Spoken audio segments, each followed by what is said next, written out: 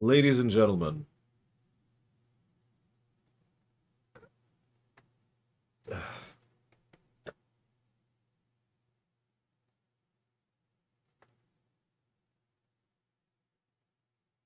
where do I even begin? Where do I even start with this game? I know where I want to start. I was glancing through a Reddit thread because I was looking up some specifics about the mechanics of the game to share with you all because I like to do my little research before I start this run. And I'm like, all right, let's check some stuff up. And I stumbled across a statement I'd like to share with you. And that statement was, the game may not have the complexities, depth, and positive elements that other RPGs have, but it's not a bad game. Allow me to professionally disagree with that statement. And I can say that. I've said this before. I've actually commented on this before. I've beaten this game before. Back on the N64, I actually bought it. That's a good time to start, too. Back in the day, I've enjoyed RPGs since, a while ago. So probably since far back as Dragon Quest 1, I would say. Or Final Fantasy 1, whichever actually came first. For me. Obviously, I know which one came first in reality. But after Final Fantasy 4, I really got into RPGs. That was what got me into RPGs. I'm like, hell yeah, it's great. This will be awesome. I enjoy this. Yada, yada, yada. I still have Princess Leia's hologram message up here. Let me close that. So, I'm like, I like RPGs, cool. And my grandmother buys me an N64, this N64 right here. I've got down here on the thing. You can't see it, of course, but it's right there. And, I get some awesome games. I get Ocarina, I get Mario, I get Star Fox. And I'm like, yeah, this is great. Oh, man, it's in 3D. I can barely understand this thing. I'm so young and stupid. I can't wait to enjoy all my... What would a 3D Final Fantasy be like? Oh, that's cool. Quest 64 came out relatively early in the N64's life cycle, too. This is funny because it was absolutely rushed. We'll be talking about this as we go through this game, but this game has enormous amounts of cut content. That's because there's actually, well, again, it was because they wanted to get the game out early, but I can say that definitively because we have three versions of this game. The original release, which was the American release, by the way. The second release, where they added in a bunch of stuff they cut, that's the Japanese release, for once we got the game first, despite it being Japanese developers, by the way. And then there's the third release. How many of you have ever even heard of the third Quest 64 game? I'm actually curious. Go ahead, answer. I'll wait. I'll wait.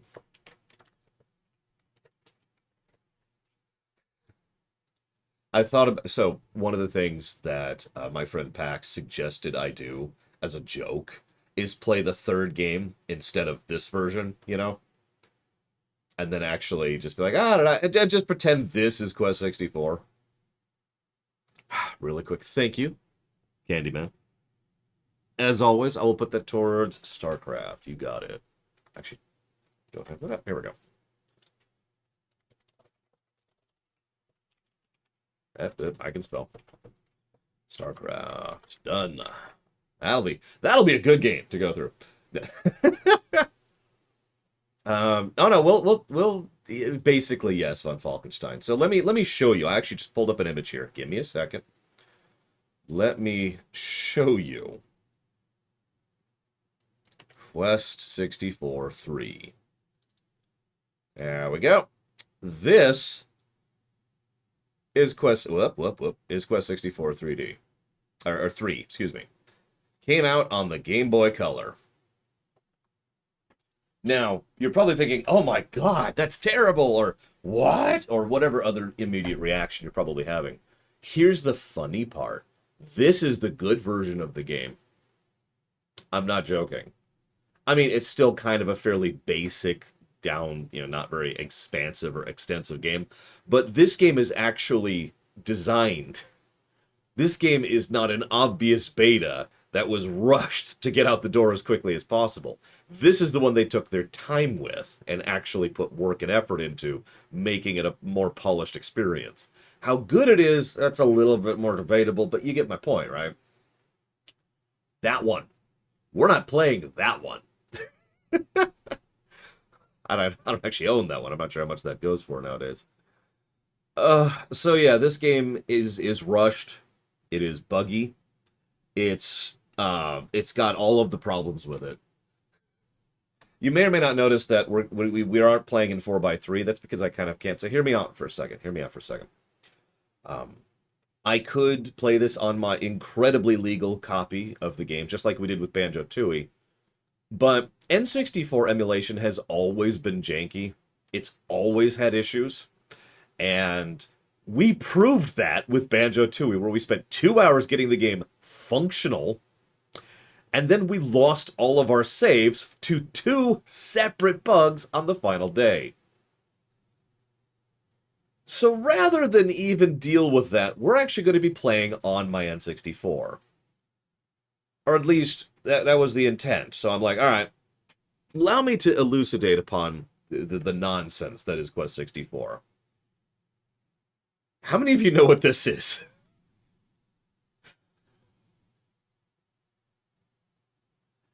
No, Dr. Winter. All the 3 games I just mentioned are just different versions of the same game. Even that Game Boy game is just Quest 64 on the Game Boy, just a little bit better designed. Now, I'm kind of deliberately holding it upside down, but yeah, this is a memory card. It goes into the back of the controller. You slot it in there. And to my knowledge, this is the only N64 game I've ever owned that requires one of these. Let me stress that point. Requires. You cannot save your game without this. This is stupid. Now, if you don't really understand the significance of this, you might think, well, an RPG, it's the only one I have, Ice Trade. There's probably other games that require this. I don't own any. I have never owned another N64 game that requires this.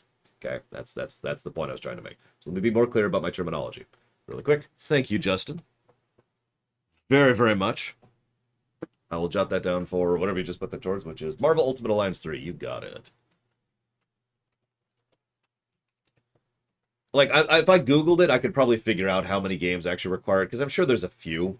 But it reminds me of that 8 meg expansion pack you put in the front. You remember that?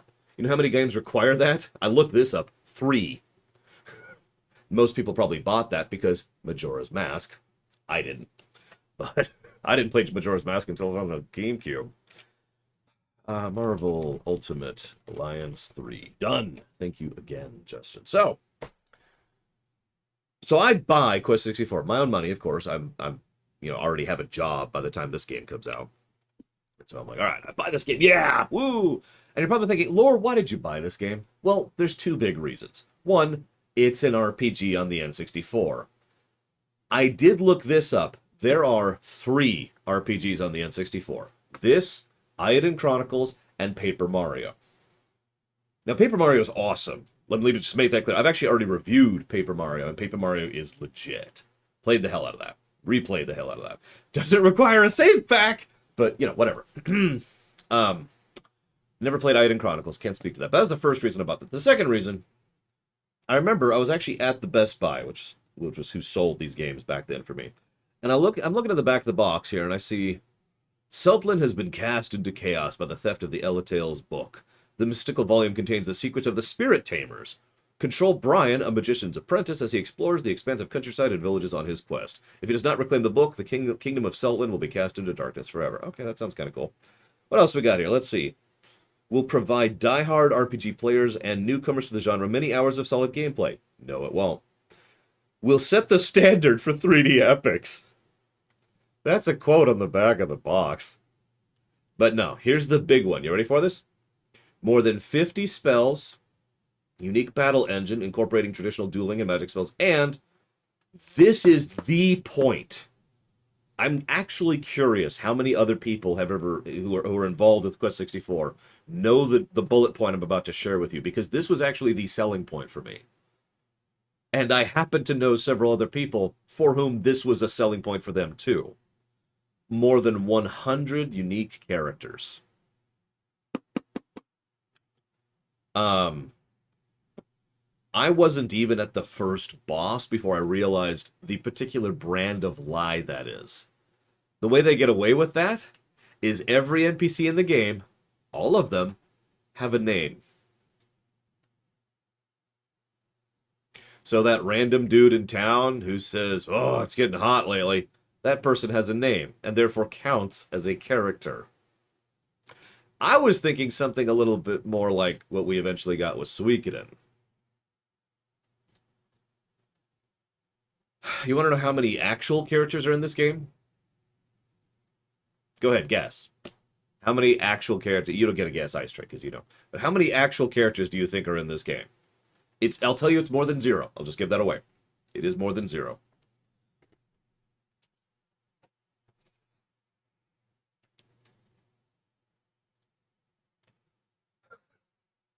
Hi, 0. Hi, everyone, by the way. Sorry I didn't say hello to everyone earlier.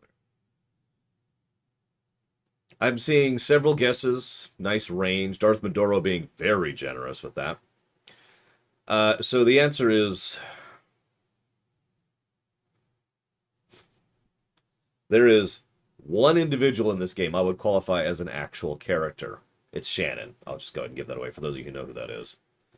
Everyone else is a one-off who you basically see once or twice in the extreme cases, who usually has one line, except in those extreme cases where they have 2. The main villain of the game isn't even mentioned until like chapter 3, and again has no screen presence and no relevance to anything whatsoever. The actual final boss, which is after that, isn't even introduced as a concept until you're actually at the final stage. Yeah, no, there's the one character, and it's the recurring NPC, which we'll be talking about. We'll talk about her when we get there. I want to touch back on this memory card thing for just a second, though, because that's true. This is the 3rd best N64 RPG. That's a true statement. The fact that it requires, I want to keep stressing that word, requires this is so stupid. You remember how I mentioned earlier that Paper Mario 64 does not? In fact, can't even use it. Now, if you don't understand the significance of that, I want you to think about how many facts and figures, how much data has to be saved for Paper Mario. It's not a huge amount, but it is more like an RPG. You have to keep track of which badges you have equipped, the amount of shards you have, how many hearts you have, your HP, MP, badge points, which levels you've taken and what, which items you've already bought from which area, which quest flags you've already triggered, of which there are hundreds. And the spot where you've saved at, your current HP, your current Empower. All of those facts and figures have to be saved in Paper Mario. Would you like to guess how many things have to be saved in this game? I'll give you a hint. It's not a lot. The save location, not your current HP or MP, because that's restored every time you save. So your current location has to be saved. The amount of exp, which determines your level in your HP, defense, attack, and each of the spells, and your mana. So that's 5 stats that have to be kept track of. And what's in your inventory right now, which actually is also a thing in Paper Mario. I should probably mention that you're thinking, oh, inventory, that's a lot of stuff to keep track of. So the way inventory works in this game, by the way, there's also money in Paper Mario, which there isn't in this game. The way inventory works in this is actually kind of hysterical. So here's a healing item. It's a piece of bread, I want to say. Here's a healing item. Okay, so you have a healing item. So what happens if you find another healing item? Well, it's not actually possible to find another healing item, because you have the healing item. Now, if you use it, enemies can drop another one, and you can go to town and talk to someone, and they'll give you one.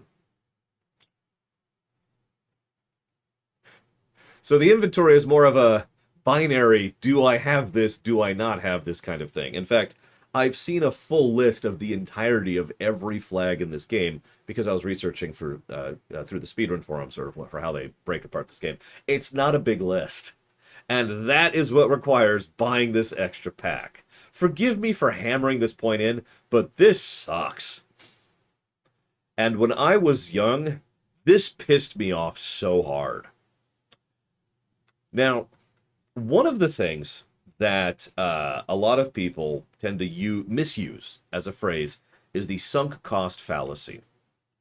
Um, the sunk cost fallacy is actually when you artificially presume value of something that has none simply because of either the time or capital that's already been spent on the topic, okay? So this must be valuable because I've already spent money on it. That's the sunk cost fallacy. Most people like to use it by saying, oh, well, you've played 500 hours of WoW, therefore you have sunk cost fallacy. No, I still enjoy WoW. Thank you very much. So this is sunk cost fallacy. Well, I've already bought Quest 64, and the idea of returning it didn't even occur to young me. I say young me, I'm in college at this point, but whatever. So I guess I'll just go out and buy a $20 memory card so I can play the game I've already bought. This is sunk cost fallacy. By the way, I beat this game on the N64 back in the day. That is also sunk cost fallacy. Well, I've already spent money on it twice. It has to have value. And that's why I feel so comfortable bashing the crap out of this game, and why this is labeled as a classic run. Remember, the current system of how we do this is a classic run is a game I've already played, and a premier run is not. That's a pretty simple distinction. Now, you're probably noticing that I'm carrying this in my hand to show you. That's because this doesn't work anymore. Remember what I said about, you know what, I'm just going to hook up, I'm just going to go through the effort, pull out my N64, hook it up. That took some work. It's kind of in a weird spot because I need to, need cable management. But I'm like, okay, I've got it hooked up. Doesn't work. This is a paperweight. So I had a choice. And this is not sunk cost fallacy. I had a choice. I could say, well, I could look about getting a new one, or I could just live with the emulator. And I thought about it for a bit. And the idea of losing a save due to a known bug in the emulator and having to replay through large chunks of Quest 64, which is a long, slow, boring, sloggy game. At least Banjo-Tooie is like fun to play, right? No, this would just be a slog, and I'd have to do it. That pushed me to go ahead and buy a new memory card. So we will actually be playing this on N64 hardware, which kind of sucks. That means there will be no save states, and that means there will be no cheating. We are doing this as legit as it gets. You're welcome. Speaking of which, you may or may not have noticed by now as I've been talking, the thank you list is a little bit smaller than it usually is. That's because a grand total of 2 people donated for this game. So thank you very much, Ice Tray, who is in chat. Thank you very much. You are the person who put the game on the list. And thank you, Frieza, who probably isn't watching this and probably never will. But Frieza is the majority shareholder who dumped several $100s on making this run happen.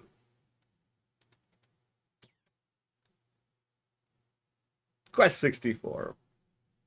Also, because of the nature of the upscaler, I don't really need to upscale this game. In fact, I don't even want to. But I do need to get the game into a capturable format. So that's why it's 16:9 instead of 4:3. There's essentially nothing I can do about that, so I'm just living with it.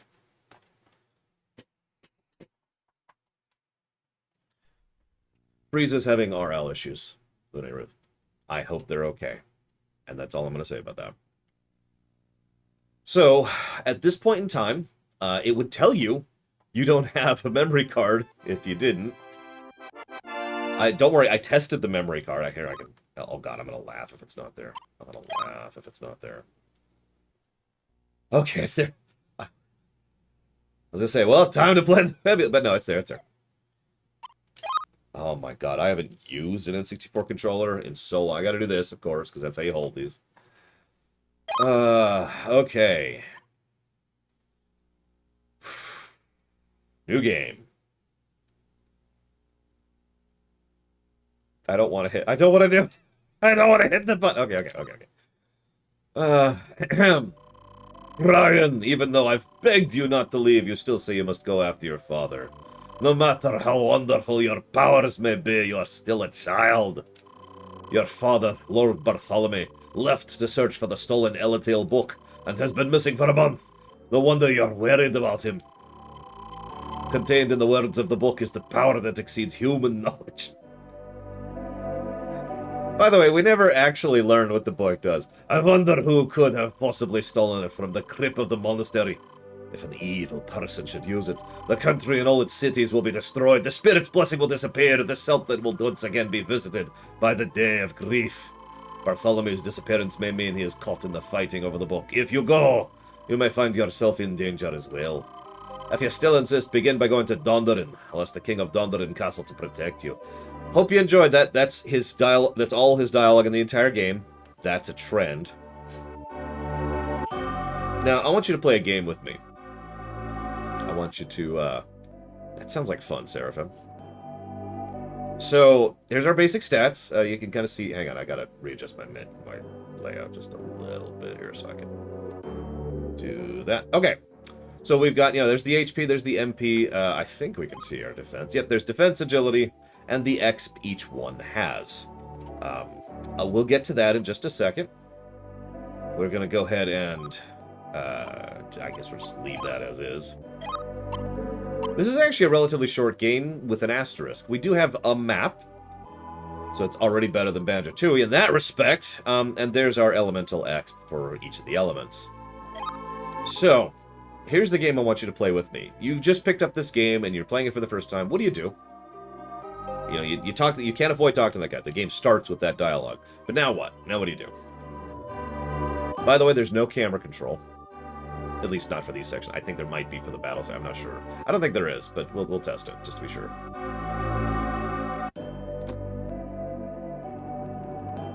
We shake our head at the camera. Oh, we'll talk about the leveling system in this game and give it 3 negatives, but we'll get there eventually. So where do I go? What do I... Oh, there's a door. Okay, we found a door. All right, let's do this. All right, let's go down this green staircase. Remember this green staircase for me, please. Okay.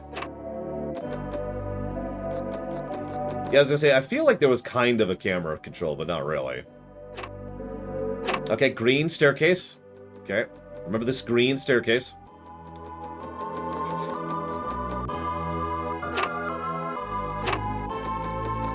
Oh, an NPC, and they even have a name! Gellus! It says name right there. That's how you can tell there's 100 named characters. As you get close to a hidden spirit, you will see a sign. When you see it, press the Z button. The mark of the four. This is actually a tutorial. This is one of the 2 methods to level up your spells. There we go. Okay, now we gotta go down this green staircase. Hang on, let's go down this green staircase. Now, I'm obviously being a little bit of a dick here, but this is, in my opinion, the actual biggest problem of this game, bar none. It's not that bad early on, because there's only one way to go, and there's nothing throwing you. However, every single dungeon in this game, that also includes places like castles and a lot, it's not only linear, but it's the same texture and same things copy-pasted because they rushed the game out. So when you go through, like, the Blue Cave is obviously the most infamous example of this, which is this really, really long cave, which is just the same blue textures over and over. And that's it. That's the whole cave. And you're probably thinking, well, that's boring. And you're right. It's also confusing and easy to get turned around in, for reasons we'll talk about a little bit later. But please trust me when I say it is easy to get turned around in a single narrow cave in this game. I have seen speedrunners accidentally go the wrong way until they went out the door and like, oh shoot, that's the door I just came from, and lose several minutes of the speedrun because they got flipped around as to which way they were going. And again, if it's not obvious, the first reason I can explain that is because there's no visual indication of anything. If you look down that way, and if you look down that way, they look identical. So you have to keep track of where you're going. There is another reason you could get lost in that kind of a thing. By the way, I hope you could see that door there, because I couldn't. I just happened to know it was there.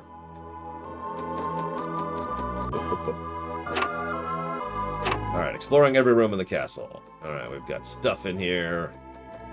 Oh, is this a chest? Yeah, I could totally open this. Let me just open this chest. So there's not really chests in this game. This is a good time to mention that. Now, you've just noticed one of the ways it's easy to get turned around in this game. We're in a different room than we were just in. When we come out, the camera's over here instead of being where it was when we went in. And with the textures being effectively identical, Brian, the wooden scepter you carry and the magic spirals you acquire throughout your journey are your only means of defending yourself against the encounters with the enemy. Now, I want you to remember that because I actually know people who've played this game who didn't know that meleeing is not only an option, it's actually a viable option. By the way, we're going to be going a little bit weird with our build. I'll talk about builds in a minute. Another identical room with nothing in it. By the way, Ice Tray, please don't be upset. I'm going to be bashing the crap out of this game. I just want to be nice and upfront about that. Just yesterday, so I'm at my sister's place. We're sitting down for dinner. And I'm telling them about the game I'm going to be playing tomorrow, aka Quest 64. And, my niece... my niece is... I know why the Earth Element is broken, but again, I've beaten this game before. My niece is like, why would people pay you to play that game? Because she knows how I stream. So why would people pay for that? And I'm like, well, that's a complicated topic, kiddo. But have you ever watched like a show where someone's just obviously upset and like, ah, and it's kind of funny to watch? I'm pretty sure that's why people paid for this. I think they just want to see my expressions as I slowly descend into hell. I think that's the appeal here. Come on, there we go. Another named embassy, a Marmaduke. Leave now, Brian. In his last letter, Lord Bartholomew said he crossed Loch Kildare on the way to Larapool. Be very cautious. Evil creatures lie in wait beyond these monastery walls. There we go. Now, okay, I'm going to go ahead and be real. I did get a little lost when I was first playing this. Go ahead, make fun. It's cool. But ultimately, it's not actually all that bad at this point. Like, it's like, okay, so we got a quest, and we've got some idea of what we're doing, and there's the idea of the multiple spells, which we'll talk about that. And, you know, the melee thing, and hey, an actual chest. Oh my god, it's a real chest! I don't believe it! Let me just... There we go. We got honey bread! That's the healing item I mentioned earlier. Welcome to the kitchen, laddie. Your quest is sure to be a long one. Please take this fresh bread. I made this myself. Oh my god. We have all kinds of bread now. We can even... Look, we can go up here. Look at all this stuff we can interact with. It's really obvious. So I'm going to go and be honest. Ice Tray, I didn't actually know you could do that. So speedrunners don't. Because there's no reason to. Speedrunners just maintain the one item, and it's only as an emergency thing, because they do the staff trick, which I'm going to try to pull off. I'm probably going to fail at. So I didn't know you could get multiple items. I'm pretty sure I didn't know that back in the day, either. Thank you, Nethrius. Very much. I will put that towards the long game name. Give me a moment here. We have two. Fell, Seal, Arbiters. There we go. How do you buy things? Why would there be vendors in an RPG, Ashland? I don't understand this concept. Let's analyze the brickwork. This brickwork is terrible. Moving on.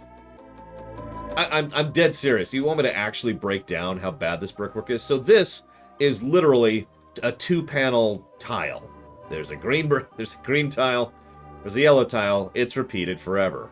That's it. That's the tile. It's also blurry as hell. I never liked the blur.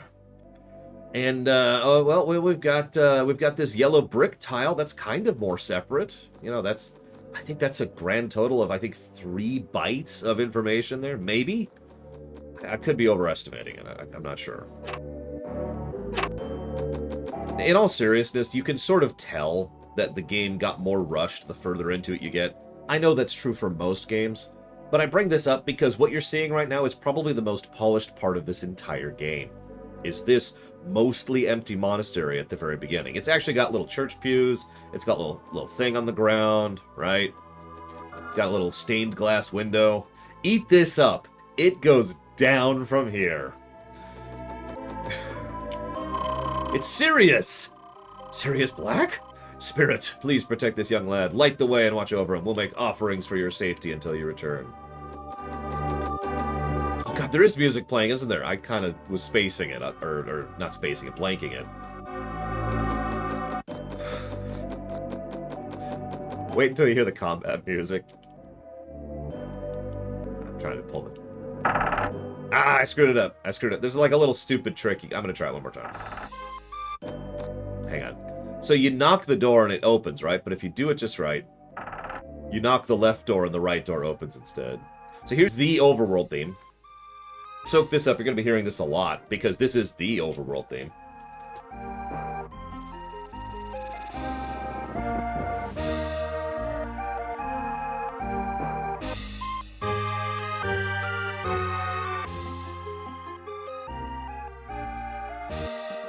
You're right, this is actually, isn't it? Now that I'm thinking about it.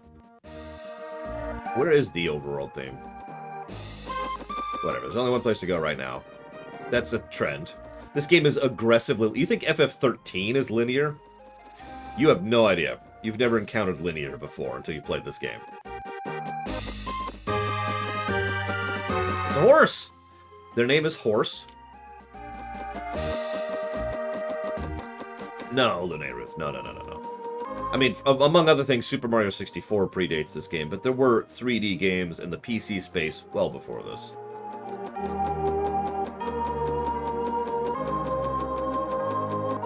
Wow, look at that beautiful, lush landscape. Oh, right. Thank you, Ice Tray. I should get all the spirits I can. Which, I suppose at some point I'm going to have to talk about builds. It's not a discussion I'm actually looking forward to be honest with you. Because talking about that's going to involve talking about the leveling system. Is this it? I don't remember where it is. Oh, there it is. I see it. Nope, I'm wrong. There it is. I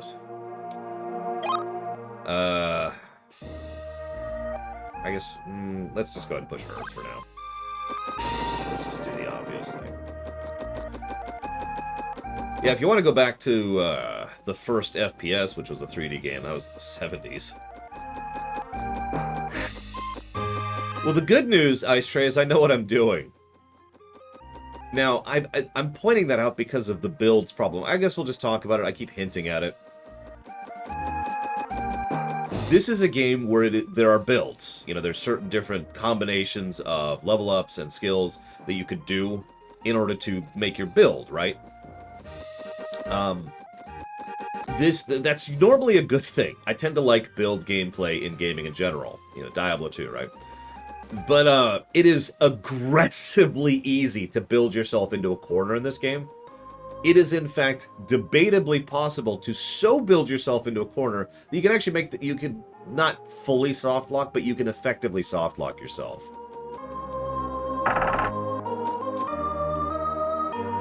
Yeah. And the reason for that, let's go ahead and talk about this. So, HP, MP, Def, Agility. We'll talk about that in just a moment. The real star of the show is this. This is your experience and your points in each of those. Now, if you absolutely 100% everything, you get 197, I want to say, skill ups. 98 from just leveling, and 98 from the 98 spirits that are in the world. I could have the exact numbers wrong there, but that's it, right? That's if you're really doing everything.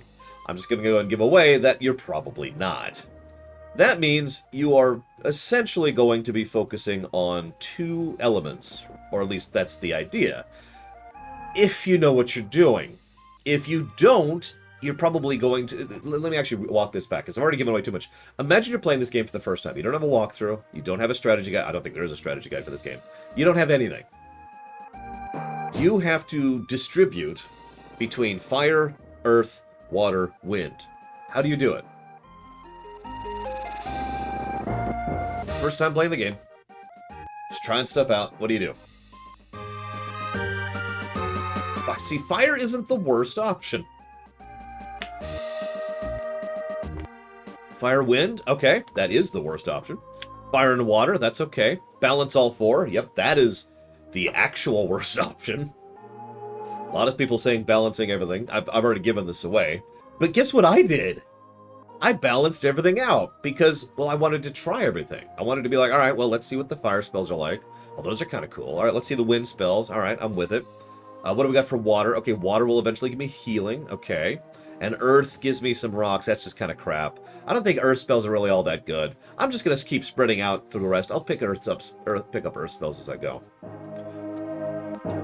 So balancing everything out is the actual worst thing you can do in this game.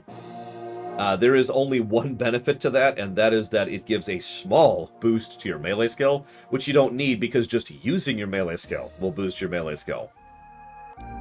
So, when I first played this game, I just slogged my way through this and just ran into walls and had to grind my face off for hours, sunk cost fallacy, because my build was so bad that I effectively couldn't actually correct it.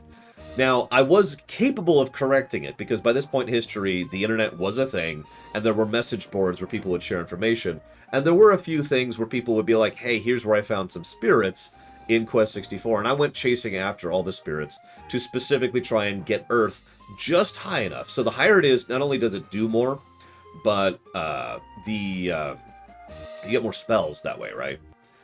The second to last Earth spell is a straight-up invincibility spell. I'll talk about it in more detail later, but that's all you really need to know. It's an invul.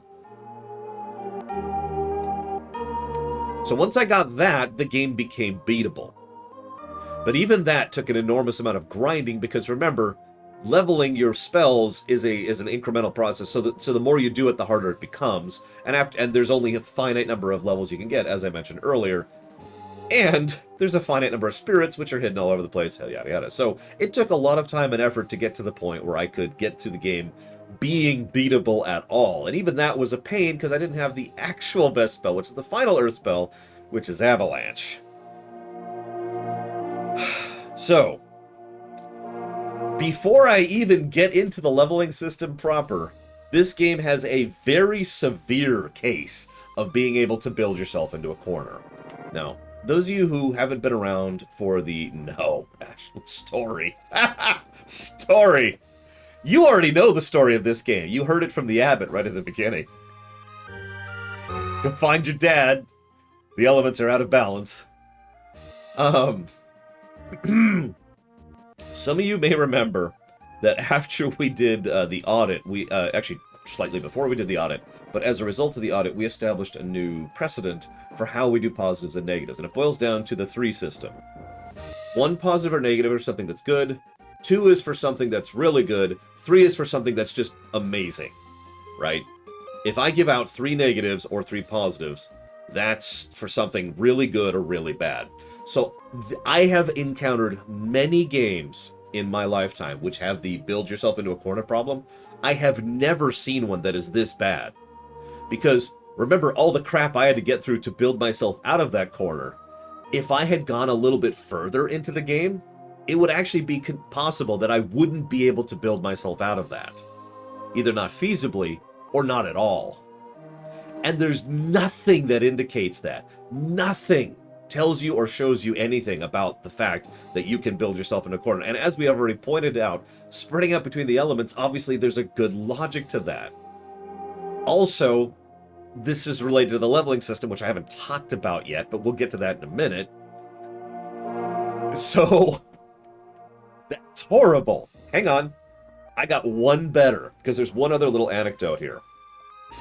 The first boss is strong against earth damage. And water damage isn't really good for him for reasons we'll get to in a minute. If you're playing this game, you want to raise earth and water. Those are the 2 good ones. Fire is okay. It's harder, but it's doable. Wind is universally worse. Wind has nothing going for it. Now, this isn't just my opinion, by the way, because that is one of the things they fixed when they released this game in Japan. They rebalanced the elements. And one of the biggest things they did was they pulled wind up to actually being a viable option.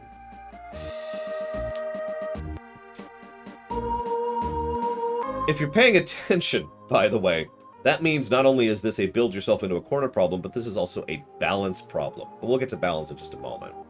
So anyways, build yourself into a corner. It is aggressively easy to level the wrong things in the wrong order with no real indication until you run into a boss. I should probably mention that the overwhelming majority of the trash in this game is actually pretty easy. And that's not actually a good thing, as weird as that may sound, because it means you have no idea how strong you are until you run into a boss. The bosses are hard. Every boss in this game, all of them, is a difficulty cliff of some degree or another. If you happen to know exactly what you're doing, you could usually bypass them, because each boss usually has at least one thing you can do. But, yeah. No, Von Falkenstein. It was supposed to be. Never happened. Don't know why. I tried to find an answer for that. Never found one. So you could get through this game, grind your way through the first boss, and then be fine with your Fire Wind build until you get to the second boss. And you get the idea. So hang on, let me finish typing up these negatives, because I'm absolutely giving 3 negatives. By the way, I can't pause the game like an emulator, so I hope you enjoy that music. So aggressively easy until you...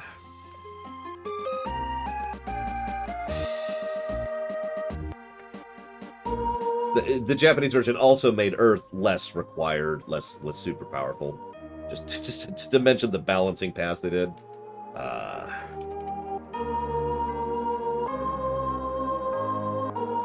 But yeah, I have never seen a game that has the build yourself into a corner problem as much as this game. And by that definition, this is the 3 negative threshold. That's why I mentioned that earlier. So, negative to gameplay, build yourself into a corner. Hang on, we're not done yet, because if you remember, I mentioned the balancing issue.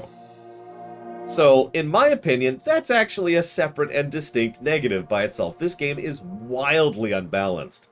You remember how I mentioned how I had such a hard time going through this game? And how many of you who've played this game back in the day, or in an emulator or whatever, you may or may not have this experience of just barely pushing through this game, because it's so difficult, right? You may or may not also know that some people push through this game like it's a joke, like it's so easy it's pathetic. Because the game is so wildly unbalanced that there are only 2 options here. You are either stupidly overpowered, or you are massively underpowered, and there is no in between. There are people who do challenge runs of this game who focus entirely on wind, for example, and that is hard and requires a lot of grinding. We're not going to be doing that.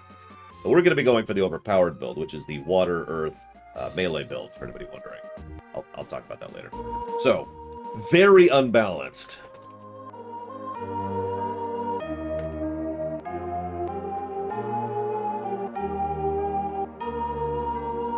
Actually, this is actually 2 negatives, so hang on. Because it's 2 separate problems.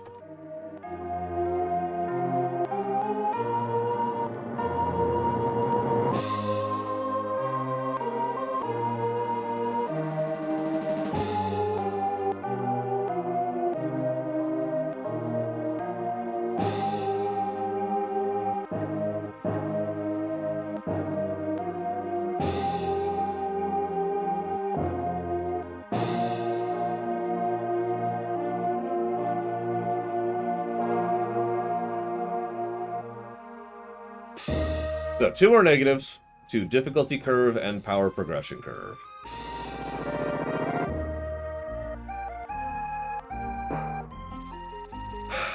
I've probably sat here for too long, and you're probably sick of this song. Let's move on. Just kind of glancing around here. Now, would you believe, I looked up a few reviews of this from back in the day. Can anyone guess the one thing this game was pretty much universally praised for back in 1998 in, like, the magazines that came out and all that? If you say music, you're trolling.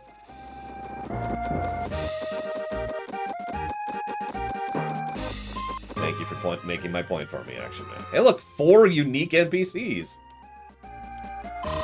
I'm a pirate. Those monsters don't scare me. I want to be a spirit tamer just like you when I grow up. I'm not listing their names. Who's afraid of the big bad werehair? Brian, sometimes you will need to use B button to adjust your view. Oh yeah, that's the camera thing. Which, this is the camera control. Watch this. That's the camera control right there. That's it. Enjoy that. Yeah, no, so it's graphics.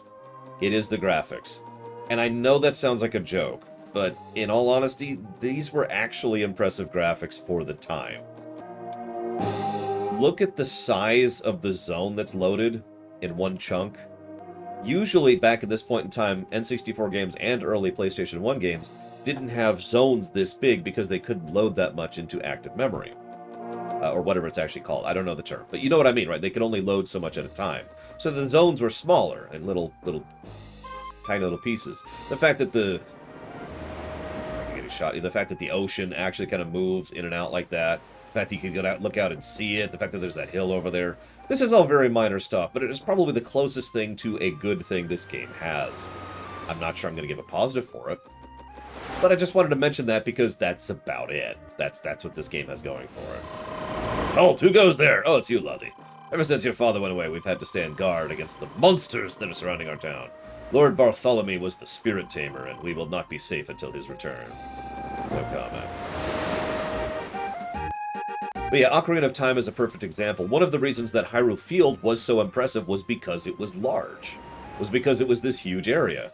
But if you pay attention to Ocarina of Time, all the other zones are much smaller. You go into a room, it's this tiny room, and you go through the door, and it loads the previous room, unloads this room, and then you're there, right? So you can see that in action.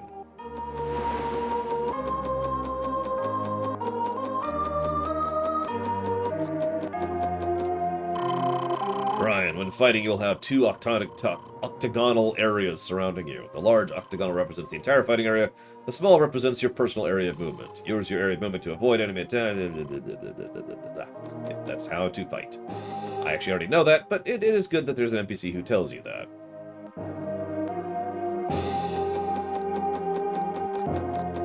And that's true, you can't control the camera in Ocarina of Time with the B button, so this game is obviously superior to Ocarina of Time. Oh, that's the same guy. There's actually a faster way to scroll text. Which I only know because of speedruns. I will never forget, SGDQ 2013, I was watching live when they hit the awful block, and they had a race between 2 speedrunners of this game.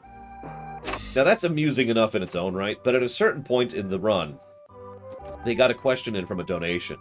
And the donation said, why did you start running this game? And so the one guy gives an answer which is kind of long and kind of rambly, but boils down to, you know what, I just kind of stumbled into this. The other guy hesitates for a second, and then he says in this really sad, defeated tone, I hate this game so much.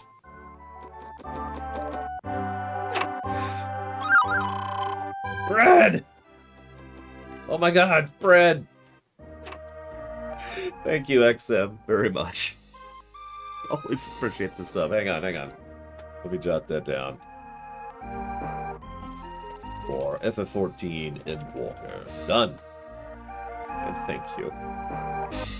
I would talk about leveling right now, but A, you're probably sick of the song, and B, I've already given like 5 negatives before we've really gotten started. We're not even through the first town yet.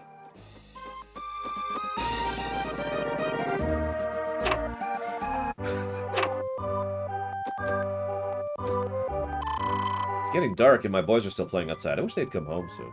Me too, lady. Look at all this detail in this room. It's incredible. There's actual detail and everything. Again, don't get used to that. Gondor, I think this is Gondoran. Whatever town this is probably the best designed town in the game. Make of that what you will. Lately, I've heard that monsters have been seen along the roads. They even say a thief is hiding in the woods. With your father gone, there's no one to tame the evil spirits. We pray Lord Bartholomew can find his way back and save us. Yeah. Good morning, Smart. Oh yeah, I can't wait. I know this sounds cruel or mean or whatever. I kind of hope that this game beats Anthem for the golden number. And for those of you who don't know what that means, right now, so the golden number is the final review score. It takes everything into account and has this massive, long, complicated, multiple formulas to result in the golden number, right? So that's the no really rating. Anthem is my worst rated game ever that I've reviewed. I kind of hope this beats it. Because at least Anthem had a positive to gameplay. That's the flying, right? Because the flying controls are actually pretty legit. I can't think of any positives this game will get. We'll see. We'll see. How does your father let you play outside? My mother says the monsters will get me. Aren't you afraid? Oh yeah, we're canonically like 13 in this game. I mean, I guess you could tell that just by looking at us. I have no idea how we get the hair to do that, by the way. That's true, we do have a cape. And our cape is awesome. Check this cape out, yeah. My grandchildren have gone out to play despite the dangers that lurk just outside our gates. I worry the monastery will not be able to protect them much longer. Yeah, I worry about that too, since your monastery has exactly 0 guards and 0 military forces. I cannot, in good conscience, give this game a plus to get graphics, no. So a story from long ago, but terrible misfortunes fell upon Saltland because of the Elatail book. Green fields were turned into deserts overnight, busy, prosperous towns disappeared, and the people became lazy! I love that. I mean, we're really young in this game. Like, we look like a child, and that is the intent. If you're paying attention, whether this is good or bad is up to you. Even though there is some effort made into detailing the towns and stuff, it's still a whole lot of copy-paste. Like, NES levels of copy-paste. Art style, I will debate. I will debate if there's a positive for art style. There probably won't be, but we'll at least think about that. Graphics, absolutely not. And that would be the only positive then, the only hypothetical. And it's an empty... You see what I mean by the copy-paste, though? There are what? So we've got 2 copies of that there. We've got 2 copies of that. We've got 4 copies of that. 2 copies of that. That's the same carpet that's in every area. Every poster in the game is the exact same poster. Love the 2D. Right, I know they did the 2D trick a lot better. Okay, so let's hit the... is this the store or is this the inn? I want to hit the store first. I think this is the store. We gotta go buy some stuff. Hey, can I buy some stuff?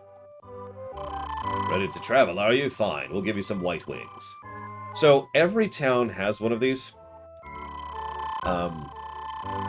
It's a Hearthstone. It lets you warp back to that town. You can only carry 1, to my knowledge. I should add an asterisk there. You can only carry 1. And if you use yours and don't pick up another one, well, that sucks to be you. Totally not speaking from experience on that point. So, here's the only character in the game. Shannon. Hello, Master Apprentice. I'm Shannon. I've been traveling hither and yon all over Southland. I see you're setting out on a quest, too. I trust we'll run into each other along the way. Now, I know this is the N64, but I'm only bringing this up because for some reason, this is mentioned in every discussion about Shannon. Apparently, she's a total hottie.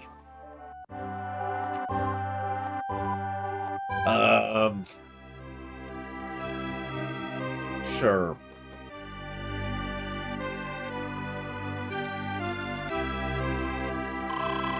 Just feel tired, Master Apprentice. Please rest here, we'll take the raid. I don't know why. I'm only bringing it up because, again, everything that I have looked up about this game, about the character stuff, to make sure I wasn't missing anything, especially from like the Japanese version, the Game Boy version, mentions how she's super attractive.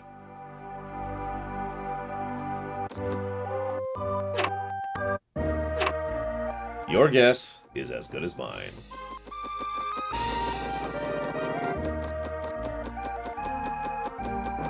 So, Hazardous says, technical benchmarks with the game gets a plus. No. To be perfectly frank, the games that predate this, even for the time, were still technically superior to this game. I mean, I'm totally into polygons, Ashland. I gotta think of a polygon character that I still can't think of anyone. The Princess Peach, there you go, in Mario 64. Super hottie, right? Yeah, totally, totally. So, this is the Overworld song.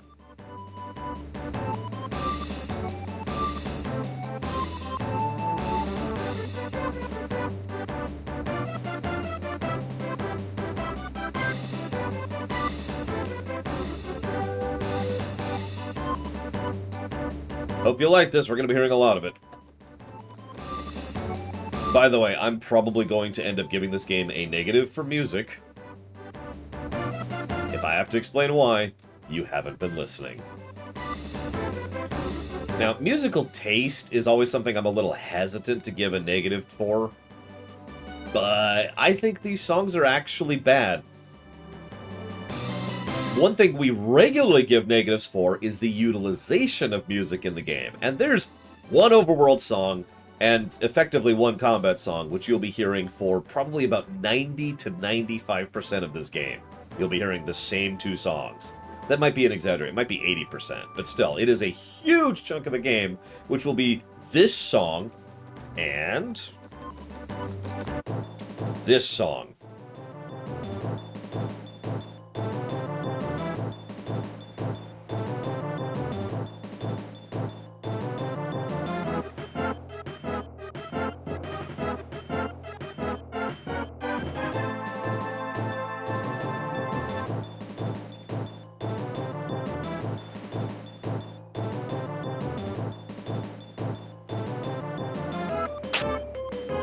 It's the combat fun. Oh, Spartan.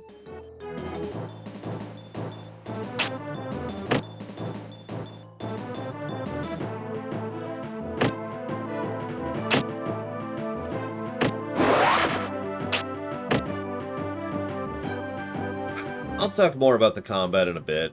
We'll certainly have plenty of time to do so. It's kind of impossible not to grind in this game. And I am deliberately not dodging, by the way, which I suppose is a good time as any to talk about the leveling system. It's the FF2 system, also known as the Use It, Level It system. Now, let's go ahead and get my opinion out of the way really quick. I hate Use It, Level It leveling systems. Always have. Ever since back in the day, ever since I first encountered this way, way, way back. Not a big fan of it. However, I always have to acknowledge that there is at least a point and purpose behind the Use It, Level It system. It is something that makes a degree of sense, and it means, the more you do a certain thing, the better you get at that certain thing. I didn't dodge that one. Whatever. Now, there's so many problems with that I don't even feel the need to expound upon them. In this game, every time you get hit, notice I do not say how much damage you take. Every time you take a hit, you gain 1 defense and 1 HP experience. Thank you very much, Melkor Blade. If you know where to put that, please let me know.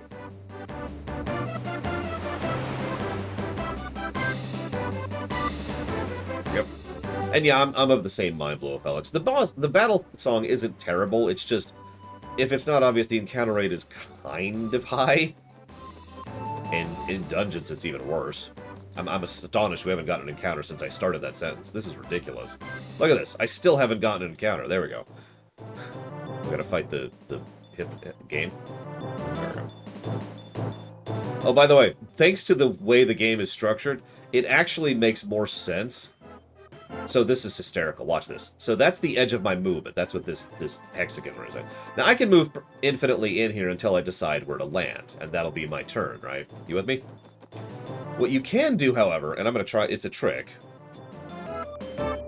So if you let go of movement right before the edge, so I kind of did it there, you're actually past the edge. Because every time you finish moving, you see how he kind of slides there for a second? But that doesn't count as your movement because you're not holding the direction button, you're just sliding, right? Yeah, I kind of screwed it up there. It's harder to do than it looks, and you're probably thinking, who even cares? Well, you see that larger hexagon outside there? That's where you run. Once you get to there, you successfully run from the encounter. That's how that works. And the way the game is designed is that you're not supposed to be able to run until 2 turns have passed. But if you use that trick, it's possible to run on the second turn, or sometimes on the first turn, depending on how the layout is. That's important if you're speedrunning this game and absolutely do not want to fight the trash. Thank you again. Teleport Blade. So the first one goes to Trails in the Sky 2. Second one goes to me. So use it and level it. Every time you... Whoops, I hit skip turn by accident. Didn't need to do that. Every time you get hit, regardless how much damage you take, you get a 1 HP experience and 1 defense experience. Every time you hit an enemy with your physical attack like this, you gain an HP experience and a staff experience. You'll notice I've actually already leveled my HP twice. Every time you get it's just this is going wonderfully. There we go. Every time you cast a spell, you gain 1 MP experience and 1 experience in that magic. And I think that's all of it, except for one thing. If you're paying attention, you notice there's something called agility, which we've actually already leveled up to 6. Agility determines a lot in this game. It's probably it's what most games use as the luck stat. That's not a good way to put that. Most games have one stat that affects a lot of things. Agility is that in this one. Agility affects your evasion chance, your hit chance, who goes first in combat, how large your movement is. I mentioned the smaller grid. That's your movement. So more agility means more movement in the battle area. And I think there's like one other thing that agility. So agility affects everything within reason, and it's something you want as high as possible. Now, those of you who know the answer to this, do not share. But can anyone guess how you level agility in this game? Let's see if I can remember how to use an item.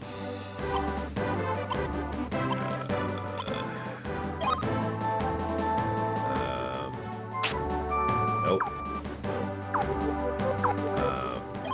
Hey, I found it. You see what I mean by the inventory thing, by the way? Let's pop the heal. There we go. So dodging, yep, nope, that would make perfect sense. Fleeing combat would be another good thing. Enemies missing you, yep. There's plenty of use it level it systems where being evaded increases your evasion. Moving in battle, that would make perfect sense. Running from battle would make perfect sense. It's actually this. I'm leveling my agility right now. This is leveling my agility.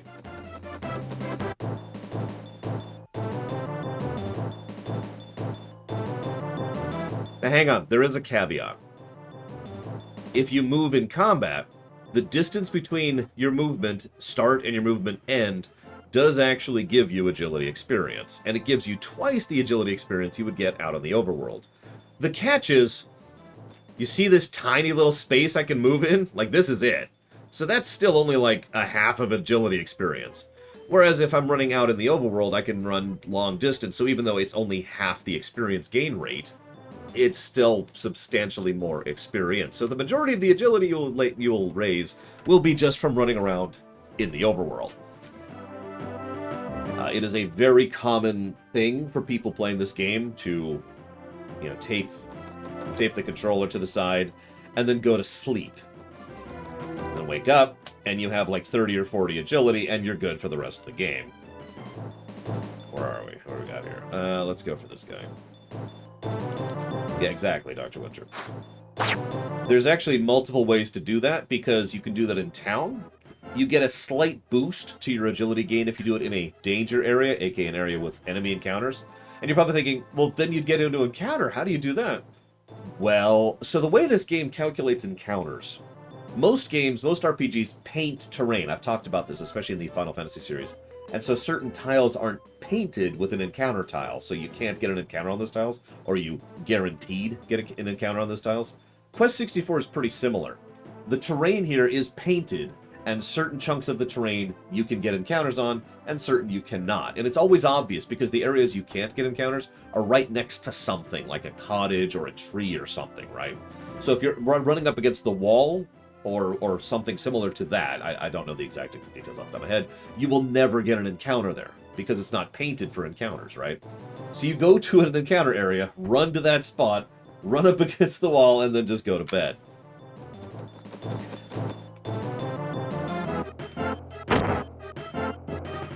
So, I'm not there yet, Cat Horse. I haven't even scheduled it yet. They haven't called me back yet. You may or may not notice that I'm using my melee weapon a lot. Would you believe that this is actually the most overpowered attack in the entire game? No, really. There is a setup, which we're not going to do the full tilt of, but there is a setup where you can literally two-shot bosses with your staff. And I want to stress that that's, again, literally just two-shot. Whap. Whap, and that's the boss. So we're going to be pushing staff a little bit. We'll keep leveling Earth, for obvious reasons. Thank you, Zillow. I didn't say thank you on Patreon, so I say thank you here. And you did put it towards something, I don't remember what right now. But it was either Quests for Glory or something else. But I wrote it down then. Yeah, I'm not there yet. We'll get there, we'll get there.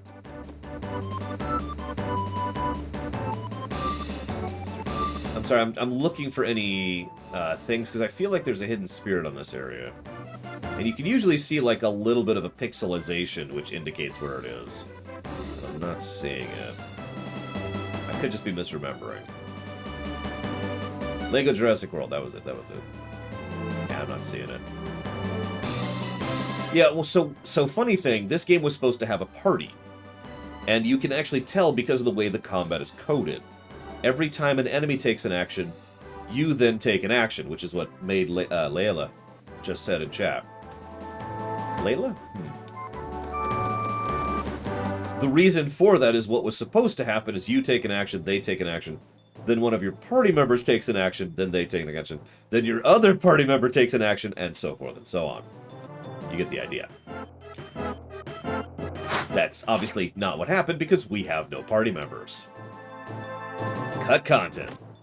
I used to have a list of what the party members were. I don't have it right now. Anyways, so that's the leveling system. So the leveling system sucks. Now, I don't like this type of leveling system in general, and I'm not going to lie about that, but I do legitimately think this is a very broken example of the use it, level it system. Because unless you know exactly what you're doing, which I do, then it is extremely easy to build a very lopsided character. You'll notice I'm actually kind of lopsided as is. My HP's gone up 4 times, my staff damage has gone up at least twice, my agility has gone up like 6 times, and my defense has gone up like 5 times. My mana hasn't moved. So let's go ahead and try, and I will need mana later, so I do need to be spreading out my actions at least a little bit. So let me demonstrate how you cast spells in this series. So you may have noticed I'm kind of trying to line myself up. So you have to actually aim spells in this game. And it's a lot harder than it sounds to aim spells, especially when you don't have proper camera controls. Yes, it is, Walker. So I actually managed to hit him there, so that's good. But you saw what happened, right? I summon a rock, it goes down in an arc in front of me. So if I was right in front of it, or if I was looking to the left a little bit too much, rock would have completely missed him. So you have to aim your spells, which sounds awesome, because I like that idea. But that idea needed to be on like a PS2 game, when you have a little bit more control over aiming the spells. As is, let's just say that there's probably going to be at least a few times where my spells completely miss. It's okay, the enemies can have the exact same thing happen. Like, some enemies, if you get in melee range, they cannot hit you, because, you know, their spells will go right over your head.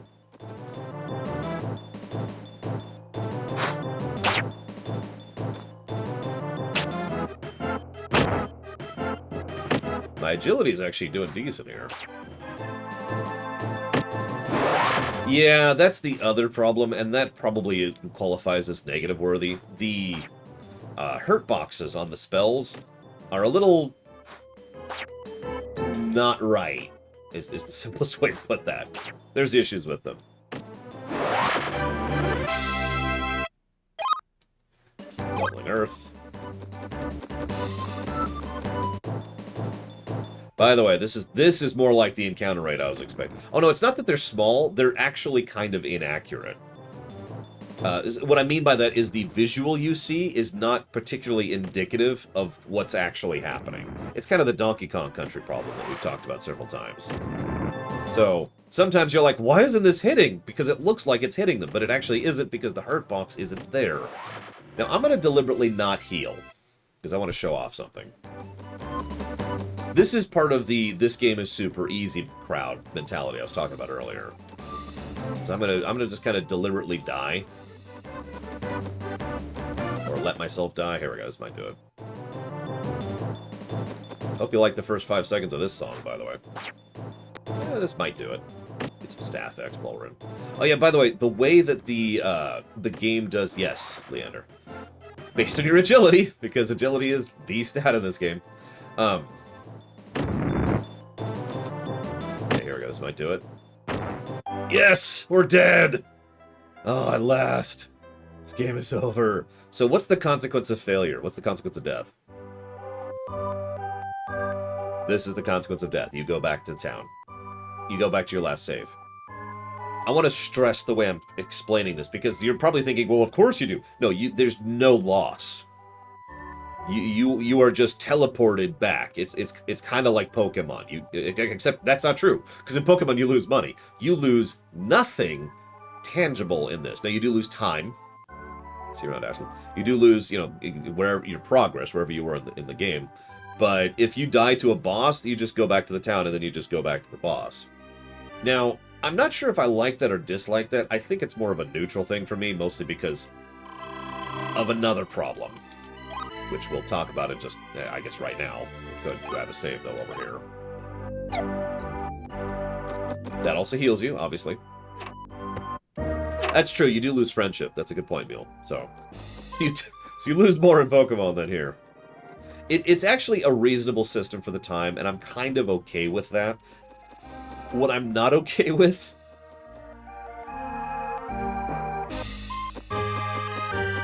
A villager drags you to town. That's funny. I'm trying to think how to phrase this. Give me a second to put this into words.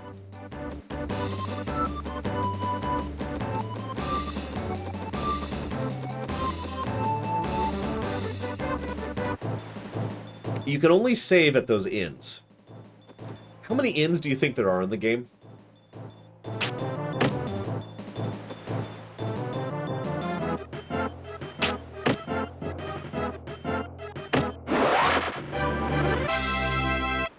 You kind of get where I'm going with this, by the way I phrase that question.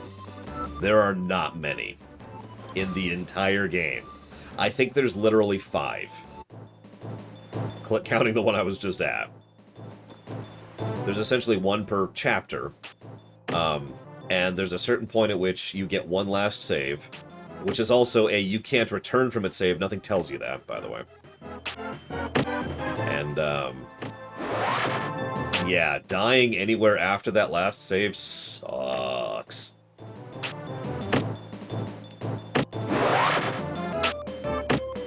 You don't lose anything for dying, Walker. By the way, if you're paying attention, this actually makes this game less punishing than Final Fantasy Mystic Quest. Because in Final Fantasy Mystic Quest, you get the retry option. However, the retry option puts you back to the status you were at the beginning of the fight.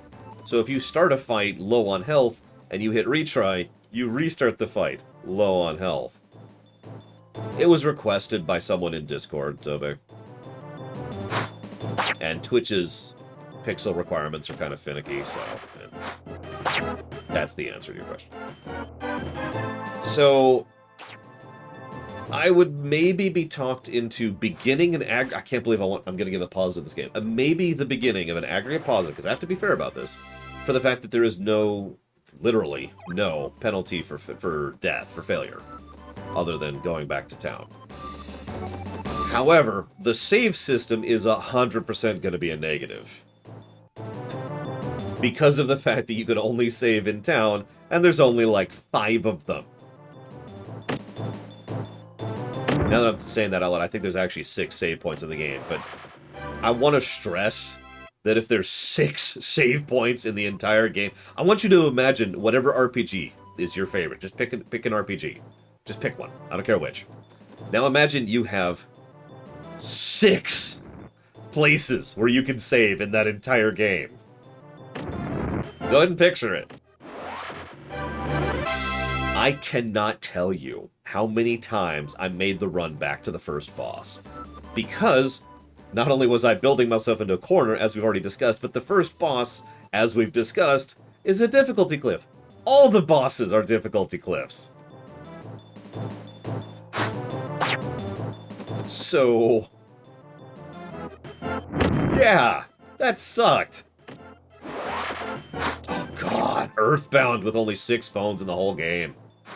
And one of them is not in the Cave to the Past to continue the parallel, because there's no save in the final dungeon, which, by the way, is the largest dungeon in the game. I mean, that makes sense, but think about a long final dungeon that has no saves in it. It's not that hard to imagine. All you have to do is picture Final Fantasy III. Now let's do this, actually. Yeah, you may or may not notice that I'm kind of deliberately just kind of face mulching my way through this, and that's because I know what I'm doing. I am leveling. This is by far the best way to get stronger in this game. Don't dodge, don't avoid, don't heal.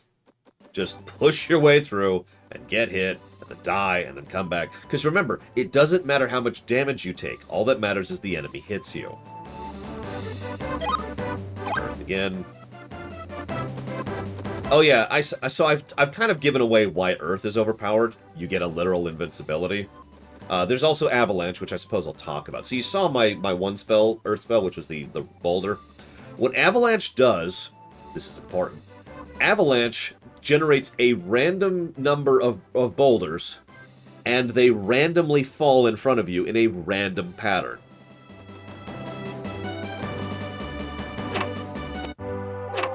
Now, you've probably noticed the problem with that because of the fact that I used the word random 3 times. But despite that, it is still the strongest offensive spell in the game by sheer virtue of how many rocks can fall on the enemy at once. Because most of the bosses have nice big hitboxes. So you can hit them once or twice or 6 times or 8 times if you happen to get really lucky with that. And yeah, you can, if you get supremely good luck, which the task does, because the task manipulates it, you can kill bosses in just a couple of avalanches. Thank you, Sierra Mike. As always. Red Solstice. Whoop. 091. There we go. But I haven't told you why water's overpowered. Water's overpowered because it has healing magic.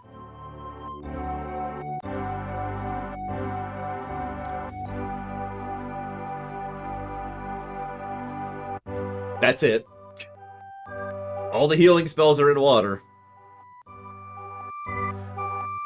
Actually, yeah, Zillow. Really cranking your agility is the quickest and easiest way to do it. No, the Mana Shield is Earth. So you get the Mana Shield as Earth, you get the heals as water. Game.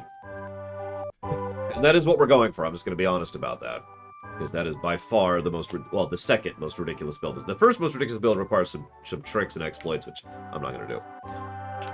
Okay, so. Save points. There are not many of them. And they are quite spread out. Negative to save design. Fire has dots, which is not terrible. And I say that so weirdly, because if Earth wasn't so overpowered with Avalanche, Fire would be pretty legit. Fire has some good damage, and it's got the dots, and it can push things down, and yada yada. So that's kind of cool. That's kind of cool. Wind has nothing. Wind has absolutely nothing going for it. There is literally no spell or no type of spell in Wind that is not worse in every way than all of the other 3.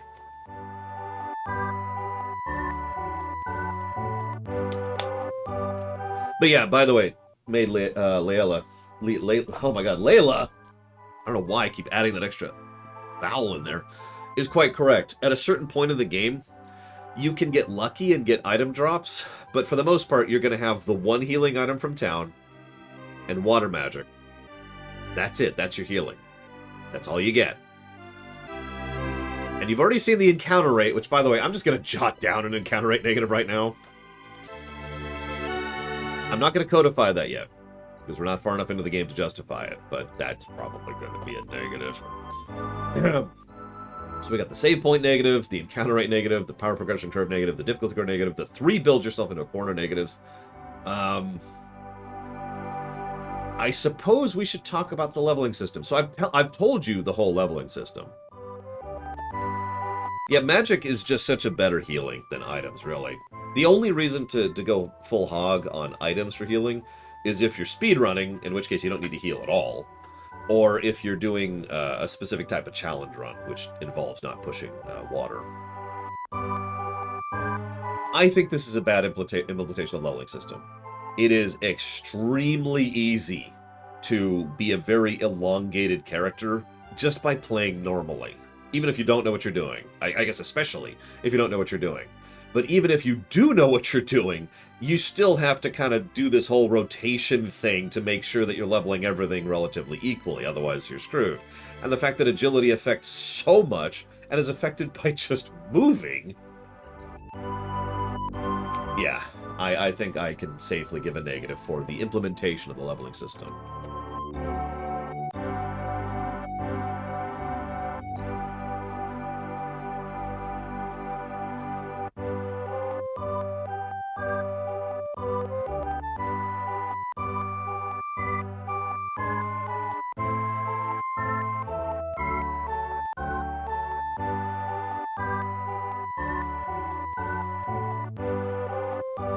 I should probably mention that agility also levels very slowly. Now, that's what we call a band-aid solution. Because they recognized how useful agility was for everything, but rather than rebalance that or change a few things or spread out what it does or change how it's leveled, they just make the leveling for agility really slow. So if you do a few hours of running in a circle, you'll probably only have like 8 or 9 agility. Oh yeah, I should probably mention, thank you for bringing that up, Melkor. The game wants you to dodge spells. Now, I haven't really shown that off yet. Let me talk to this person really quick. Farther along this road is Dondarin in the Connor Forest. Don't get careless in the woods. A robber is about. That's the first boss, by the way, is the robber. He said slow to raise agility. And yeah, we need to talk about the memory card thing, too. Thank you for reminding me, Dr. Winter. So let me get into a random encounter here. Do I have a heal right now? I do not. Okay. Whoop, whoop, whoop. No, I didn't mean to use it. Oh, whatever. Okay, so my agility is doing okay, because you notice there, as I mentioned, agility determines who goes first, so that's nice. There you go. Do you see how I dodged that? Now, that should be a positive. It's not, and I think I just demonstrated why. So what happens, I gotta tell you this because you couldn't see it. What happens is when the enemy takes their action, every enemy in the game except for 2 uses spells to cast. Sometimes they have unique spells that are unique to the enemy or the boss, but it's all magic. That's why Magic Shield is so stupid, because it makes you immunity to magic. So what they do is they cast the spell and it has to hit you just like your spell has to hit them. So while they're casting it, a smaller little hexagon, like the one you see around me right now, pops up, and you can move around in it and dodge, like I just did. So that sounds like a good feature, but you probably already see the main issue with that, which is, first of all, nothing tells you that. And second of all, the camera. The cameras didn't even show me where I was dodging. I was blindly hitting left in the hopes that that would move me out of the way of the rock that I knew was coming. Sometimes you'll actually be able to see what you're dodging, like, nope, couldn't see it there. There we go. See, like if you know it's there and you know it's coming, it's much easier to dodge like that. So that seems like a cool feature, and again, speedrunners exploit the hell out of that. But you've probably already noticed the other problem with that, and that's that the game actively penalizes you for not taking damage. Because you gain defense and HP for taking hits. So you actually want to get hit, but now I'm going to just... Hang on, so I'm going to do this. I'm just going to end my turn. He cannot hit me. He is incapable of hitting me right now. This is what I was talking about earlier. Their spells follow the same rules your spells do. So he still has to aim it, and he lacks the ability to aim it because the AI is bog stupid. The AI is literally move towards you or don't. That's the flag, and cast spell at you. And there's no script for casting spells. It's random.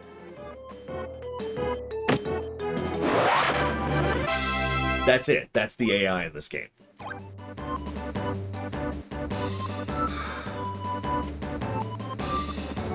Yeah, having agility, so keeping track of dodging a spell, raising agility, or like a good chunk of agility X for that, would have been kind of cool. Having the camera zoom out when the enemy attacks so you could see what you're dodging, I could actually see that being worked into a positive. As is, I would like to argue that that's a negative.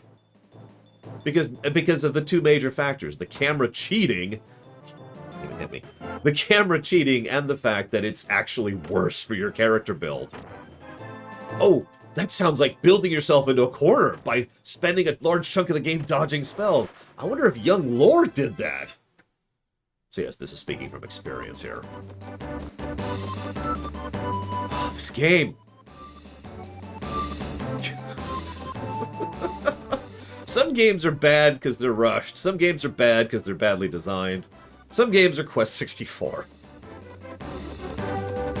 Yeah, we're already heading for 10 with the staff. We literally have not reached the first actual town yet. Our HP is already up to 60. I don't even know what our defense is up to, but we're already getting hit for less. See? We're getting hit for 3 instead of 7. By the way, your defense affects magic damage, obviously. I shouldn't have to mention that. Yes, it is a badly implemented feature, Dr. Winter. Bad implementation is the same as good implementation.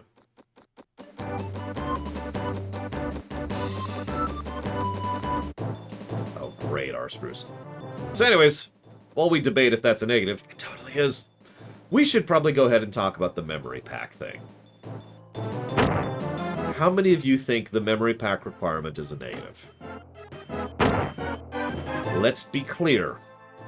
This game has never received a modern port, not counting the Game Boy game, which I'm not. So that means in order to be able to play this game legally, which I am doing right now, I'm playing this on my N64, with my N64 controller, I needed to go out and spend extra money, I just did this last weekend, in order to buy a memory pack to be capable of playing this game.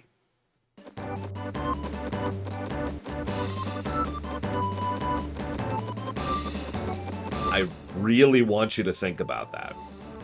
I mean, I know that I try not to take into account that kind of practical stuff when it comes to reviewing a game, but especially since in this case there is no reason for it, no logical benefit to the fact that you have to have the memory pack. No, it's just a save cards, you know. It's just a save thing, like the PlayStation had, right?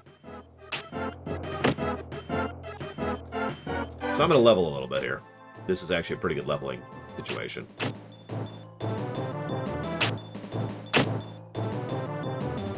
It is. I'll debate the graphical style, JF0. That might be a positive by the end. I'll admit it. I'll admit it.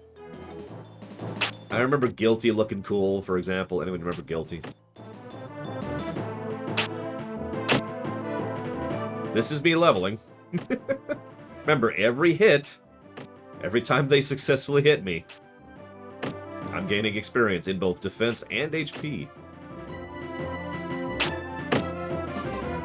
Yeah, see, that's why I'm coming down hard on this, because it would be easy to argue, well, Laura, if you played a PlayStation 1 game, you know, like FF7, you would need a save card to play that game. I mean, obviously you don't need it, but you need a save card to play most PlayStation games, because PlayStation games didn't have internal saves. So you could argue every PlayStation game requires it. But the thing is, at that point, that's a little bit of a different situation, because you kind of need a save card for what the PlayStation is, and you use it for everything. You get a save card as part of getting a PlayStation, right? Or at least the PS1 and PS2. Also, a lot of the PS1 and PS2 games have been ported forwards. They don't require that. By contrast, I could grab, like, what do we got? I got Diddy Kong Racing, I've got Majora's Mask, I've got Banjo-Kazooie, Banjo-Tooie, and Paper Mario, and I can just pop those in right now and be fine. Because I don't need this extra hardware I had to buy. Imagine if they didn't have this available. I would have just played the emulated version, obviously, and that was always my backup plan. But you see why I'm kind of like, these are wear hairs, Black Airway.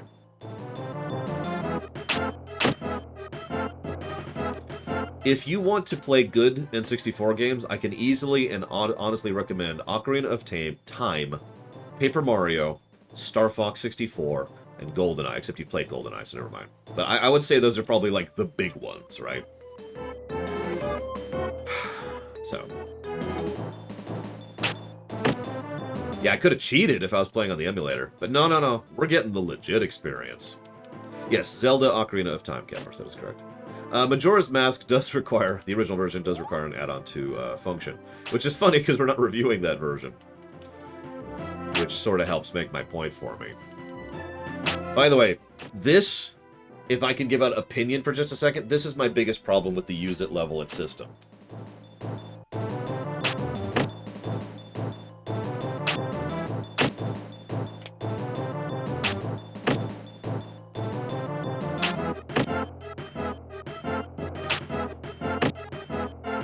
I want to stress, I'm not just leveling. This is good experience. Every single one of those hits is raising my defense and HP by a substantial amount.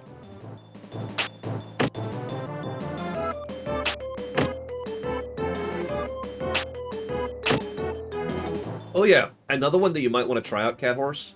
If you like Grand Theft Auto games, look up Body Harvest.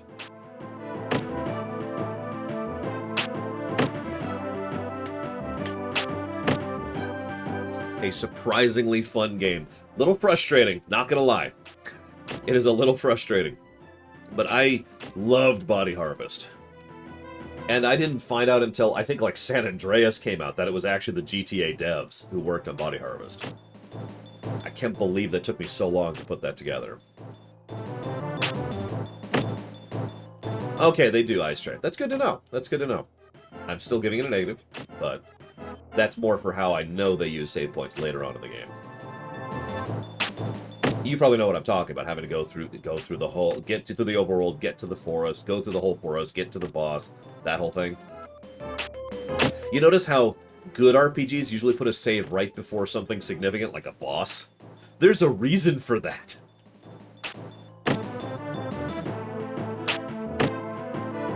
There is something to be said for the gauntlet approach to design.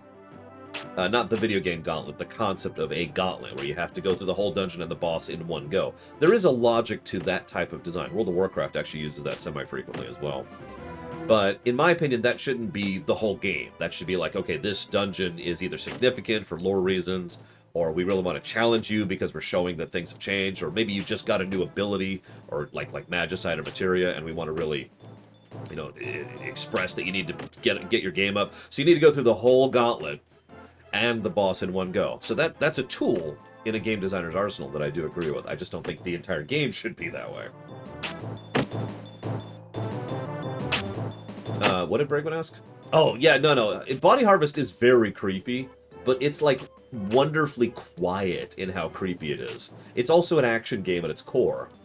But when you're just roaming the overworld trying to do the puzzles and quests to be able to unlock stuff and progress, and there's just this really low, melancholy music playing, you know. I love the soundtrack for Body Harvest. I actually have it on my computer.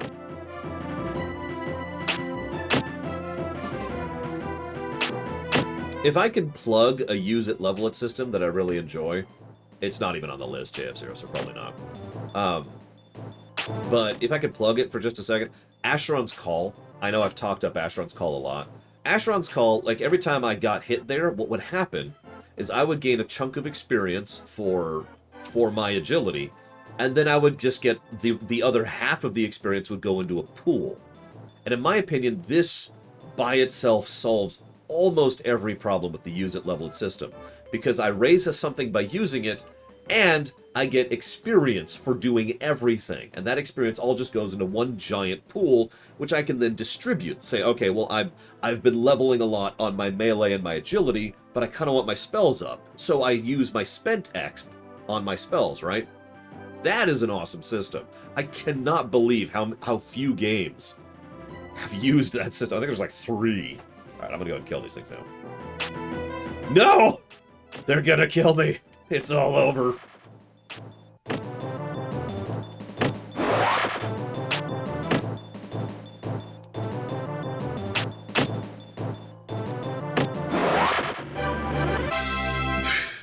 I know, Nethrius. I don't know what's wrong with me. Alright, let's get out of here. Here we go, this way. I think I am a little turned around. I think this is Gondoran. Sounds like Gondoran.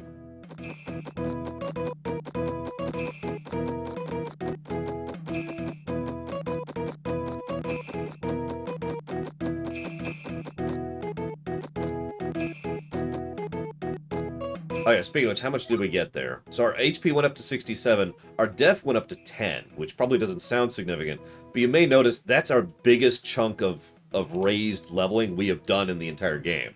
Our agility only went up to 9, our HP has only gone up 7 points, our MP hasn't gone up at all.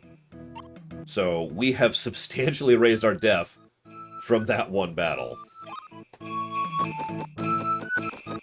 Making my point I was making earlier. Okay, so hang on. This is the first real town, Arthur. We're still in... We've effectively left the tutorial, and now we are in Chapter 1. This first boss... I anticipate dying at least once on this first boss. This first boss is such a cliff. Even though I know what I'm doing this time around, it's still probably going to cause me issues. Because of all the bosses in the game, this is the only boss that is semi-resistant to physical attacks. Now, I'm saying that wrong. That sounds like he has higher defense or something. What it actually means, yeah, the forest boss. What it actually means is he has a very mean physical attack. More so than most of these characters, than most of the bosses do. So he punishes you for attacking him in melee. Ah, I thought I'd treat you to a drop of morning dew, but you already have some. I do? I do. Huh. Who knew? Yeah, let me buy some items here. I'm a clay digger, but I can't go into the woods because of the robber. What to do? Can't work. They say the robber's using an old fort in the forest as a stronghold. It's dangerous to set foot outside the city while he is about. Take this. It didn't give you any. Welcome to our tavern. You must be hungry. Your journey ahead will probably be difficult. Please help yourself to some fresh bread. So there's our renewed fresh bread. Remember, you just get items in town, but they only give you the one. Yeah, most of the bosses in this game boil down to... oh, I didn't even mention that. Smacking an enemy also gives you MP back. So, I mentioned earlier how once I got the Invuln spell, that's how I beat the game. My strategy was Invuln, get into melee, whap, whap, whap, whap, and the melee damage raises my mana enough to recast Invuln. But that's not... I was still so underpowered overall that there were still a few times where I didn't quite get to have the mana back because I would miss attacks, and so I wouldn't get the MP back, and so I'd have to spend a couple of turns not having invincibility on, and it was kind of touch and go several times there. That's part of why we're raising melee from the beginning. Because staff build, yo. Let me see, I'm a little turned around here. Where's my camera? Okay, I see where I am. I see where I am. I got really turned around, jeez.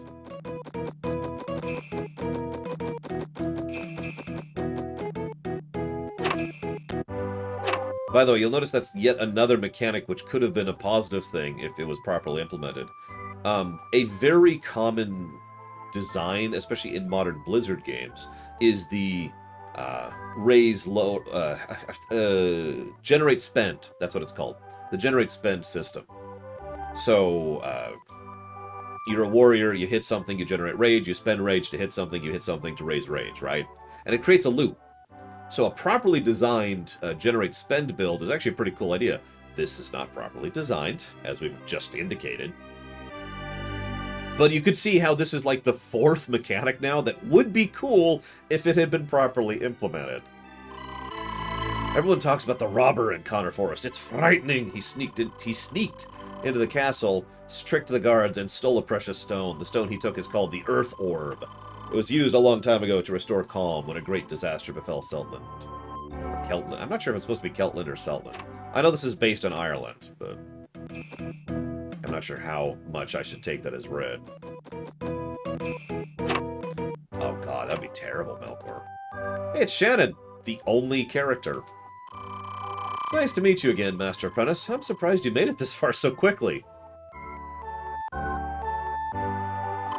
I assume you've heard that a robber's hiding in the forest not far from here. He has blocked off the road to Loch Kilderay. Just our luck. We're stuck here until the road opens again. So that's another thing I hope you get very used to. I mentioned how this game is aggressively linear. At every point in time, the path forward is obvious. You literally just follow the road forwards, and you progress. However, in order to progress, you have to kill the boss. Because once you kill the boss, the path forward opens. Now, that's a pretty typical RPG design, you know, having flags and that kind of thing. But it's so blatant in this game, it's actually funny. Because in one case, and I'll show this off later, we'll get to a bridge, just a normal functioning open bridge, and they're like, no, it's not safe. No, stop. You can't go across the bridge. Okay. No explanation given. Just you can't cross the bridge. I think I already talked to him. Did I already talk to him? Did I already talk to you? Yep, I already talked to him. Yes, we are Master Apprentice. You've heard of Master and Commander? It's kind of like that. I think that's actually everyone to talk to in this one. I already been into the shop. I already went over there, I think. Did I go in here? Little hard to tell where I am at a given point in time. You're the Melroad Magician's Apprentice, aren't you? Your quest is very difficult. I'll give you yellow wings. Oh, yep, okay. Gotta get the teleport to this town. Yep. The key. Yeah. And once again, you'll notice that most RPGs have a thing where it's like, do X to progress. But once again, it's the actual implementation that bothers me so much in this game. Because it is so blatant. It's like, imagine for a moment you're playing D&D with your brother. Totally not speaking from a degree of experience here. And he's like, alright, so you're in a town, and there's a path westward, and there's a kid who, there's a king, and he has a quest for you. And you say, okay, well, I head westward. And the GM says, no, you can't go westward. You have to talk to the king. Why? Well, you have to get the quest. Why?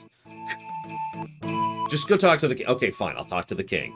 I need help defeating this dude who's in this thing. Okay, fine. And you see how it's that implementation of it that really bothers. Because, again, most games are linear. Not every game is just so aggressively linear to the point of being silly.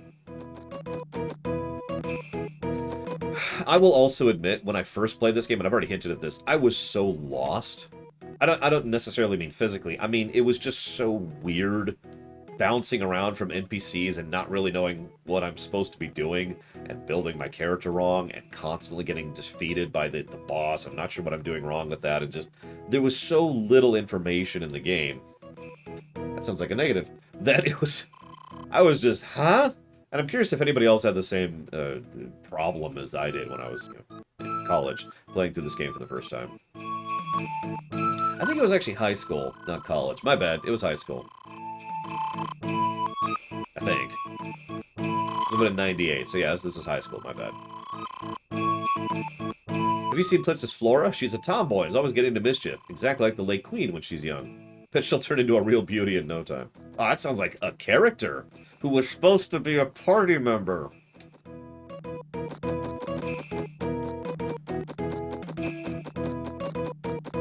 Do I think there'll be any positives? So if you asked me yesterday, will there be any positives to Quest 64, I would say no. We will see if we come up with any. We've kind of debated it around things that might have been positives that failed the test, but we'll see if something actually manages to be a positive by the end here.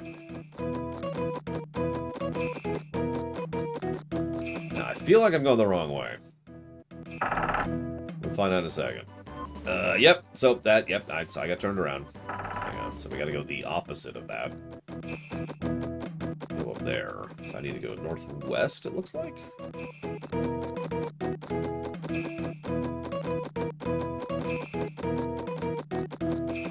Just teleport them into the...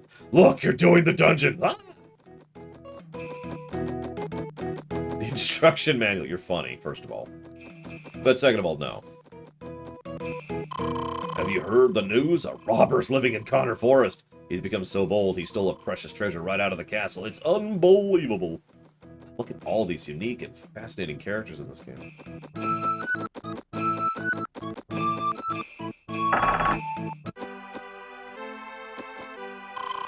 It's Crystal! Welcome to Donran. You are the lad from Melroad Monastery, aren't you?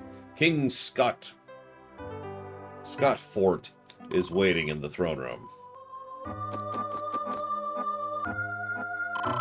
A hearty welcome to you, Master Apprentice. The Grand Abbot informed us you were coming.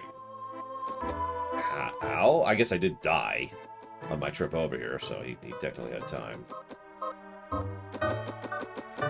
Notice how already this place has less doodad placement and design than the monastery. I'm not trying to rag on this game. Trust me, I don't need an excuse to rag on this game. I'm just pointing out how quickly you can see how they started rushing this game. Because it doesn't take long before you start to notice the drop-off in how much detail and attention they put into it.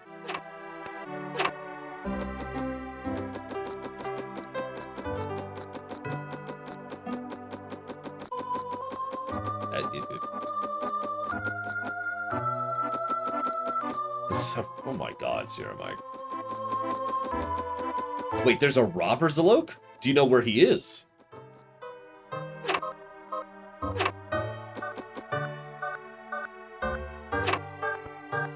Yeah, the last couple of dungeons are pretty abstract. I remember being so lost in Degas's castle, or whatever it's actually called. The second to last dungeon. Just completely like, what am I looking at? Where am I going? And of course I got turned around because of the issues we've already described. Which should be a negative. At least one. But we haven't gotten there yet, so I should just jot that down as potential. It's the Magician's Apprentice. This is Princess Flora's room. Should the king see a trespasser enter here, there'll be an uproar. In I go. So there she is, the party member. You enter unannounced, your manners are worse than a thief's, but there is something about you. Yes, yes, I love you deeply, devotedly. Join me when... Sorry. You're a magician, aren't you? Have you come to help us capture the thief? I wanted to go after him myself, but I'm cut content.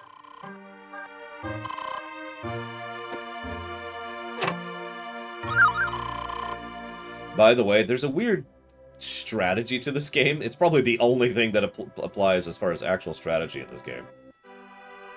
Oh my god, open the chest. There we go.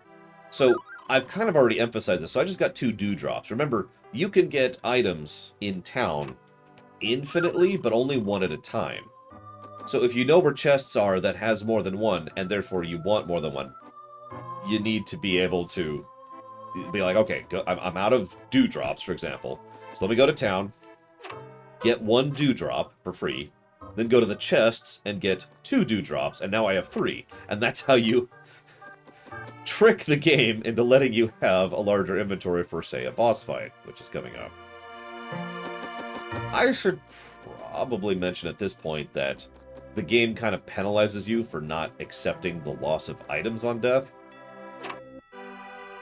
But that's kind of just whatever. So hang on, so let's see, negatives. So we've got a potential negative for encounter rate, memory cart, we're still kind of debating that. Pathfinder? I don't think it's on the site at all, Saffron. I don't think anyone's added it. I'm probably wrong. Give me a second. I feel like it is. No, I'm saying that aloud. Hang on, Saffron. Hang on.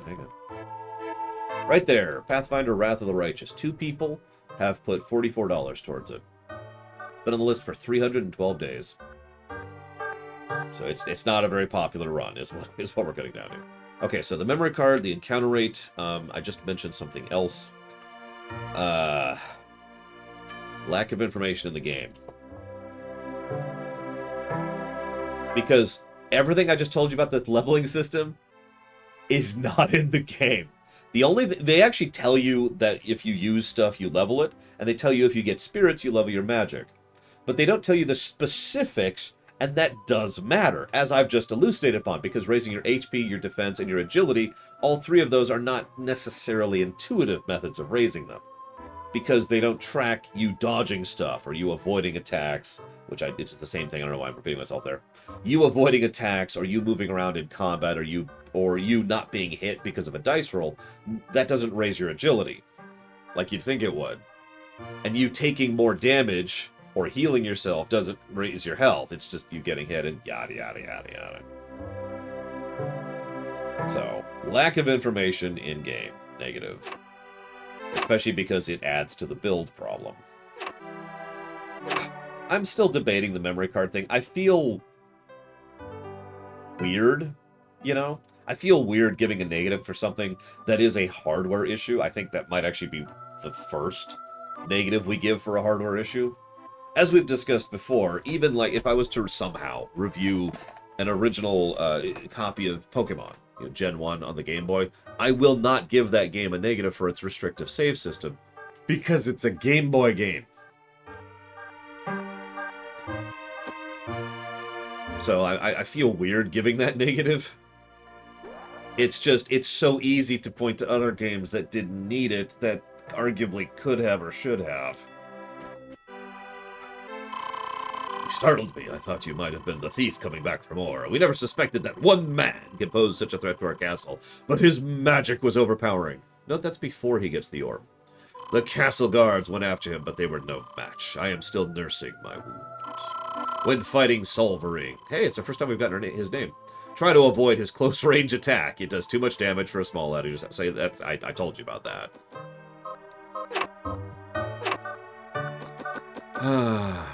So hang on, I'm going the wrong way. Sorry, got a little turned around. Oh yeah, the turned aroundness. I need to jot that down as a potential, because that is...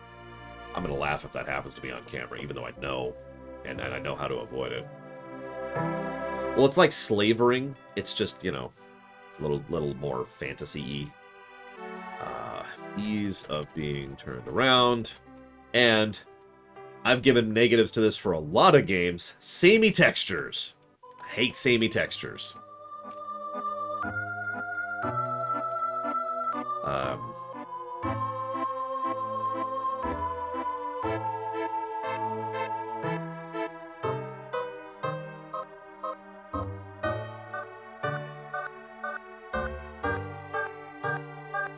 Let's see here. Okay, I think that's what we're up to right now. Now, all these are potentials, but let me count here. There we go. Thank you, Faded Kirby, for the bit. I do appreciate putting that towards Lufia 2. Oh, it's already... You can add that to Lufia 2. Wait, is it funded? Did Lufia 2 get funded? Hang on. Let me check the ticker. So we got Dishonored, Mass Effect 3, Portal 2, Cyber Shadow, Talos... Okay, so let's check the queue. Lufia... Yeah, no, Lufia 2 was funded. What do you know? My bad. When did that get funded? That had been funded over 5 games ago, because it's not even on the ticker. I'll put that towards Dealer's Choice. And thank you, Faded Kirby. And thank you, Estes Flakes, very, very much for those subs. I will put those towards Deathloop, absolutely. Is that out now? I know it's coming out soonish.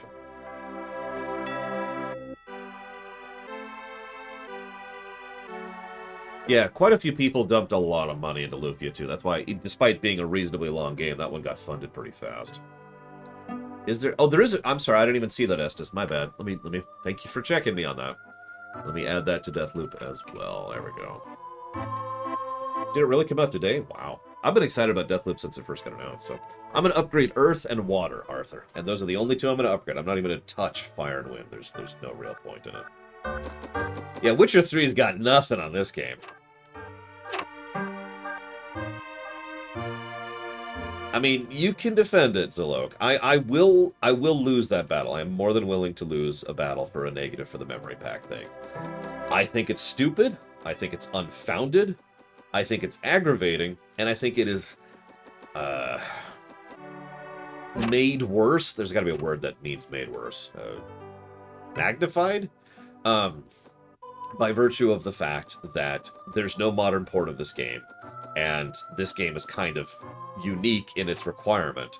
So, in order to play Quest 64 specifically, you need to have... Aggravate is a good word.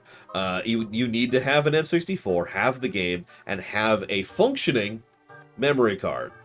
Which is just... Did I already talk to you? Yep, okay. Yep. Cool. Exacerbated, that's another good word for what I was thinking. This is going to sound stupid. I'm a little turned around.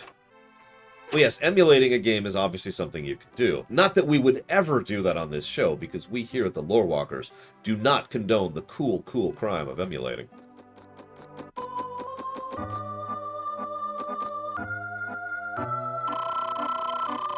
The room is through these doors. You have been cleared to pass. Please proceed. I mean, I guess my point, Zilok, so allow me to counter your defense, if I may. No bias, just you just gave me a thought. This game was so rushed that they didn't bother to properly code its save format. Now, I don't know specifics, because I don't know the game that well. I don't know if it's because they didn't properly compress. I don't know if it's because they were trying to push the hardware. I don't know if it's because of the fact that they had no idea how to get that onto the cartridge, which also might be a compression issue. I don't know. But because of the fact that this game was so rushed, a feature is bad, that's not good, right? Like, if I give a game a negative because a final dungeon sucks, because it was rushed, the fact that it was rushed, the fact that they couldn't quite compress it, or the fact that they couldn't quite design it, whatever, it still boils back to the fact that it sucks, however much we describe it, right? Whatever reasoning we give for the suckitude still sucks. You can quote me on that. Oh my god. Is that a unique texture on the ground? Holy crap! We've actually got a unique texture! Why have you kept us waiting? We have had a serious robbery here. The king has no time to waste. I was leveling! So you're the master apprentice the Grand Abbot has written about. Welcome to Dondarin. By the way, this is one of those two-offs. If you remember, I mentioned there's characters who have one line of dialogue, which is everyone we've talked to so far, except for this guy. Some characters have 2 bits of dialogue. We'll talk to him now and after the boss. That's it. In the whole game, there's Shannon, 1-offs, and 2-offs. So we're obviously doing a Lore Walker theater of this game. I know you're searching for your father, Lord Bartholomew, who is missing on his quest for the Elatail book. By the way, Elatail is supposed to mean elemental tail. I would like to help, but first I must take care of a most pressing matter. You may have heard of the brazen thief who stole the Earth Orb from my sacred treasury. I sent my troops in pursuit, but they were helpless before the thief's black magic. You know, black magic. He looks like a barbarian. He has... He literally, he's got a wolf skin hat, and he's got, like, his big muscular thing, and just picture the black magic there. He now blocks the road to Loch Hildery. If you are to continue your quest, the roads must once again be made safe. So, go kill the boss. Got it. Pretty sure that's all he says. We're gonna double check. Yep. I actually learned that from speedruns. There's a way to skip through text even faster than I thought. You just mash back and forth between Z and A. Hey, more chests! Love chests. I love looting in video games. It's one of my favourite things to do. Is to get more fresh bread.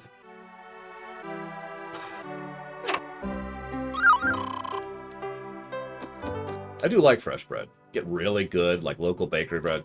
That's some good stuff. I am actually playing on the N64, Savicom. That's why we're debating that negative. I mean, you say that, Zilok? I don't know if I agree. Yep, he has a spell called Punch. It punches you in the face.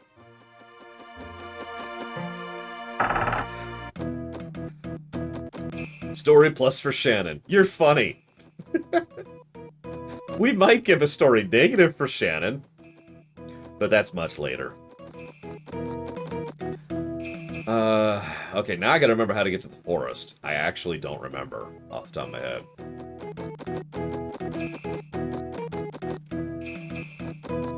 Listen, these are the best textures in gaming. Alright, real talk, how many of you got lost in this town playing this game for the first time? Go ahead, make fun. I accept it. Through this town. I bring this up because I'm lost right now. There's a specific path I'm looking for, and I haven't found it yet. And this camera is just wonderful. Oh yeah, we should give a negative for camera. Thank you for reminding me. Camera! Just camera. Oh, did we give a negative for dodging? No, we didn't! So, dodging enemy attacks made all the worse by camera. Hang on, we're up to 15 hypotheticals. So far, one of those, Zalok has been stridently arguing down one of those. And I'm willing to lose that one. I am. I'm willing to lose that fight.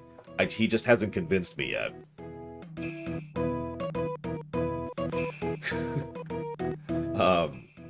There's another thing I was just going to point out. Oh yeah, music! So, the music's not good. But, I'm going to leave that as a hypothetical because I want to hear the rest of the songs. The fact that it requires a memory card to be playable, Sevicom. I know I didn't show this off, but there's literally a warning screen. You don't have a memory card equipped if you try to fire up the game. Which makes sense, but it's just... the music and music implementation. Now, the music negative I'm willing to lose. The music implementation is guaranteed going to be a negative, because it's got the looping problem where it resets the song every time you go in, and there's only, like, one song for a dungeon, and one song for a battle, and one song for the overworld, and it's just, it gets really, really repetitive. And yeah, they're very short loops for the most part.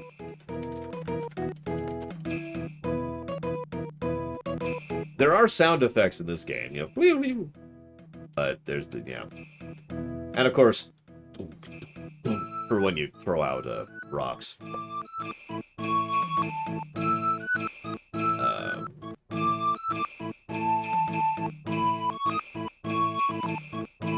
So we're probably going to give the negative for music implementation.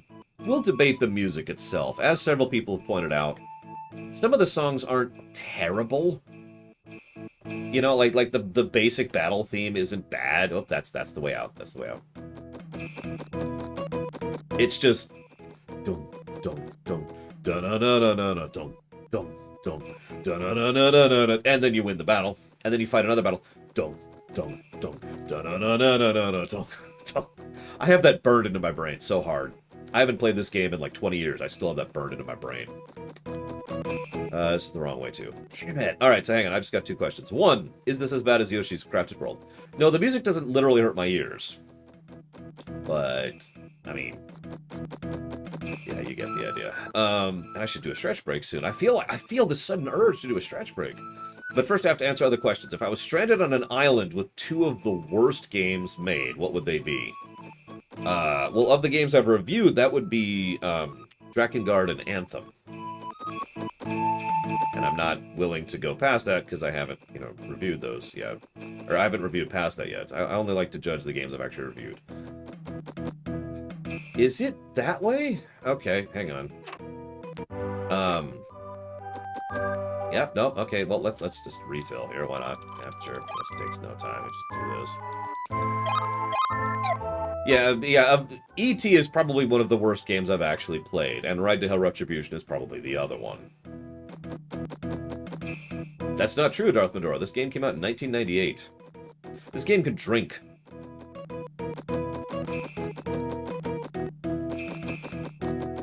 So, think about that. And the other question I had was, have I ever given a game only negatives? I think I have a few times, as your Hurricane. It's usually games that are much shorter and... Like, there's always an asterisk attached to a game that gets only a negative.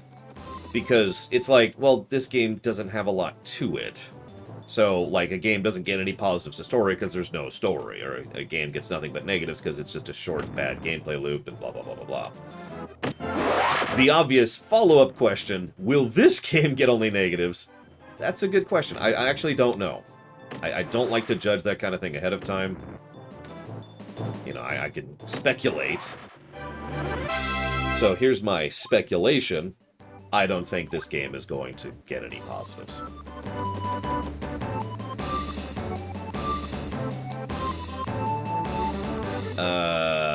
I think it's this way? Yeah, this looks right. This looks right. Is it really von Falkenstein? This game is now the Chancellor of Germany. Oh, I'll go and get... I need to get hit. I need to get hit. That's true. I am objectively wrong because this game is objectively better than Ocarina of Time. Will this game be considered a lamentation? This game will be a lamentation. Even if we give it... Oh my god. Even if we give it some positives, this is a lamentation game. When we do the video, because there will be a rumination on this freaking game, it's going to be a lamentation.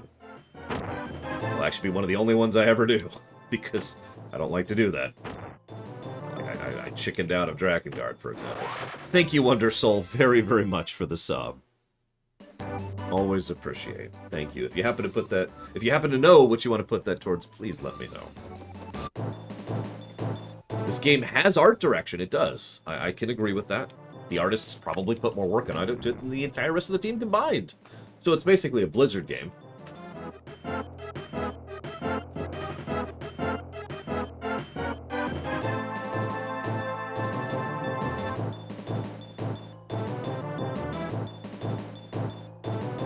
Oh my god. Probably paranoid, you know, statistical likelihood being what it is.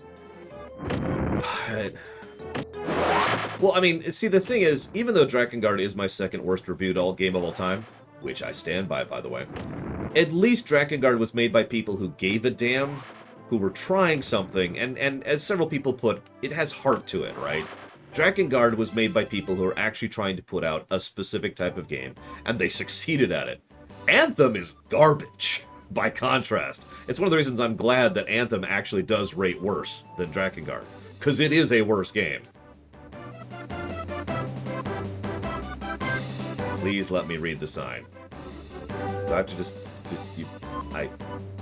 Okay, no, that makes sense. The tree is left and the cake is right, so there you go.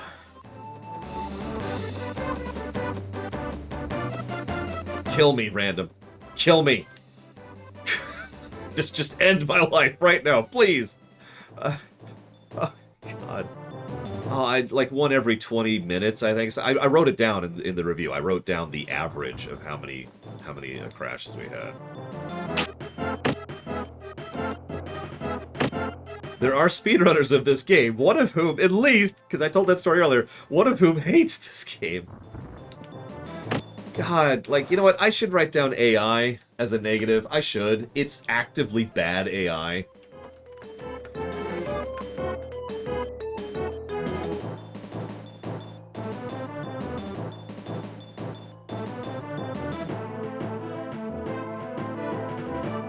Because it is bad AI. It is literally, they either move towards you or don't, and it's just a toggle, and they cast their spells randomly. That's it. That's what they do. That is the entirety of the AI. I'm pretty sure most of the people in chat, if you had a little bit of time and work on it, could literally design a better AI than that.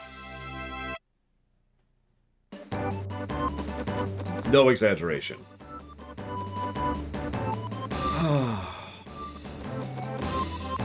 Well, hang on, let me read this sign.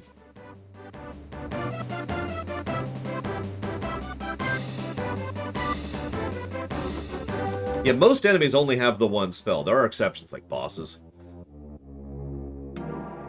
I should give a separate negative for that, shouldn't I? So let me ask you something. This is a question of whether or not you think... bosses have the exact same AI, yes, Epic Deku. So... every boss in this game has at least one spell that strips all of your buffs, okay? No, and you can't dodge it. So you just lose your buffs. Obviously, you don't lose the invincibility, but you're probably thinking, well, what are you talking about? What buffs? Well, the fire tree actually has buffs, including Power Staff, which makes your melee damage do a lot more damage. It hits a lot harder.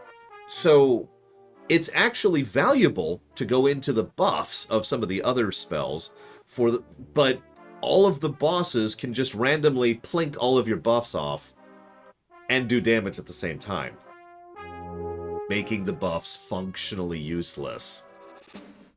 So this is kind of part of the balance problem. What do you think? What do you think? Give me some thoughts here. By the way, I'm going to kind of deliberately die here. I'm not wasting my inventory when I'm not at the boss. That would be a terrible, stupid idea. So, I'm just going to let my HP drain, and then come back, and then let my HP drain until I'm in a little better position, because I know this first boss is going to be a nightmare. I know what I'm getting into. Can you reapply the buffs? Yeah, sure, you can waste your time to reapply the buff, and then they could randomly get rid of all your buffs while doing damage to you again. By the way, while you're buffing, you can't heal.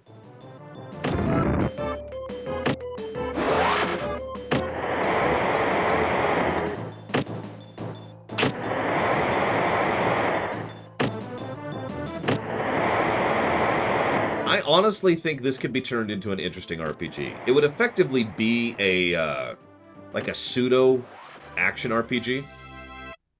Being able to dodge spells, having to aim your spells, leveling up your elements individually, deciding which element you want to push, giving different types of abilities to each thing. So, like, Earth allows you to not take damage, Water allows you to heal, Fire allows you to hit more, and we come up with something for Wind, right? Like, I feel like there's enough idea there that we could turn that into a good game. I really do. Which just makes it all the worse, really. And yeah, that guy had 2 spells. Can you believe it? Maybe Wind pushes your dodge, or lets you move faster. Like, it increases the size for when you're dodging spells and stuff. That's a good idea. And yeah, so there you go. There's a way to make each spell have its own thing that isn't just doing damage. I'd probably make it so that Earth, instead of being Avalanche, for example, Earth is a really big hit, but it's like one single hit. Fire does damage over time, so you apply and then you just avoid, for example. Wind does a whole bunch of little hits, so probably better for single target.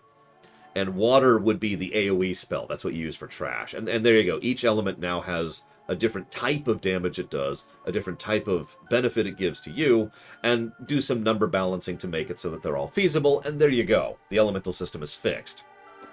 I know I'm saying that dismissively. I understand that would take time and work. Trust me, I understand. But you get my point, right? Like, I do think that could be turned into a good system. Does this game have a story?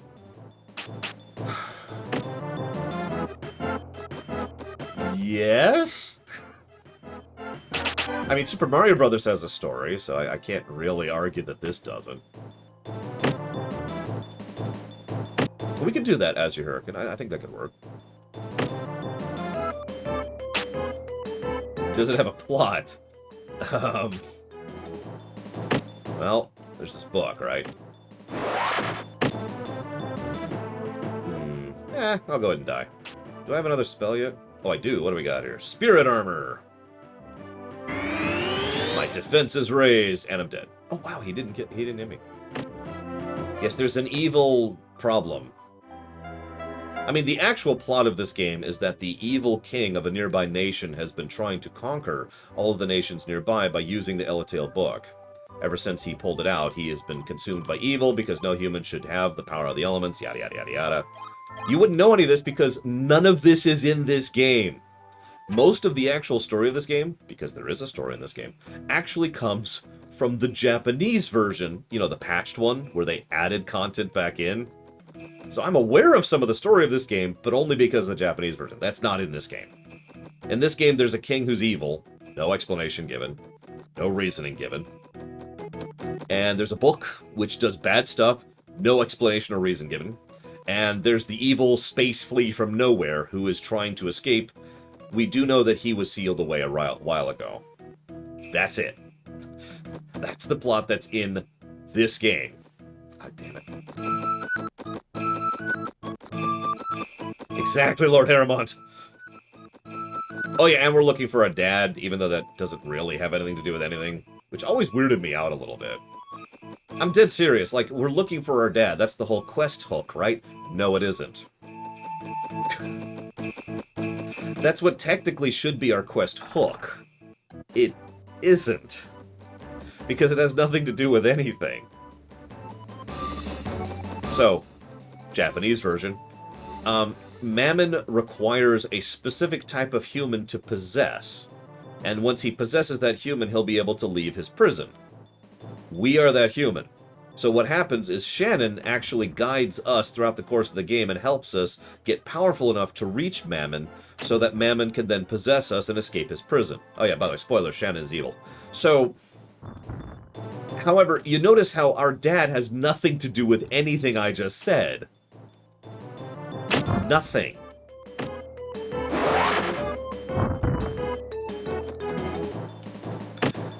Thank you, Northlander, for the sub. Very much appreciate. If you happen to know where you want to put that, please let me know. Whoops, no.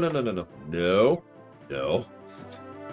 We do find our dad in the second to last dungeon, right before the final dungeon. Or it's in the final dungeon. I actually forget, because it's this weird. It's this whole thing. And we're like, hey, dude. By the way, the scene has no gravitas. In fact, if you're not paying attention, it's really easy to miss that that's your father. Because he's not like, oh, my son. It's just like, oh, I've been beaten by what's-her-face. Yes, I defeated him, and now you have to go fight Mammon. And it's like, okay. And if you're not paying attention, and I wouldn't blame you if you're not, especially by that point in the game, you miss that that's your dad that you've been looking for this whole time. You got it, Northlander. Thank you, again, very much for the sub. I do hope you're able to catch more streams. I'm getting back to regular streaming officially as of now. There will probably be one more break in the future for surgery, but I don't know when that's going to be. I was kind of hoping I would get a call yesterday and get it scheduled today. Much as I don't want to push the stream back more, that would be better, I think, to just have the surgery and then go back to streaming, you know, but whatever. Crusader Kings 2, or 3, excuse me. This game. It would be easy to argue that several aspects of the story deserve a negative. The only difference is we're not there yet. The only reason we're not there yet. We'll see. I mean, it's not like it's my choice, Active. I should probably start raising water. It just occurred to me I need to get my first healing spell. Because I'm going to need it for the boss. Oh, by the way, I don't think I mentioned this earlier. Each element goes up to 50.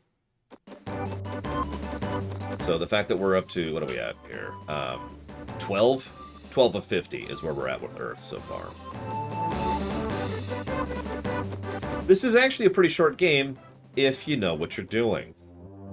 You notice I keep using that phrase. Oh my god, I can literally see my reflection in my monitor more than I can see the game right now. Look at that.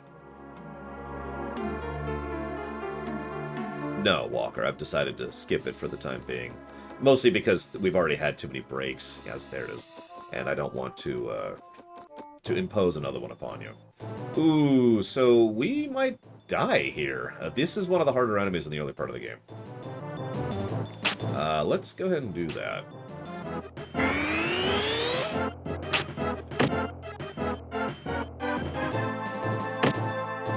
We've been raising our defense, so we're hopefully going to be okay. But these guys can be mean. Looks like we're okay though. They're heading for us for peanuts, so we're okay.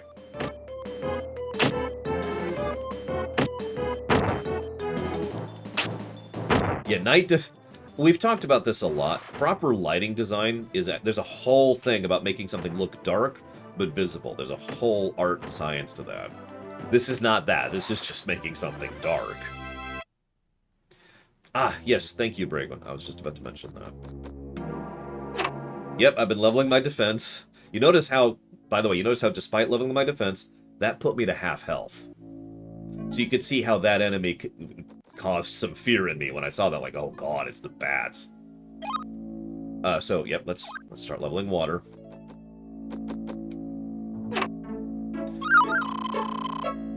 Yay. I should probably go ahead and mention the way the spell system works. So as you level, you get more spells, duh. But the thing is, the spells, I shouldn't say the spell control system, which is this.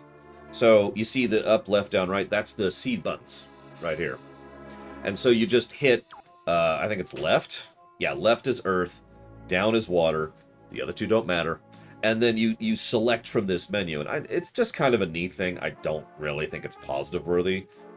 If this had been fleshed out to a full mechanic of like maybe combining elements or maybe making it more shortcutty, being able to like hotkey certain spells to those, I think this would actually lean into positive territory. I'm only mentioning it because it's one of the only things this game had going for it with regards to uniqueness. Okay, where the I do not know where I am. This way, I think? This looks like the right direction? What do you think, French philosopher? Other than putting that towards XCOM, thank you very much for the sub. Much appreciated. I will put that towards XCOM 2, excuse me. Let me make sure I get that right.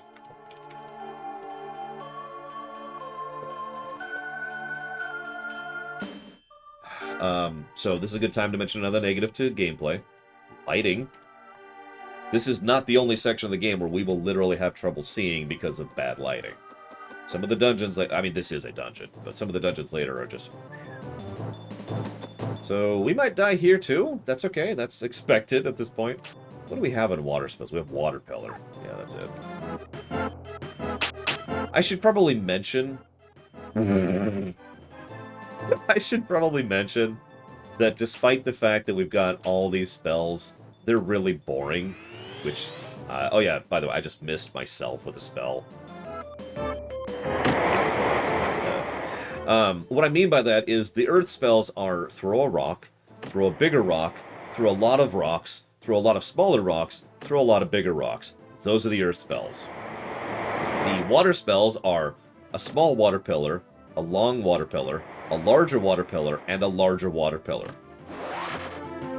You get the problem here? Right now, in chat, someone think of a water spell that isn't a water pillar. I'm just challenging it right now. Come up with another water spell that isn't a water pillar. Rain? Okay, yep. A wave? Yep. Do ice? Yep, because ice is part of that too. Healing rain? Yep, that could be cool. Still don't have it. Remember when we get our first healing? It's like 11 or 12.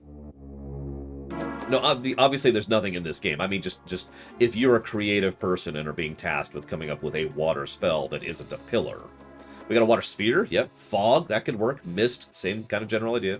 Water-based armor, yep. A whirlpool, uh-huh. A water whip, that's cool. You're already seeing my point. So, this is, if you're paying attention, I think the 6th thing now, which is a cool concept badly implemented. I can't wait to see what new spells I get. Oh, it's another water pillar. Oh, come on. I can make that. Hang on. I'm going to try the trick to get a little bit closer to him. No, gotta release. Barely. I'm not going to make it. Whatever, I give up.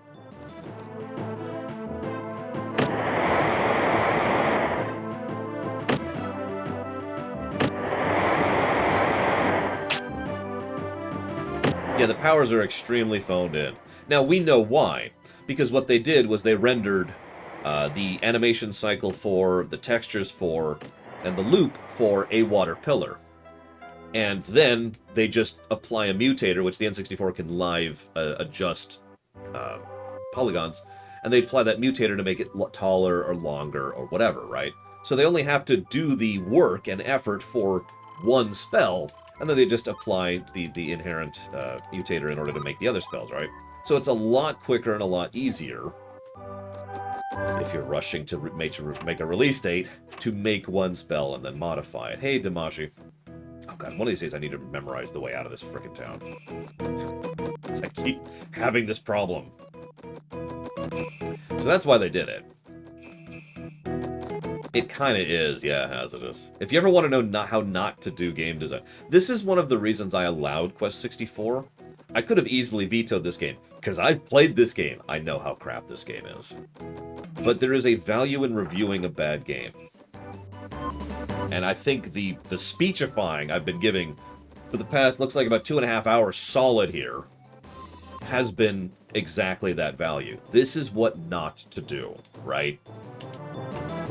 It's also the reason I allowed some other reviews, including Ride to Hell Retribution, which is a game I actually want to review, mostly because I want to discuss what it does wrong and why it does it wrong, rather than just saying, it's a crap game, right?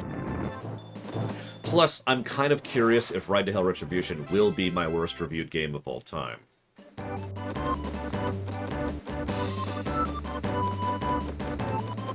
Yeah, exactly, Zillow. Thank you again, French philosopher. Very much appreciate. Extant, I'm going to make you pick, because we got the Trenthar project in the works. We've got the Sarai Civil War. There's other things that could be added to the list if you wanted to, but those are the two big ones right now.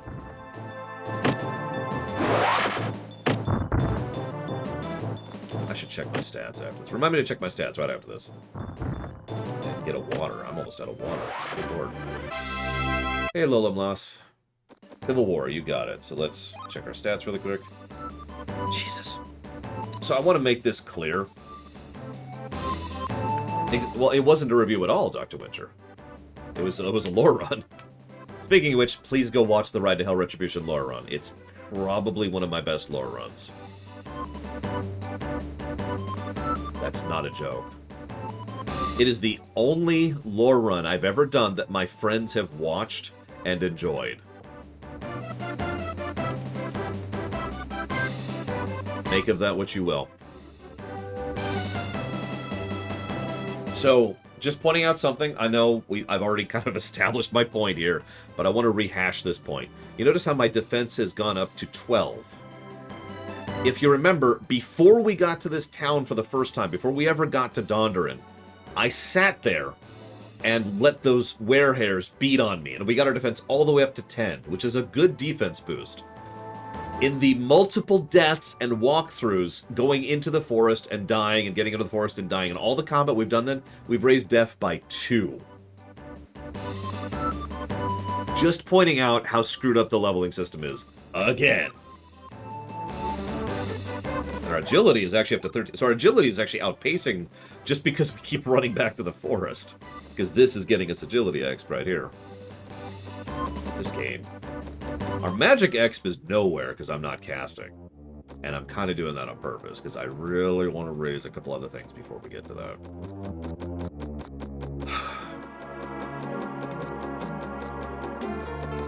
Yeah, double checking a few things here.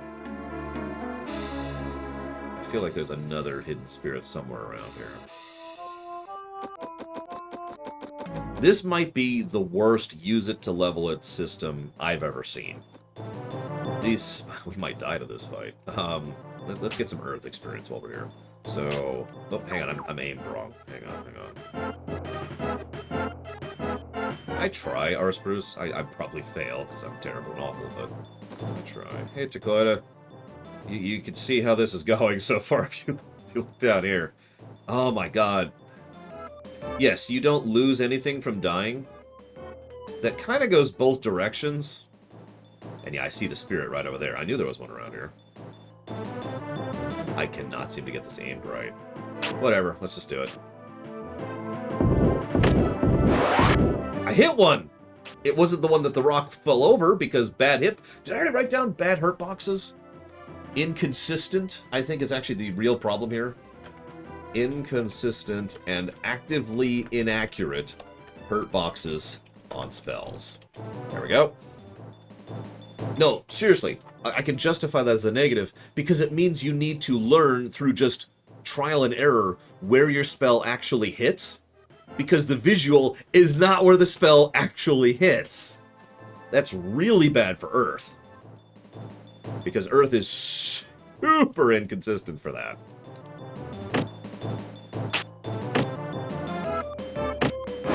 We're doing good on staff damage. 15 is not bad for this part of the game.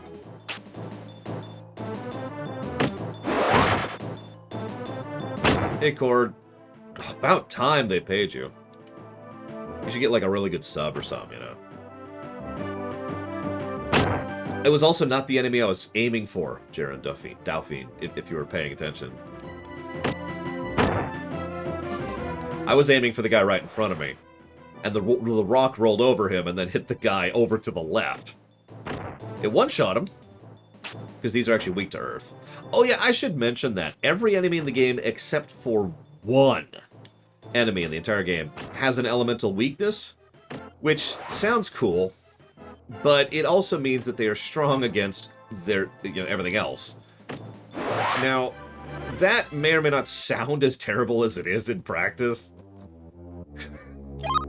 It's pretty terrible in practice, trust me. I have Water Pillar 2 now. I suppose it depends on the game, Layla, because there's different types of rhythm games. Like, you want me to play theater rhythm? Yeah, I could probably do that. If you want me to play, like, I don't know, DDR, probably not. But yes, there's only one solution to each enemy unless you just want to brute force your way through it. Or bypass the entire system, because staff damage does full damage to everything. That's the other benefit of pushing staff damage. Staff damage always does full damage. So we're going to die here again. Right. Oh, no, we lived through that. See if we can at least get one more hit in. Yep, there we go. And we're dead. Thank you again, French philosopher. Very much, as always. I suppose you know the question. All you have to do is donate, either via bits or sub or Stripe or PayPal or Patreon, and then you say, I want to put this donation towards ... and then that's the game. And then I have to make sure that that game is streamable and do my due diligence on checking up on the game and blah blah blah blah, vetting a game basically, and then we add it to the list. This feels like the wrong way. Yeah, I don't want to sound negative, but every time I've several times in the last couple of hours, I've sat here and thought about positives to add to this game. And each one I've come up with sounds too much like pulling a technically. And you know my rule on technicallys. Someone tell me my rule on technicallys. Because you know how I think about that. Thank you again, French philosopher, ×2. As always, sir. Thank you. So, I'll put one of those towards XCOM 2, and the other one is Layla's choice. It is in the top 5 of N64 RPGs. In fact, this is the third best N64 RPG that exists. Thank you for making my point, Dakota. Hang on, let me jot those down. Give me a sec. So that's another one towards XCOM. We'll just put that there. So, I've never heard of that game, made Layla, so I do need to look that up. But what I'm going to do, what I usually do, Dance, Fire, and Ice, is I put a little note here, which I've just done. And after I'm no longer streaming, I'll go look that up and learn what game that is. That's because I've never even heard of that game. Oh yeah, by the way, there are only 3 N64 RPGs. That could probably be argued. But there's only the 3. There is Paper Mario, which is the best, by the way. Someone asked that earlier. There's Eiyuden Chronicles, which I'm probably pronouncing wrong, and I've never played. And then there's this. I try Coffee Part. I know I fail. Zalok, thank you very much as always. I do appreciate. By the way, I found something funny, Zalok. I noticed that the way you have it set up right now is it tracks any input whatsoever in the second row. So even though I have like a Z for the streaminations and an X for my picks, it says, oh, well, there's something there. So apparently I pick every streamination right now, which I found funny. Technically. He goes out there, and he's like really, really buff, like Hercules, right? And he's just wearing like a loincloth, and he's all oiled up, and he goes like, did you know that technically? And he just pulls technicallys, and that's all he does is pose while saying, technically, it no longer actually applies this way because that's actually a Tartarinarian and instead I can't come up with a technical off the top of my head.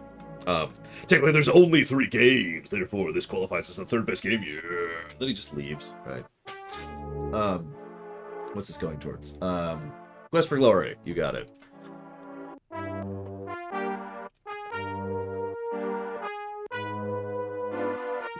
Yeah, Mudbriar, except actually good. Okay, so I got that thing. We don't have heals yet, right? Yep, we don't. Okay, just double checking.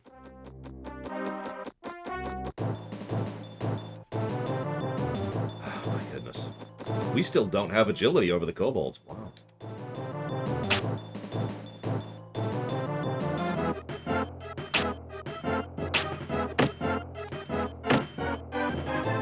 I can't possibly imagine what that was like, Cashel. I definitely didn't actually go through that myself. And just to... I know. I really want to hammer this point in, though. Because I know you get it, but I really want you to process this. By the time at which this game came out, we had Secret of Mana, we had Final Fantasy IV, we had Chrono Trigger, we had Final Fantasy VI, we had Earthbound, if you want esoteric RPGs, we had Secret of Evermore, we had Illusion of Gaia, if you count that. All of those are games. We had Breath of Fire 1 and 2. No, FF8 wasn't out yet. We had Lufia 2. Shining Force was a thing, although I was specifically pointing towards Nintendo RPGs.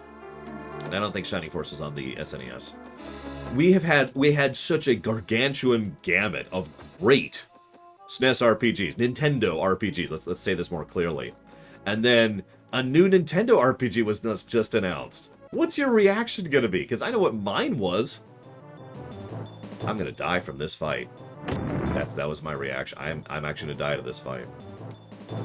I mean, there's bad SNES RPGs too. I've played 7th Saga. This.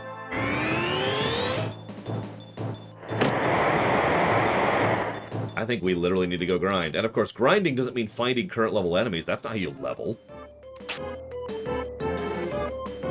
I'm surprised that actually hit him. Oh, that's true. FF7 did come out before this, too, which is just even sadder when you think about it.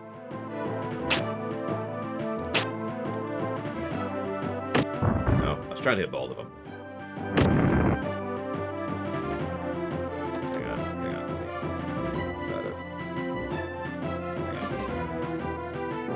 on. Bearish? I have played both, actually, Dr. Winter.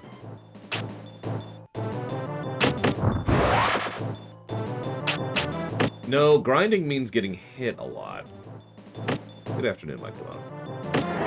Dying actually kind of gets in the way of grinding. The only thing dying really levels, is agility, because you have to run back.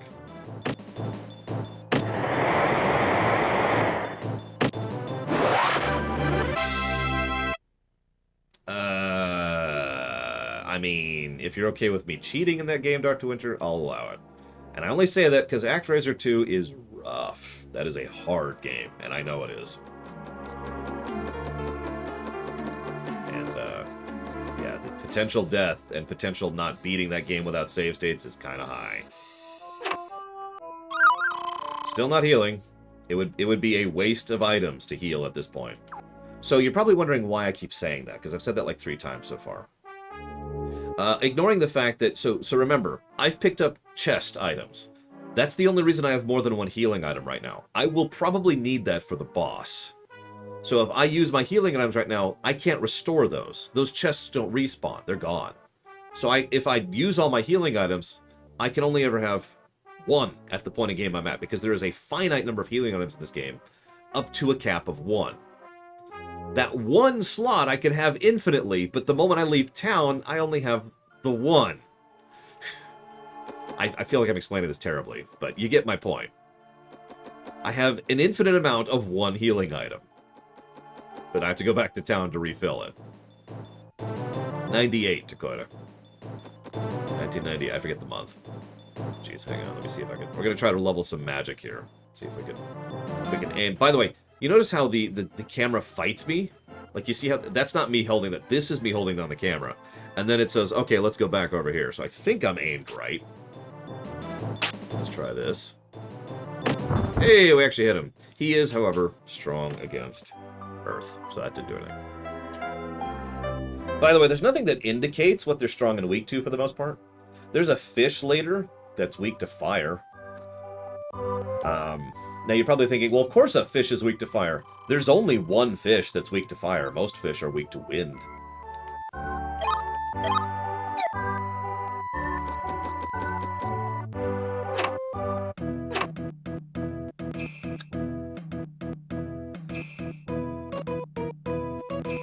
There is a scan ability. It's just, you know. Oh yeah, sound effect design. This game does not have particularly interesting sound design. How not interesting? Listen to my footsteps.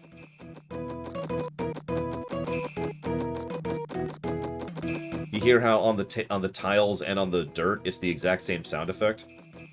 Games had figured out how to vary your footstep sounds based on what you're walking on before this. Hear that? Exact same sound effect.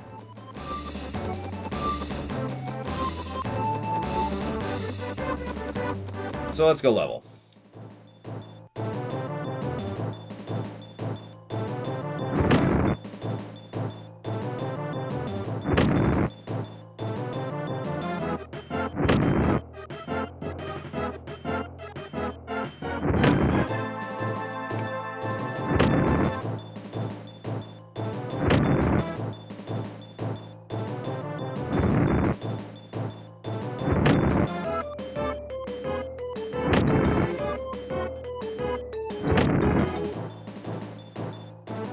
Doing fine, let's try.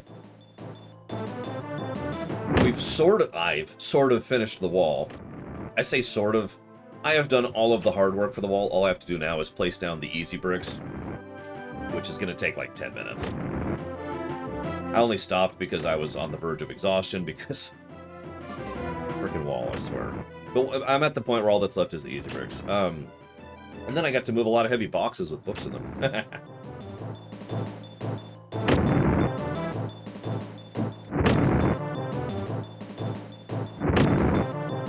Yeah, how about that sports? Anybody like sports? I like sports. Cool. I like cool. They're cool. Let's see. I think so. Formula One's been doing some fun stuff lately. All right, let's get out there into the rain and just follow the car, the safety car, for like what was it, 2 laps, 3 laps, and then finally give up because it's just such terrible weather that we can't drive, so they just canceled the whole race. How well was this game received when it came out? This game bombed. I am amazed that they actually managed to get the financial backing to do additional releases of this game. I really am.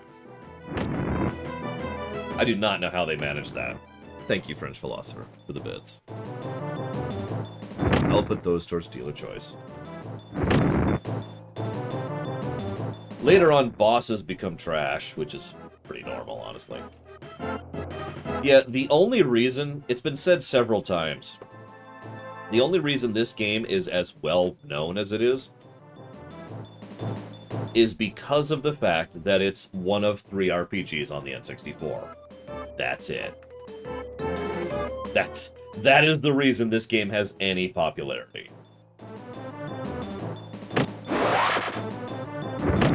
Popularity is the wrong word. Knowledge?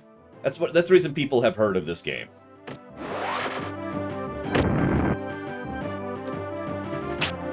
Yeah, I wouldn't be surprised. So remember, the early PlayStation 1 era, I've talked about this in my FF7 videos, was a huge boost in how the percentage of people who were playing video games. That's when video gaming became popular, at least here in the States. I'm not sure about other countries, although I do know that's kind of when it really took off in Europe as well, but let's not get into that. And yes, I know Europe's not a country, shut up. So, probably not Melkor Blade. with such an increase in numbers of people playing video games, think about how many people were playing video games for the first time and were like, well, let's try out this RPG thing. Right? Let's see how these RPGs work. And so some of them would pick up FF7, which is why FF7 exploded in popularity. And some of them picked up this, because they had an N64.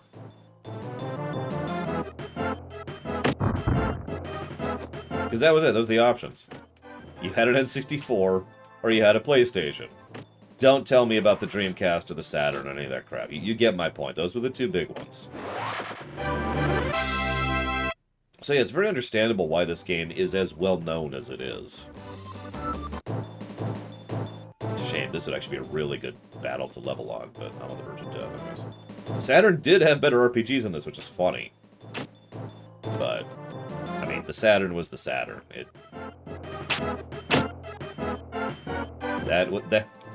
That was a dying breed on its way out.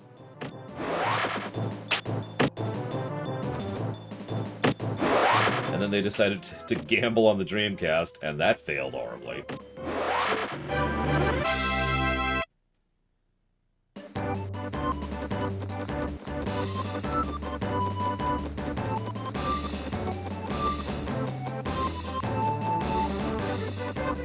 It might be Zach Taft, I'm not sure. I don't know when Halo Infinite's supposed to come out.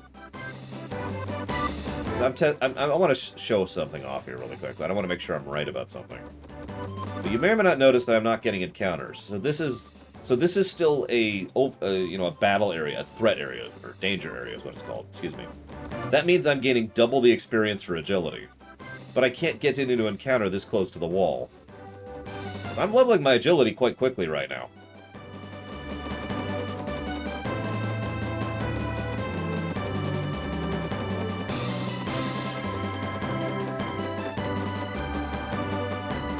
I'm not sure if this works.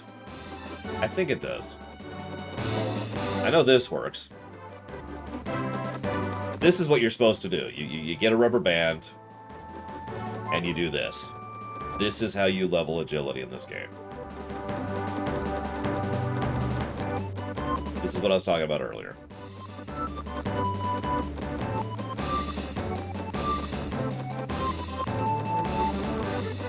Wow, Estes Flakes. I'm going to completely disagree with you on that. But then again, I probably just interact with different circles than you do. Yes, S.A. Ross, it is. All I'm leveling right now is agility, nothing else. I should check. Here, what are we at? 17 agility right now.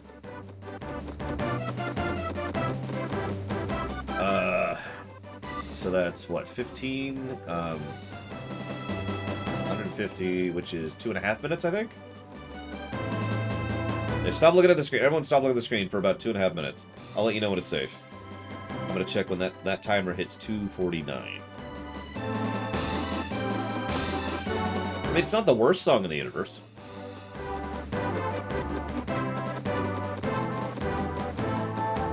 I've heard worse. I've heard the Dungeon Man theme in Earthbound.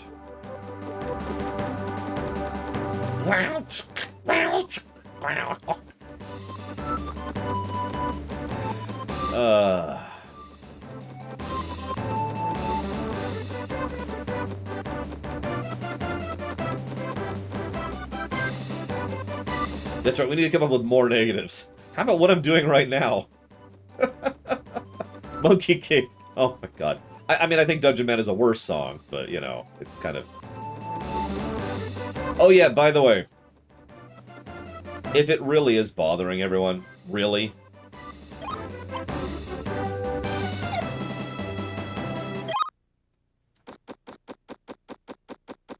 Now, I can't turn off the sound effects.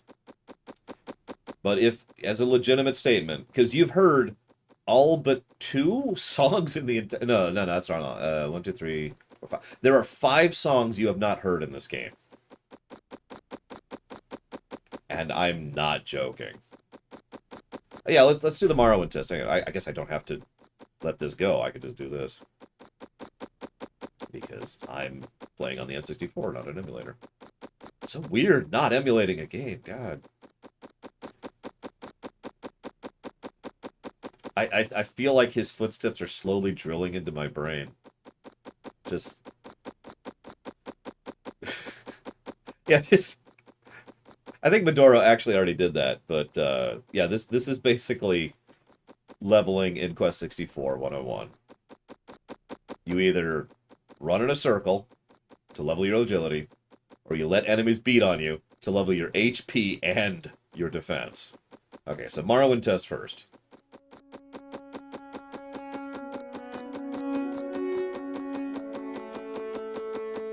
This is acoustic water torture. I can barely hear the music under the sound effects. By the way, again, I cannot turn off the sound effects.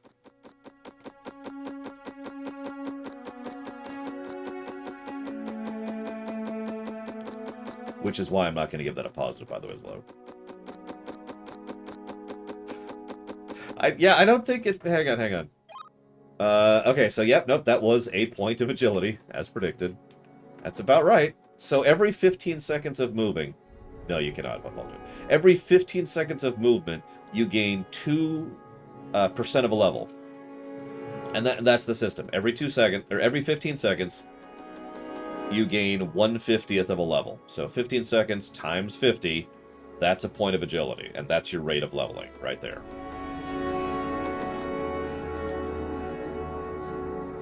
I mean, we found a couple of games where it doesn't really... I guess I should show off escape. So this is how escaping works. Like I said, it's 100%. The moment you get out there, you just escape. It's just getting there is the hard part. Yeah, I don't think Morrowind works for this.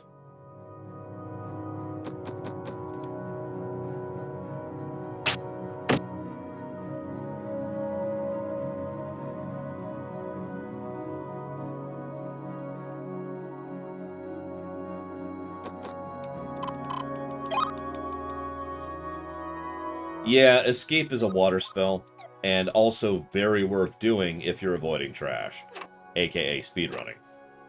The second so the inner octagon, that's your movement. That's how you can move around in. The outer octagon, that's the battle area, and if you get out of it, you escape the battle. I do have a Lore Week playlist. It's this one. It has my Oblivion remixes, my Morrowind remixes, a Storm Peak remix that I made from World of Warcraft, and an Ascalon remix from Guild Wars 1, and then that's the playlist. I actually removed a couple of other things, because they just didn't fit Lore Week. The whole point, I've talked about this before, this is actually about a degree of sound design. I'm not just picking Morrowind music because I like Morrowind music. Morrowind music doesn't hit certain frequencies that human speech enters, and so it's very good for talking over. This is one of the biggest things I've run into, especially when it came to the theater. Some songs weren't... I talked about this. Some songs aren't actually loud.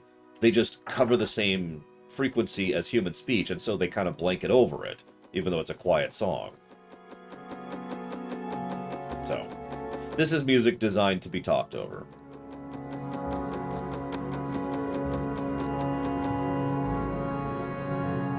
I mean, Guild Wars 1 is also Jeremy Sewell, so...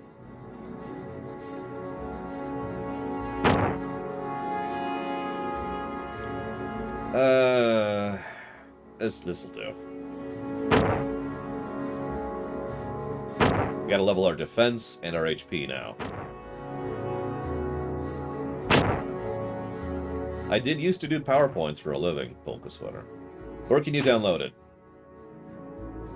Not applicable. Bug me on Discord. I'll just send you there.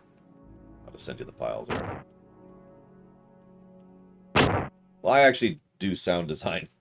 So I actually pay attention to stuff like that. I also have pointed out when video games have failed to do that. I love Witcher 3. I do. But Witcher 3 does not know how to do sound design with regards to balancing. Favorite escape system in RPGs? So I like it when you do something to escape. I can name a couple of examples of this. This game is an example of that. It just sucks.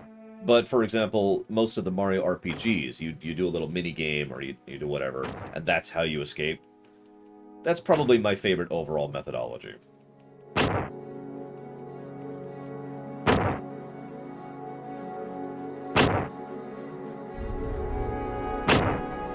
So yeah, this doesn't work. Let's try the Mechanicus test. Try the Mechanicus test.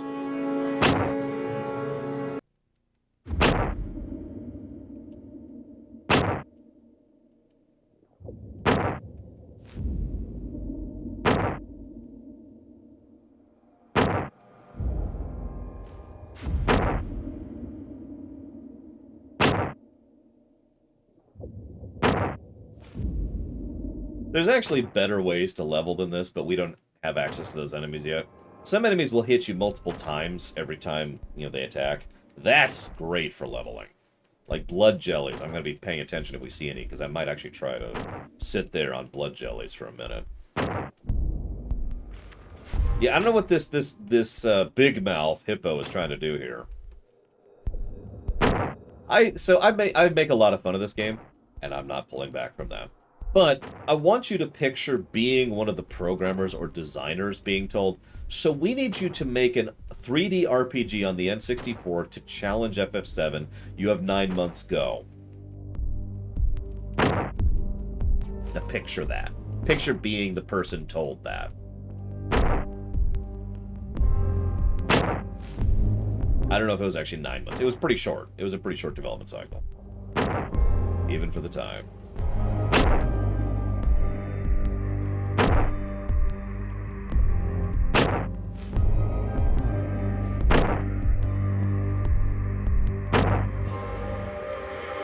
Oh yeah, this is also basically your first time making a video game, while we're on the subject.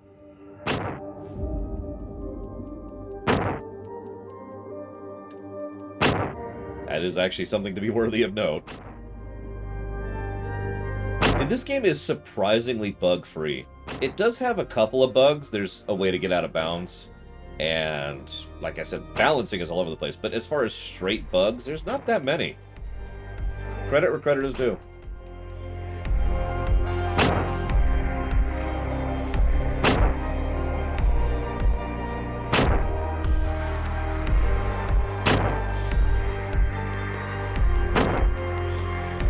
Yeah, I don't think Mechanicus really fits this all that well. I mean, granted, I'm just being chomped on over and over. Oh god, it makes so much sense. A Mechanicus priest, a member of the Mechanicus Adaptus, actually sees the world in polygons and HUDs and UI lines. I'll try Doom. I have to YouTube that one, but I'll try Doom. Alright, so I need to actually kill this guy. We're up to 20 damage on our staff, so we're doing good on that. Oh yeah, I should probably mention something you may not have noticed. You notice that, yeah, it doesn't indicate your staff level. Did you catch that?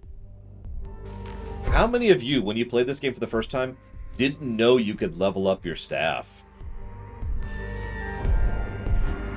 Nothing indicates it. It's not even here on the screen. You can see your level for your defense, your agility, your MP, your HP, and your individual spells. Yeah, sure, here's the map. It's actually labeled, holy crap. But nothing tells you can level your staff. And remember, staff does typeless damage and is legitimately overpowered. It's one of the strongest damage types in the game. And the only reason I say one of is because it is debatable. There's a debate to that. Is that an oversight? That's just a lack of information in the game, which I've already given a negative for. Yeah, there's this pretty classic walkthrough-itis. Pretty standard. Let's raise Waterpillar a little bit. This is from Mechanicus Estus Flakes. Good game, I recommend it. I've reviewed it.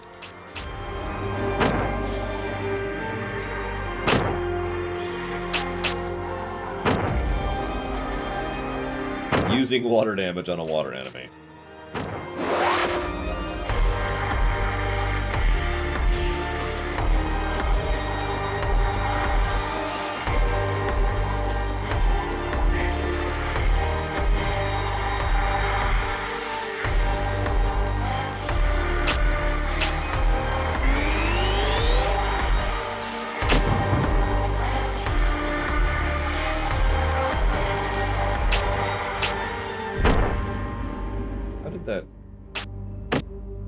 Yeah, it's a good song. Mechanicus has such a great soundtrack.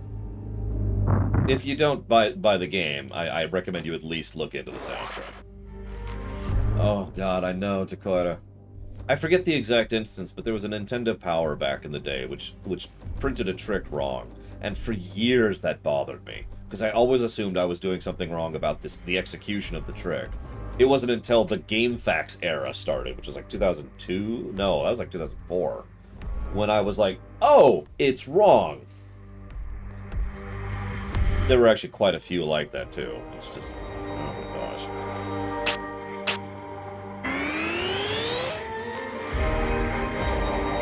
So, Mechanicus test failure. Let's try Doom. Hang on. So there's a specific Doom song I want to pull up.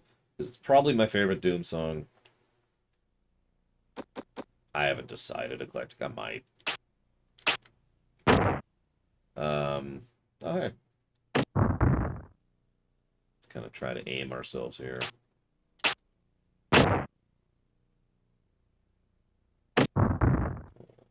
One up here.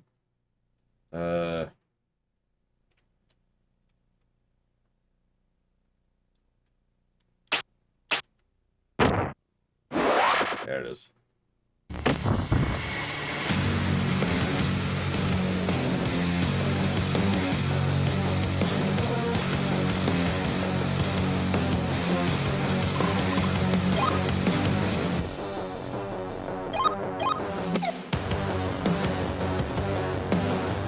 I really like this song, by the way.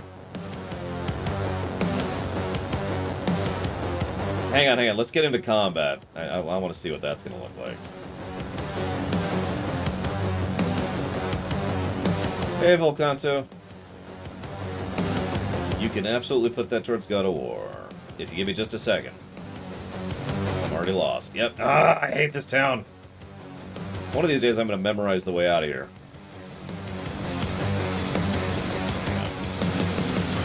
This way? Yes, okay. Thank you, Volcanto, very much. I will put that towards the God of War trilogy. There we go. Hang on.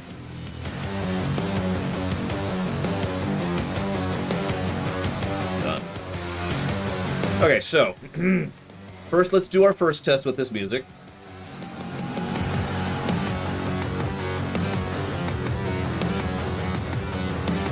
I can't even hear the footsteps.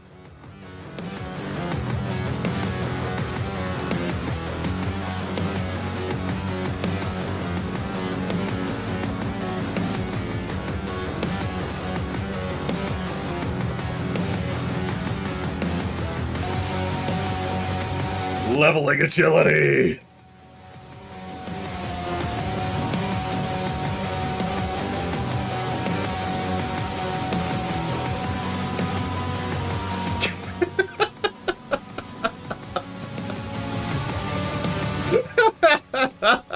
It kind of does. It kind of does. It's not a perfect fit. It's just weirdly appropriate. Hang on, let's go level our HP and our defense, because that's the other thing we gotta level.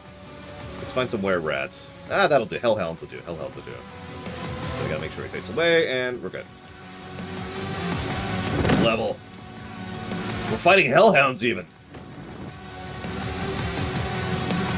Remember, it doesn't matter that they're hitting us for one. All that matters is that we get hit.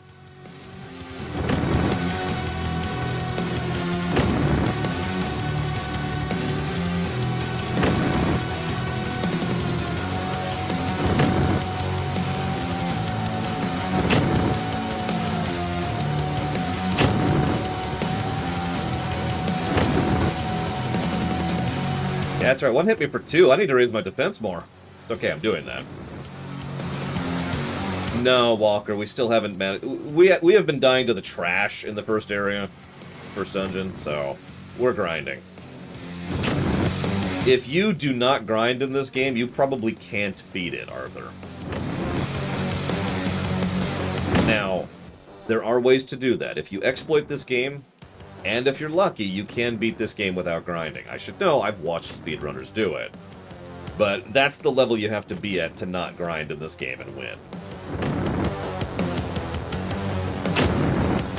Hey, Slim Jim. Yes, exactly, Melkor. Be a punching bag and run in circles until it is done.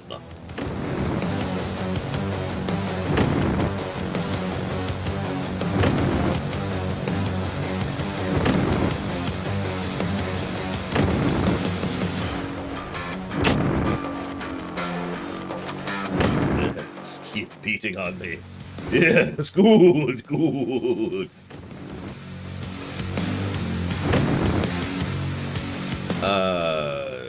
Not that I'm aware of, Sobacom.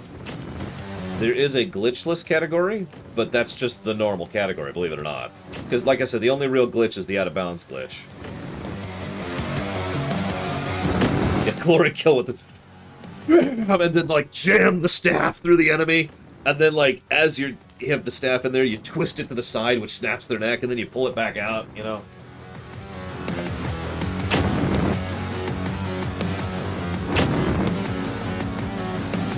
Yeah, so we should probably put the grind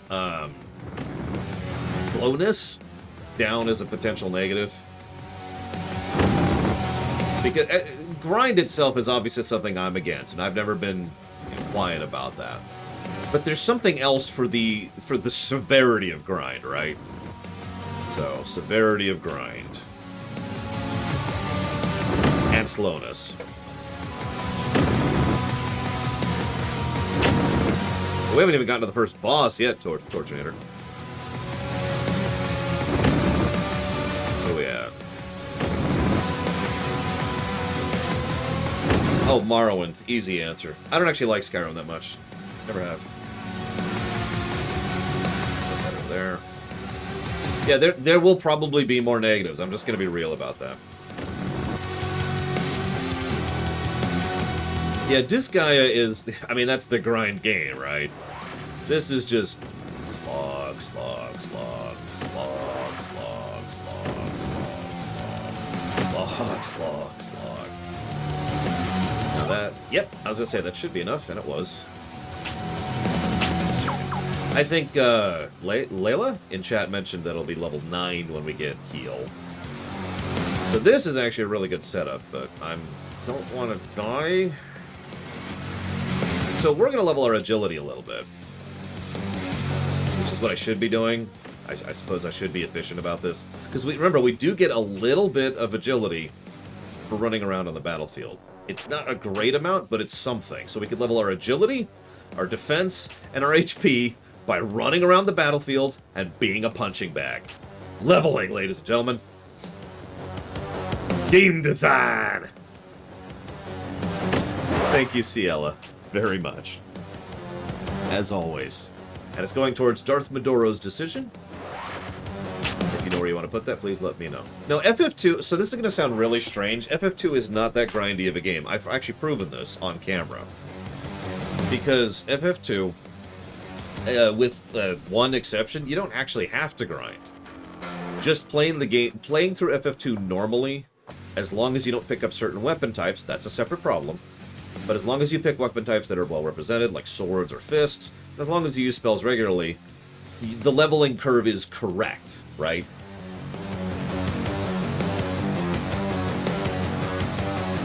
In this game, the leveling curve is completely bonkers. So once again, yeah, Korean methoding works just fine in FF2. Once again, it is the implementation that is actually the problem here.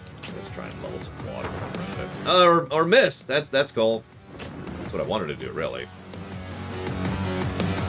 I guess I'll just... It's so advantageous to melee. There's almost never a reason not to unless I'm specifically raising my mana. Which one, Darth Madoro? Because we have 1 and 3 on the list. By the way, you'll notice I've been deliberately dying rather than walking back to town and healing. That's because it is literally faster in order to just take the teleport back to town than to walk back or use the item to warp back. So it's literally more advantageous to just fight until I die for my heal up. What are we up to here? You got it, Darth Maduro. Now let me jot that down. So that's the Doom thing. I think that's awesome music. You should totally get the Doom Eternal soundtrack. It's really good. Marvel Ultimate Alliance 1. All right. So what kind of music? So I was challenged. I don't remember who said it, but someone in chat, I was challenged. What would be good music for this game? And that's Doom Rider. Thank you, Doom Rider, very, very much. As always, if you know where you want to put that, you put it towards Lord's Choice. I spoke too soon. I'm a moron. Thank you very much. Done. So yeah, let's try. Several people have suggested Zelda games. Hang on, let's just.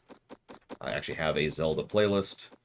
So let's go with a contemporary first, right? So that's the wrong song. That's actually not the song I wanted. Where's the other one? Is it not here? Oh, that's why this is right. Hang on. Sorry, my playlist is out of order. That's why I was confused. Ocarina of Time. There it is. That's not the Ocarina. Where's the Ocarina of Time playlist? I swear I have Ocarina of Time music somewhere. Here it is. Why is this... What? Why is this not in the playlist? Whatever. Here. This is the song I was thinking of. I think... That doesn't sound right.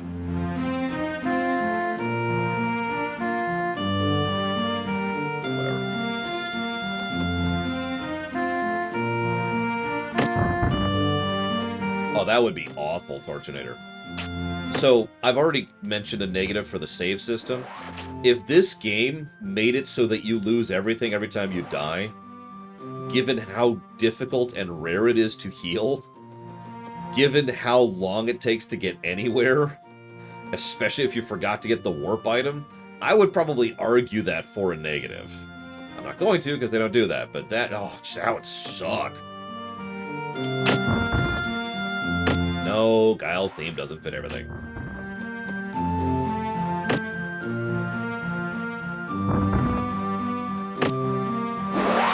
This isn't... Hang on, let's try this.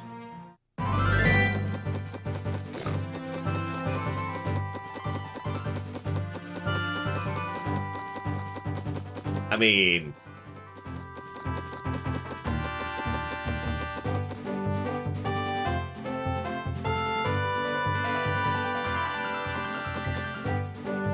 I agree. In my opinion, that tends to act as a multiplier to bad, you know? Like you just said, if it's a bad game, and it does that kind of crap, it just makes it so much worse. It's a magnifier. How we doing? How we doing? Actually doing pretty good. Our defense is up to 20, agility's up to 19. HP is almost into the triple digits. Yeah, Hyrule Field fits a lot of things. I will agree with that. So let's go ahead and die. Let's get some magic expound right at the last minute here. You're probably thinking, but you're not hitting anything with your spells. Why would I need to hit something with a spell to raise my magic X? I believe it's 255 eclectic. Don't quote me on that.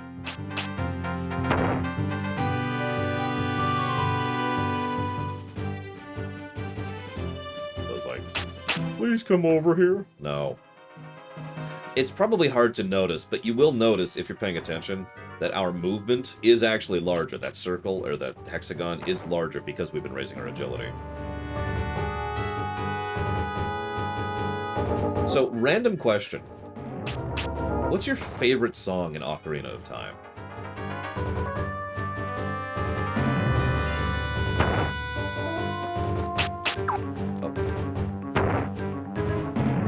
Hexagon is the range in which you can move, yes. Gerudo Valley, the tree. Oh, are we out of mana? We can cast that. A smaller water pillar. Spirit Temple, yeah, Spirit Temple's some good stuff. And Death. A lot of people like Gerudo Valley. No surprise there. It's a good song.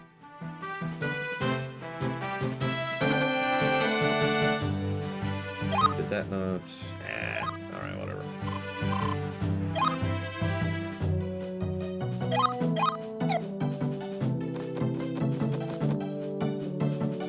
A lot of people saying Gerudo Valley. Hello. Okay, so hang on. So I go this way? Nope, I do not. So I go this way, and then right. I'm just gonna memorize this. And then left. That's it. Right, left. That's all it is. God dang, this stupid town. Meanwhile, the one defender of this game in my YouTube comments is saying, why do you have such a hard time going out of town? It's just a right and a left. It depends on the execution, Torture, but I am not fond of it in any case. So hang on, where is Gerudo Valley? We're going to go ahead and try to progress. I think we're still a little under-leveled, honestly, but we're going to go ahead and try. I will not fight the first boss until we have heal, at the very least. And we're 3 water levels away from that.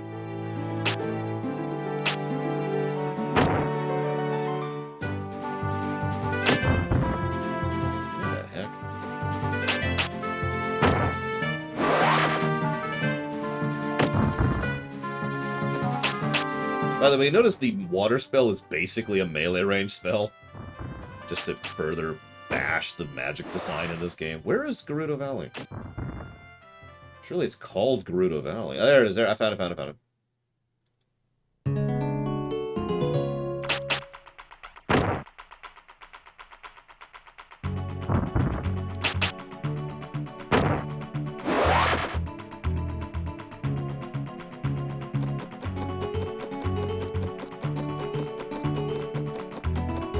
Oh, by the way, running around in the overworld also regenerates your MP.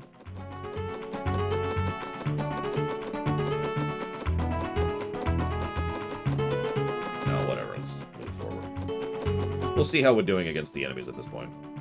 Now that it's pitch black and I can barely see where I'm going. Hey, Inosians. Welcome to hell.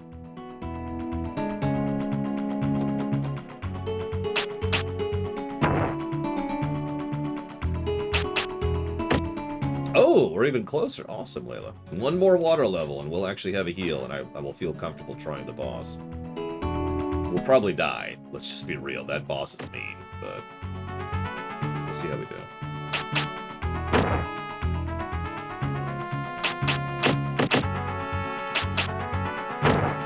I can't imagine why Hazardous. Yeah, what are these things? Marionettes, I think, is the enemy name there? Marionasty, sorry. I hope so, dude, Ledge. Who knows when that's going to be. I've got my phone right here in case they call while I'm streaming. Okay, so hang on. So that's... Can anyone guess what my favorite song is in Ocarina of Time? I don't remember if I've said it before. It's changed a few times, and so I guess I should say the latest favorite song in Ocarina of Time. Be a little more accurate about that.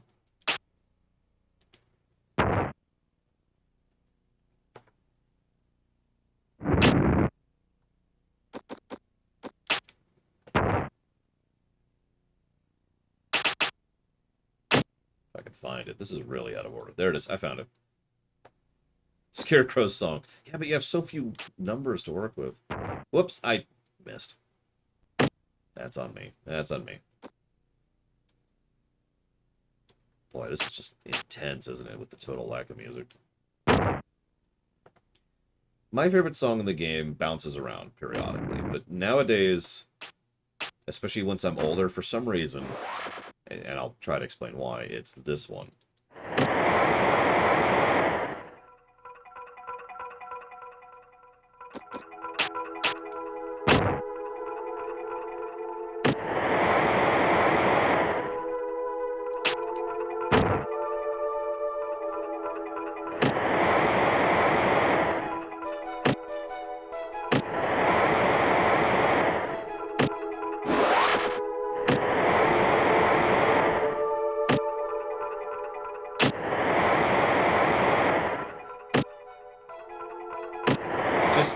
The way that they do the chimes, the mystical tone thereof, the almost chorus, but it's not actually a chorus. You know, it's not actually vocals.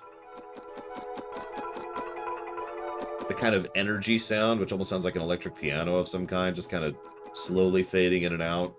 It doesn't even have a proper melody. It's just various ambient harmonies bouncing around each other. It's really well executed, really well constructed.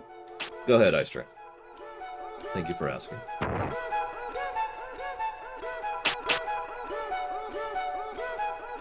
Yeah, it does sound kind of like a whisper. I'm sure that was deliberate.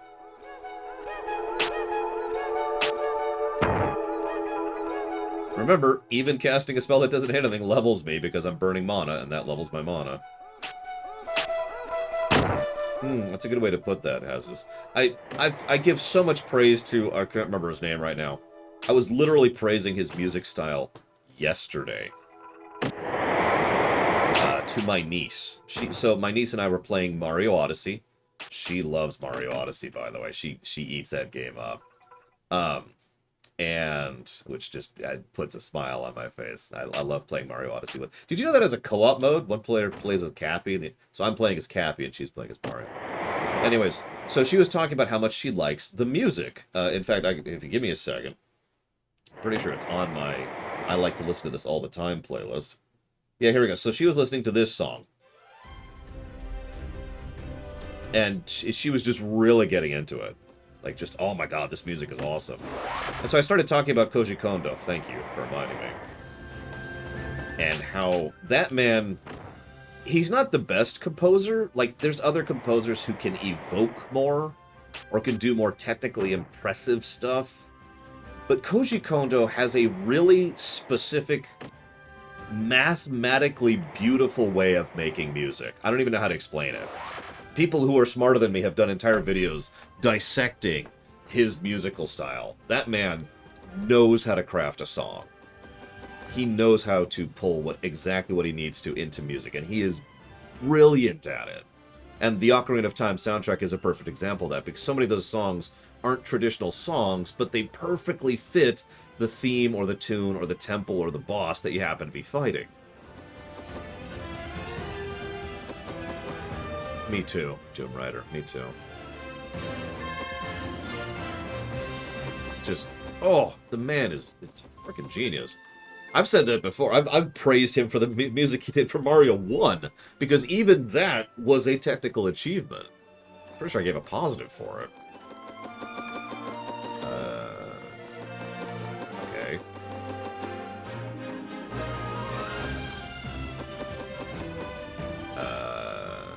See if I can read this sign.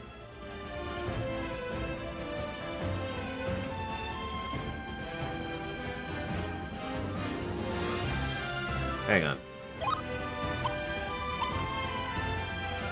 Of course I don't have a map.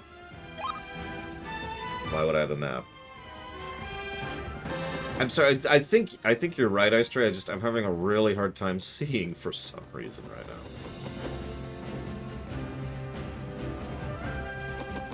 So which one's green greens? I'm sorry, Zaluk. Help me out. That sounds like a Kirby song. Oh yeah, Koji Kondo has stupid range in his music. He has written so many different types of songs and genre of songs over his career, it's silly. I think that's one of the biggest reasons why Mario and Zelda music tends to be as memorable as it is. Because no matter who you are and no matter what you prefer, there's probably a Mario game and a Zelda game that has something you're into. Speaking of which, healing. Notice how much that healed us for.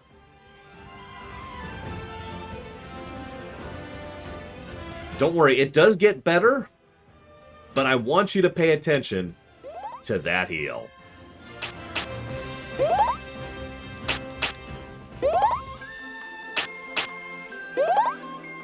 So this is where the majority of our mana is going to go for the immediate future. Now, we do regen mana just by walking and by hitting things, but you get the problem already. It's also, now you're probably wondering why it's so low. There's actually a very simple reason for it. It's because you're not supposed to heal in combat. They don't want you to heal in combat. So to do that, they made the heal really tiny. You're supposed to heal after combat, like I'm doing right now.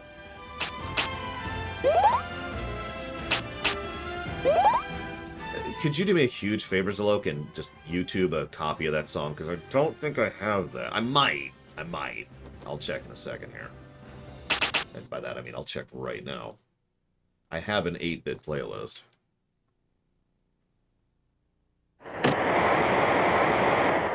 Alright, so what we got? Kirby. Do I have Kirby music here? Castlevania, Contra, Journey to Silius. Oh, we're already past the Ks. Guessing I do not actually have Kirby music on here. See you around, Maid Layla. Hopefully, see you around. Yeah, looks like I don't have it.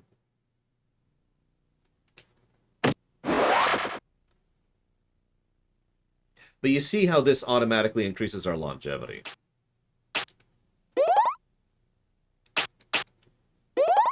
Because now we can just do this after combat. It's also slow and terrible. Shoot, I'm turned around. Okay, hang on. God, I can't see. Okay, is that the way forward or the way back? This looks like the way forward. Okay, so, south. Does it save time? I mean, it means you can stay in the field longer, so... See, we don't have to die to refill now. If that actually saves time or not is a little debatable, but later on, yeah, that's going to be a time saver just because of how long the dungeons are. That's also pretty much how we're going to level our mana going forward, is by constantly healing ourselves. Hang on, we need some kind of music. Let's just get some really good NES music for a second. Ninja Gaiden music is awesome, I'm just saying. Yes, I will, Nero's asking. But not that surprised. It wouldn't surprise me if we could find at least one positive thing to say about this. Surely there's something, right? So you notice, with the addition of the heal spell, we're at the point where we can kind of hang now. Because we smack things. They don't do that much damage to us because our defense is up. By the way, the button for skipping your turn and the button for hitting something is the exact same button. So if you ever wonder why I accidentally do nothing, that's why. And we can heal after battle, because we're pretty much going to refill our mana to full every fight. You notice some of the enemies move around us as they attack to trick you into skipping your turn. Like if I... Okay, that didn't do it, but earlier he did a thing where he moved sufficiently around me that I couldn't melee him without moving. Okay, so hang on. Kirby music. Hang on. This is not that song, but that's okay.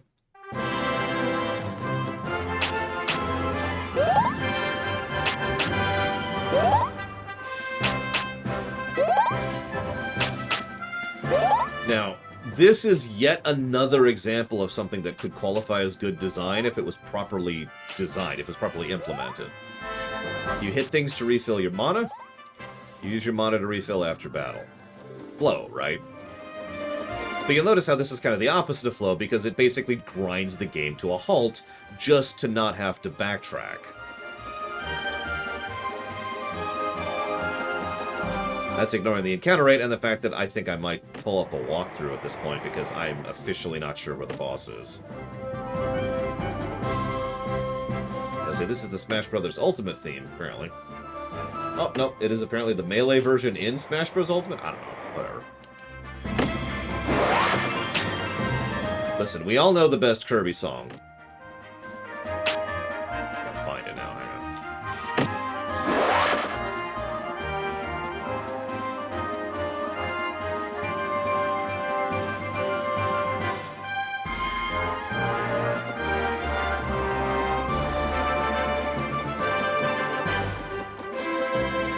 Sign. Oh, This...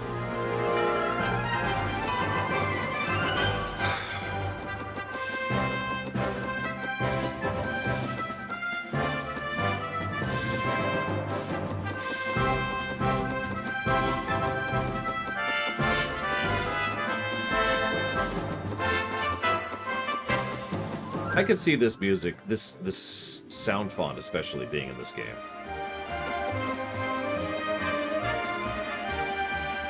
Thoughts on Smash? I'm not into versus-only games, so the only Smash game I ever liked was the Wii one. How much am I looking forward to Xenogears? I am dreading that with every fiber of my being, Torchinator. That's gonna be awful.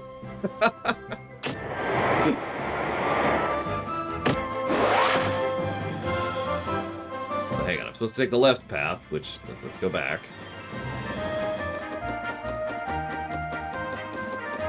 No, it's okay. I know Xenogears is a very popular game. It's really a popular game. It's often considered one of the best RPGs of all time. It's definitely considered one of the best PS1 RPGs of all time. I don't like it. I never have. And it's a little janky in several places, and then there's the entirety of Disc 2. See you around, Ice Tray. Alright, now that Ice Tray is gone, oh my god, he's the worst. He's just so awesome.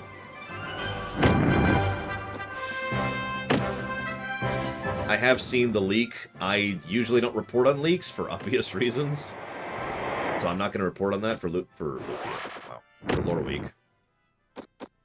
We'll see what thing. Oh. Okay, so the song's over. So, Kirby music.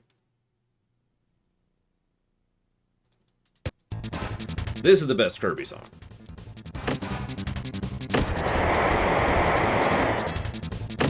That's an example of me having to adjust to hit him, and I lost a turn as a result of that.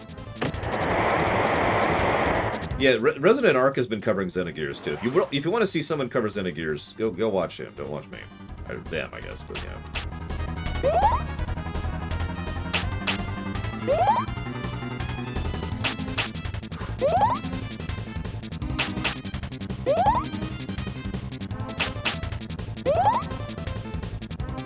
This is another reason why it would be nice to be able to shortcut spells, because I'm pretty much never going to use any other water spells other than the heal spells. So it'd be nice to be able to shortcut them, you know.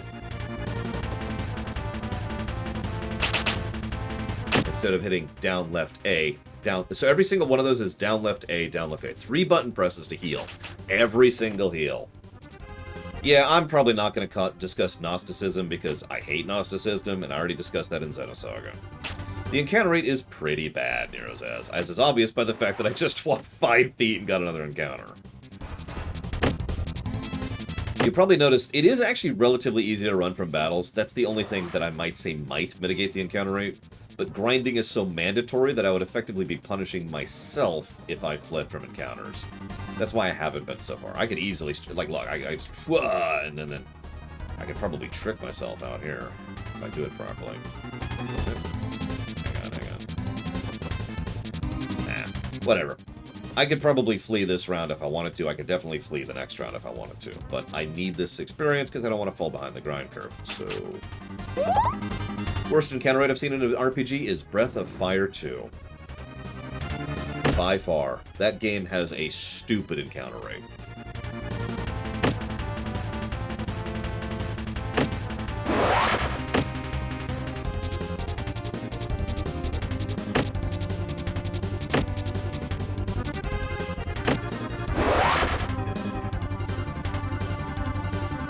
You don't recognize this? This is the halberd for Superstars. The Mennonites airship level. Best encounter rate in an RPG? Any of the games where I've given pluses for it, which is Dragon Quest XI, Pokemon Let's Go. I think Pokemon Sword and Shield got that plus as well. It's mostly modern games that have really embraced that concept. That's technically not an encounter rate, but I stand by my statement.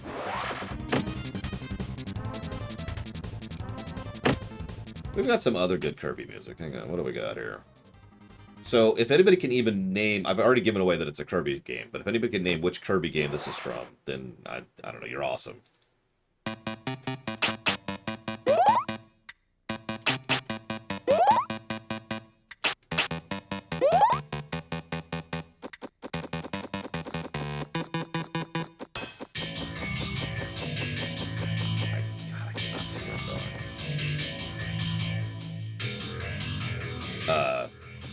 Camera? Camera? Camera? Hey, there we go. Camera? There we go. Jeez. Camera negative, if you're wondering why the camera is a negative to gameplay.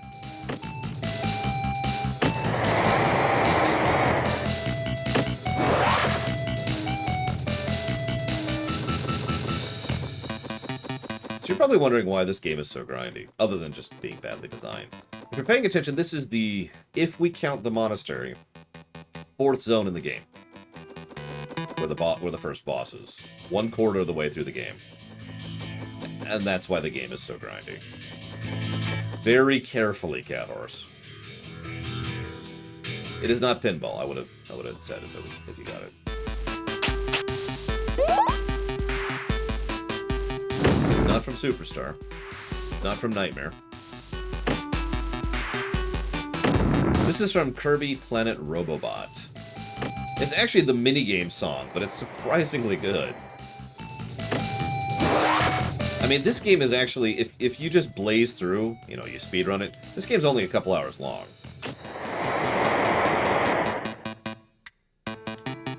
Oh, go for it, Random. I do plan to do that myself, or I was planning to do that myself, because that's good feedback. I just haven't had time. Yeah, we didn't have enough development time, so we padded the game with bad design to make it longer. Sound familiar? Oh, Robobot's awesome. It's actually one of my favorite Kirby games, like, in general. Let's go for the bats first, actually. Let's see, what's another good Kirby song? Here's one of my favorite villains in Kirby. Is this song or is this it? This is it. There we go, there we go.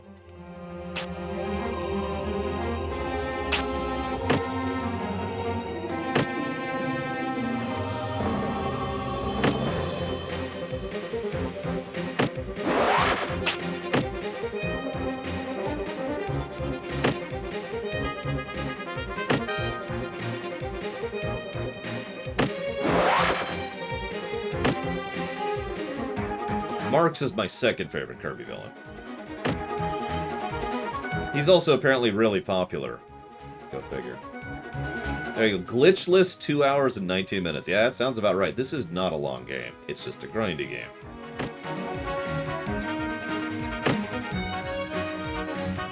Intense for Kirby. Have you played a Kirby game? Oh, God. No, it's okay. That was actually a misclick. I didn't realize the level up screen had shown up. So, speaking of cut content, there was supposed to be a feature in this game, which is in the Japanese version, which is if you max a spell out, or max an element out, which is getting it to 50, it, like, just suddenly super boosts it. Like, getting to 50 is a huge boost in output, so all of a sudden you're throwing tons of rocks, or your water pout is huge, or you're healing for tons of mana, it's stuff like that, right? That isn't in this version, so there's no benefit really for hitting 50. This button.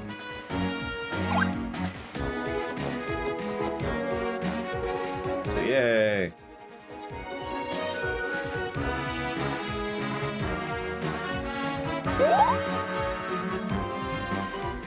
Enemy design is pretty diverse. I'll give you that.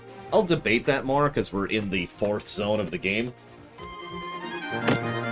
But, you know what, I'll jot that down as a potential positive. I do like to be fair.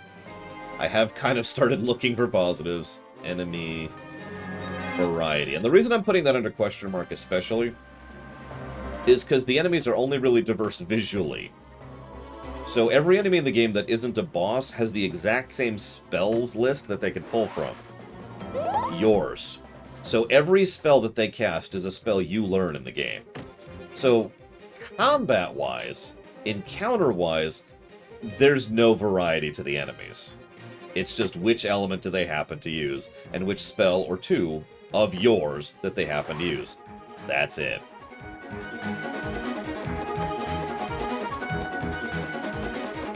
The bosses are the exception there, because the bosses do have unique abilities. Some of them, not all of them. Guilty has some unique spells, and I am really turned around at this point. I think I'm going the right way. It's kind of hard to tell if I'm being completely legit.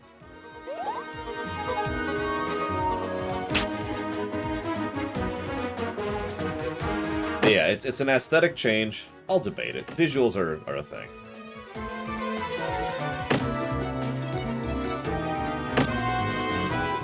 It is, but in reverse to Koida, because they steal our spells. I'm just kidding. In lore, there are only the, like, 20 spells or 30 spells, or whatever there are. And that's actually true in lore. There are the 4 elements. Each element has its small selection of spells. That's it. That's magic. That's your lot.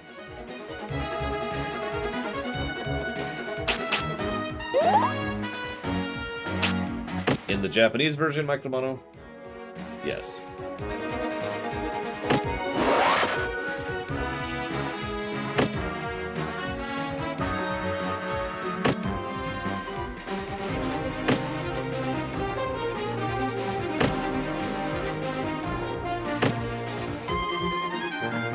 I love how all this time we've only raised our mana once.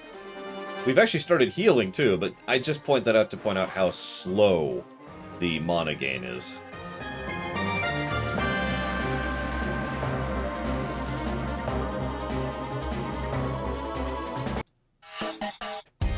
I think this song suits this area.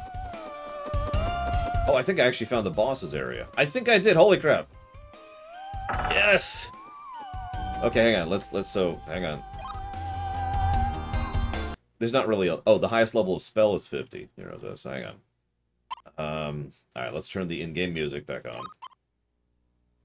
But we could crank the volume. We're not going to. Okay. This is it. It's time to fight the monster. There he is, right there. It's our first boss. You ready for this? I'm not, because this guy sucks. No, seriously, I'm probably gonna die here, and I'm probably gonna be pissed off about it. Hi, Malachor. Yeah, could you take this guy down, Zach Taft? I'd appreciate it. Let's get our mana back. 8, 9, 10, 11, 12, 13, 14, 15. That should have been enough. Yep, 17. Hey, our mana went up another point. What's this? What business do you have in the castle of Solvaring, king of beasts? Did that fool in Donderen order you to come after me? Idiocy! I stole the Earth Orb, and it is all mine. With it, I'll become the ruler of Kenishire. I'll show you humans. You're a dude. You're clearly human. What real power is. Boss fight. So we're getting some def up. We're gonna fail at getting our def up. He's gonna melee us for 8.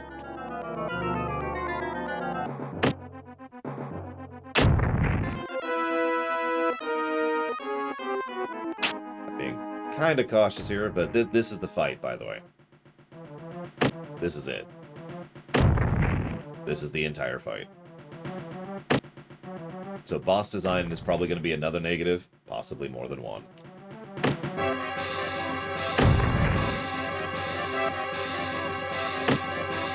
Oh yeah, this is the boss music, too.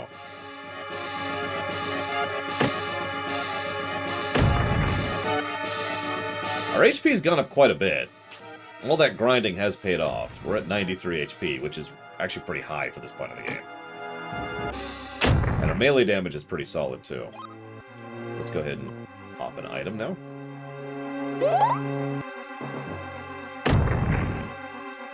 So yeah, by the way, that's the difference between item heals and magic heals. Magic heals for 5, item heals for 50. But of course, I only have 3 item heals. Or 1 if I died. Or because if I die here, I don't get that bread back. Remember? Love this camera, too. I can barely tell if I'm hitting him sometimes. If it wasn't for the staff indicator, I wouldn't tell if I could hit him. That would have been another negative. Oh, I love these misses. This is great. Let's pop another one.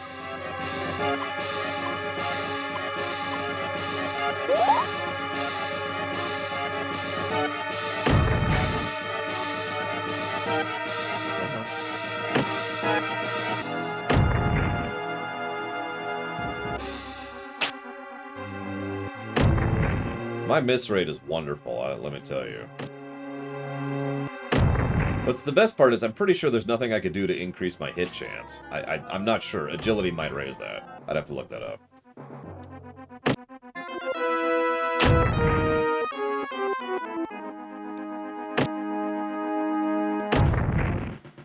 What's funny is I might still lose this. I've only got 1 more heal.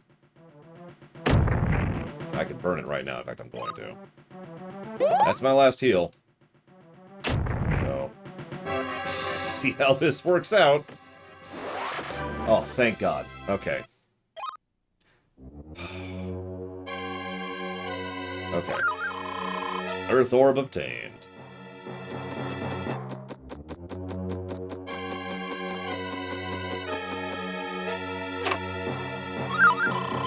Mint leaves. Woo. So that was the first quarter of the game. Actually, that's not fair. That was the first fifth of the game.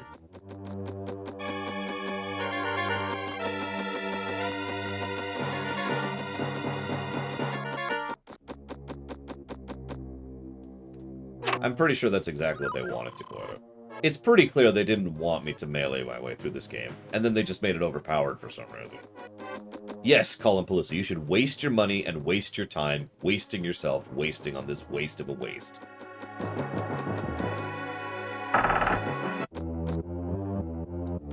Where the hell am I? Still dark.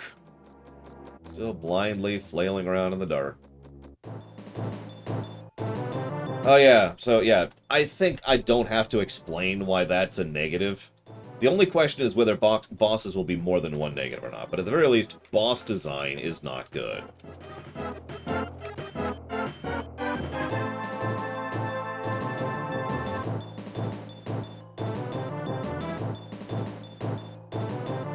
Yeah, this is... Oh my god, where's my camera? There we go.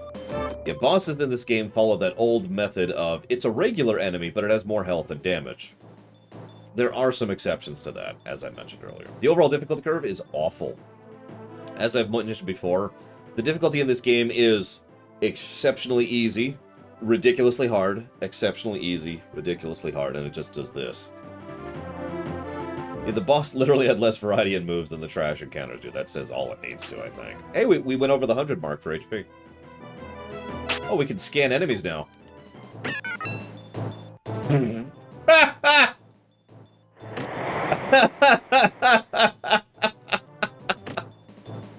Oh my god.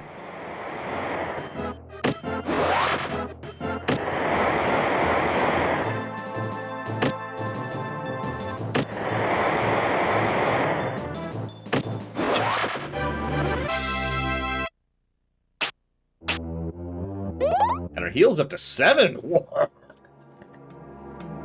Where the heck? I'm actually turned around now. We could just die. That might actually be faster. And by might, I mean, I guarantee that would be faster. These are a bad enemy to die on. These ones going to heal themselves.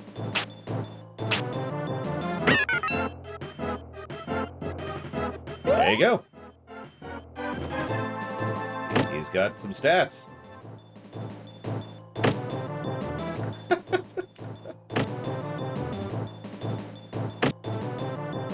I mean, yeah, no, he just looks like some hipster, right, Zach Deft? Oh, I think I'll go get a Frappuccino. Extra mocha, double sweet. He looks like some dude you'd just see on the street as you're walking around, right? See you around, Walker. Oh god, it's already... Oh, wow. Yeah, that's a bad enemy to try and die to. Let's raise our magic a little bit.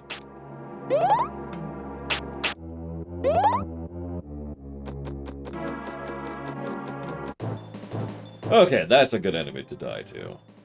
Let's raise our health a little, shall we?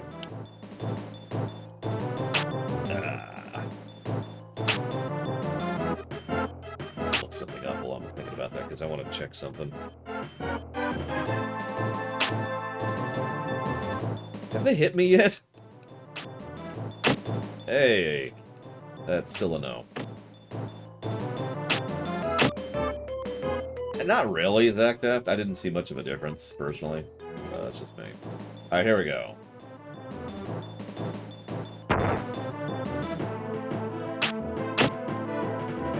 What'd they add today, Von Falkenstein? Hey, DeQuack. Okay, let's see. HP, MP, elements, yada yada. Where's agility? There we go, agility! Okay, so, increase... It does increase accuracy, so more agility does mean I'll have a higher chance of hitting. I was wondering about that.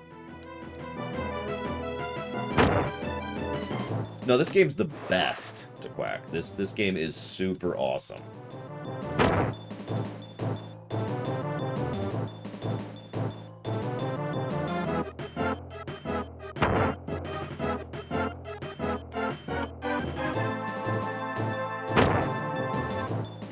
Looks like you only get combat exp, that is to say magic exp, for winning battles. I was mistaken on that part.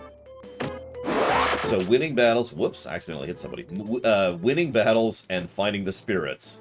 That's how you raise your elements. I mean, I'm fine with them not matching Robert Downey Jr.'s Octave. They still have to do something good, and I don't think they did there, but that's just my opinion. Yes, Nero says. You gain 1 experience, and you need 50 experience points to level, and that never changes. Per stat, I mean, obviously. So, to raise your HP, you need 50 HP exp. And every time you get hit, you get 1 exp. I should look that up while I'm at it. Unless someone wants to do it for me. I think I can do this, so let's see. Just have to type one-handed. I'm not used to typing one-handed. It takes me a minute.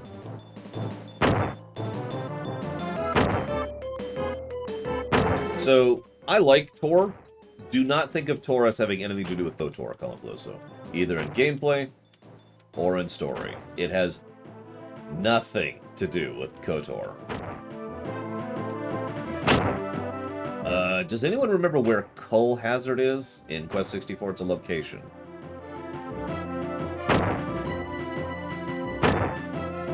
No, they are not, Baron. In fact, I haven't put a few up that I should.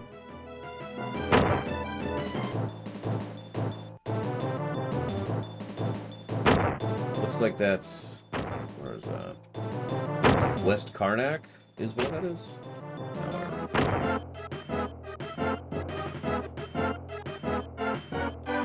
I'm not interested in memeing. Oh, you mean I should put those up, right? That makes more sense. Yeah, hang on. Let me update that. What are we at? So we're actually up to death. 1, 2, 3, 4, 5, 6, 7, 8, 9, 10, 11, 12, 13, 14, 15, 16, 17, 18, 19, 20, 21, 22. That's where we're actually at.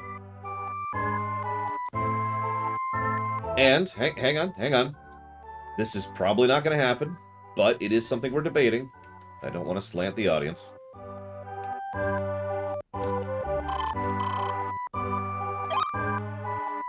What's the best way to experience Tor? Sub. And play a tank. And that's my honest advice right there. So remember, if you remember, a pork chop is awesome. I don't have anything else to add to that. But, if you remember, every NPC in this game, with 2 exceptions, because I'm saying this wrong, most NPCs in this game only have 1 dialogue ever. Shannon, we see her periodically, but every now and again, there's like 4 or 5 characters who have 2 bits of dialogue. Ladies and gentlemen, I know this is going to blow your mind, but this guy right here is about to have a 2nd bit of dialogue. You have succeeded where my bravest knights have failed. It's just as the Grand Abbot foretold. I hereby bequeath, yes, one word, the Earth Orb. It will help you in the search for your father and the Elatail book. Listen carefully. A hidden door behind the throne is open. You may take from it any treasures you need. Your courage must be rewarded. And that's it. I hope you like that. Listen, pork chops are the best. I actually don't like pork chops, I'll be completely honest. So since we have a heal, I'm actually going to go and start pushing Earth. We need our invincibility. We're going to need that for later.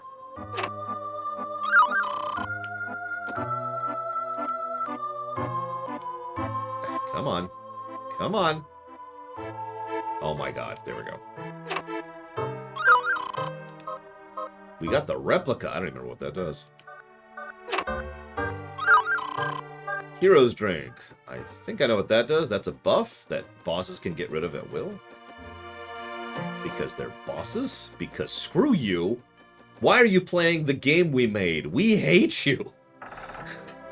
Oh yeah, I should write down a potential story negative. 2. So hang on. So we've got the potential negative for...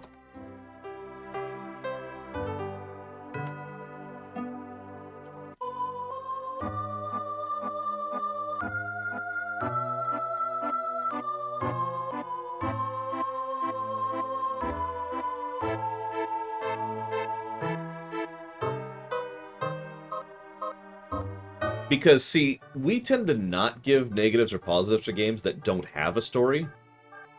But this game has a story.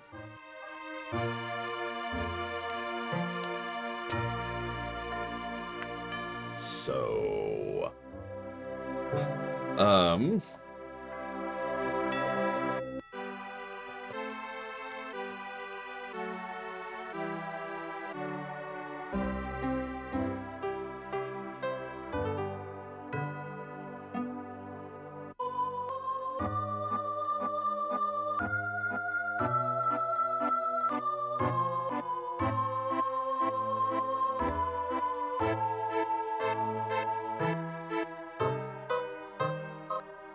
Hang on, Zillow. Most of this is stuff you haven't really seen.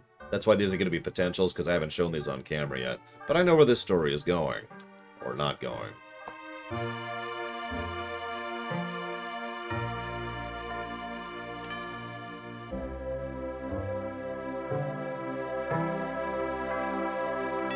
Alright, I should go see what this gigantic donation was. It's someone who's lurking. No! The pork chops are still awesome. Thank you very, very much, a pork chop.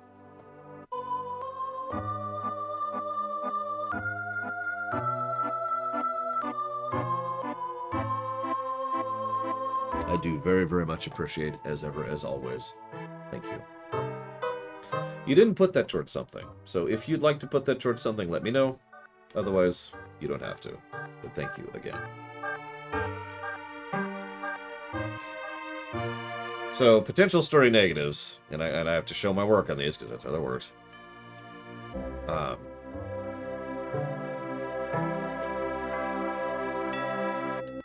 Repetitiveness of the story. The first 4 chapters are, here's a town, there's a boss causing us problems, the boss has an item you need to progress. Actually, I'm saying that wrong. There's a town, there's a boss, and there's a path that you're told you can't go for no reason. You go to the town, you beat the boss, you come back to the dude, the dude says, here, keep this MacGuffin, and then you are allowed to progress. The first 4 of 5 chapters of this game follow that pattern almost exactly. And it's, again, it's one of those things where you could point to other games that have a similar repetition in format, but once again, the execution is just absolutely terrible. Because it really is, okay, hey, you're here, there's a robber in the forest, go defeat the robber. Thank you for defeating the robber, I will now let you progress.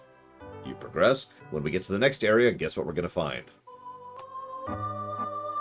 Bloodborne, you got it. Thank you again. And thank you. Looks like that was Nameless Baron. Thank you, Baron. As always. Give me a moment. Yeah, it's too repetitive and there is no payoff. The second potential negative I jotted down was for a total absence of characterization or even characters. I've said it before and I'll say it again, there's only one character in the game, and we'll talk about her later. She's probably going to be a negative too, by the way. Oh, you have no idea, Baron. We're nowhere in this. The other reason I accepted this game is it's short. If this game was like 5 times the length it is, I would probably have flat out said no. Well, this guy said the roads are too dangerous, Dr. Winter, as long as that boss exists. Later on, there will be a bridge that it's too dangerous to cross while that boss exists. At a certain point, there will be a desert that's too dangerous to cross because that boss exists. Yes, there are, Mark Romano. It's why I've said several times, I don't necessarily mind a bad game being added to the list. But a bad long game or a bad irritating game, both, those are ones I tend to hesitate to allow to be added to the list. Again, to use the simple example, Quest 64 will be relatively painless. It'll be awful, but it'll be quick, and I do know what I'm doing in order to progress. I've already done my research, I've played this game before, I know what I'm doing, yada yada yada. And it's short. We're already a fifth of the way through this entire game. And that was after sitting and grinding for a long period of time.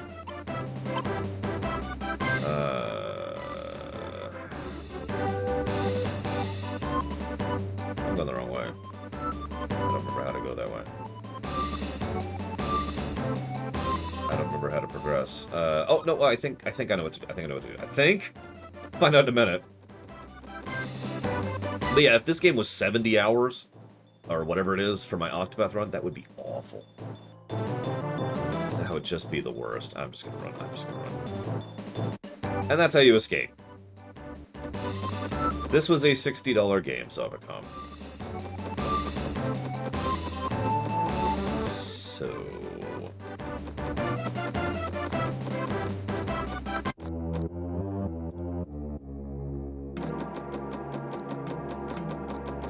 So we're going to go ahead and pull a little bit of a trick here, or we're going to fail at the trick. Actually, I don't think it works in the dungeons. Never mind. I shouldn't think about that. $60 might be lowballing it. I mean, Earthbound was $90. So I might be wrong about that, but this was a full-price game. Let's do this. Is this a good game? Really, Pika? Alright, you see these? You see this down here? The reason I put this up on the HUD is so you can get a really quick, at-a-glance perspective on the game, just with looking at it. And I feel like I've already done that. Oh, Neo, you got it. Dakota, hang on one second. Thank you for watching my show. Hey, Dream Whisperer. Neo, done. By the way, you may or may not be seeing this because of the camera, but I'm being very delicate each time I put this controller down because my save is in here. So if I drop this controller, I might lose my save. So... this is... I've never played a game. That's not true. I know that a lot of people meme, but I have to say with sincerity that this might be one of the worst games I've ever played. It will definitely be one of the worst games I've ever reviewed.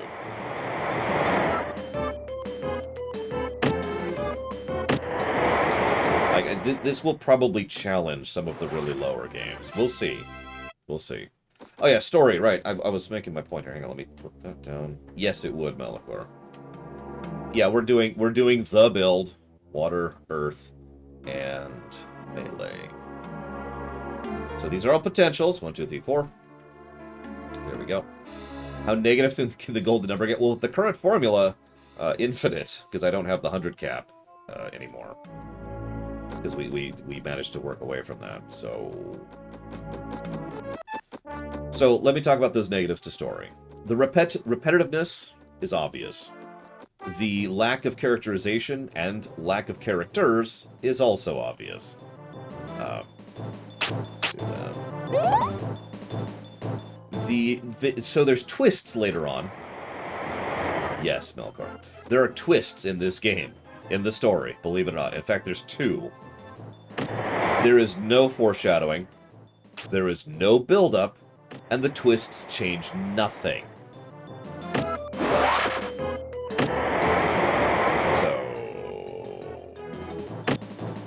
The potential positive to gameplay, Porkchop, is visual variety in enemy design. Okay, Pika, that's an interesting question. So the way you just phrased that means that you think Mario 64 sucks. Because you just phrased that even Mario 64 is better than this? As if Mario 64 is such a terrible game that it's difficult to find a game worse than Mario 64. Can I ask you to clarify that sentence?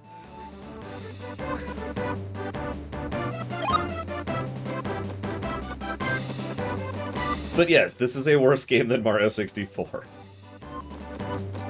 In every way.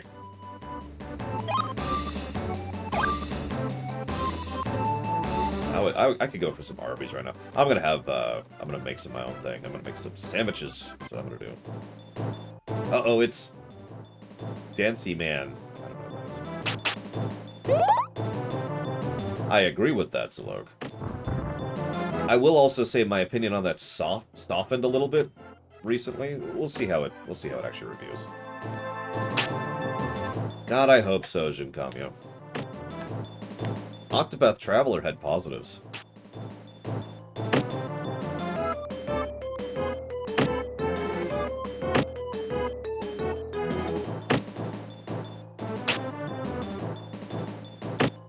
it worse than Superman 64? That's an interesting question. Because Superman 64 is terrible, and I've actually played it, so I can actually talk about that.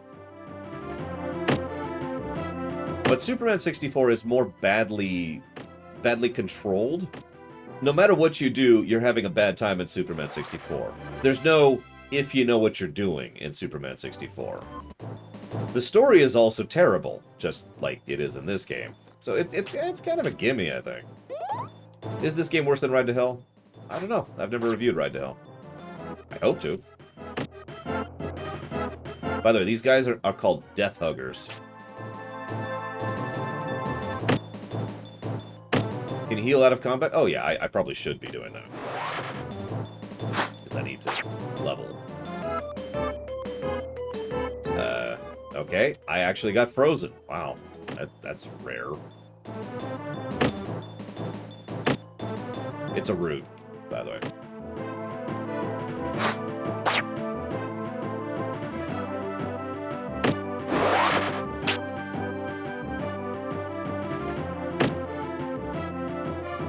Quest 64 doesn't... That's true, we will not give the microtransactions negative to this game. I can't imagine how it wouldn't be good.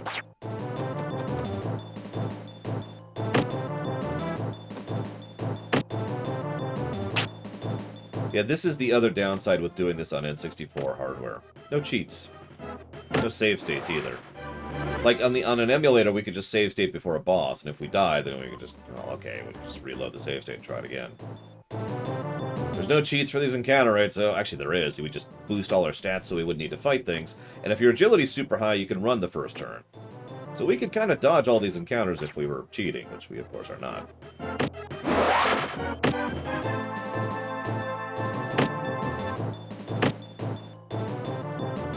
So let's see. The twists are badly built up, and they suck. No characterization. Basically no character. There's only one character in the whole game. The story structure repetitiveness, and there's one last thing I want to give a negative to, and this one's harder to explain right now. There's no good in the story. And I know you're thinking, well, that just sounds like an absence of a positive, but what I mean by that, it's actually kind of the same negative I gave Final Fantasy IV. Events just kind of happen. There's no rhyme, there's no reason. The pacing is absolutely all over the place. Go do this. Why? Well, because it's the next thing you do. Okay, well, I'll go do this then. Okay, well, that's not the next thing you're supposed to do, but this is the next thing you do, so go do that instead. Okay, well, I'll go do that. If you follow the sequence of events in this game's story, it's just kind of... What? And I know you could say that about a lot of RPGs, but that doesn't make it good. Can't read someone from here, can I? No, be good.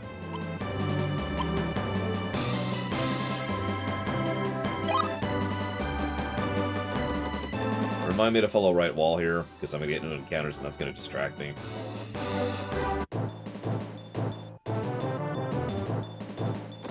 Alright, I'm going to try something here. Hey, I actually hit all of them. Holy crap. See you around, French philosopher. Yeah, the connecting thread...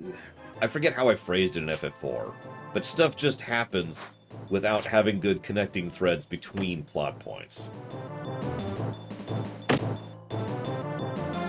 Like, alright, you're in the monastery. Your father's missing. Oh my god, my father's missing. I should go look for him. And you reach the nearby kingdom and the king says, "Ah, yes, you're here. You need to go deal with this bandit in the forest because the bandit is making things dangerous." Okay. So I'll go deal with the bandit. Very good. You may now progress. I will open the gate so you can move forward. Thanks. Then we get to the next area. Oh, everything's so horrible because we've lost this thing. Okay. It's just... Who, Mike Romano? In all seriousness, we've basically already reached the point, I think we've literally already reached the point, where our father has left the narrative until right before the final dungeon. And as I pointed out before, it's pretty easy to miss that that's him.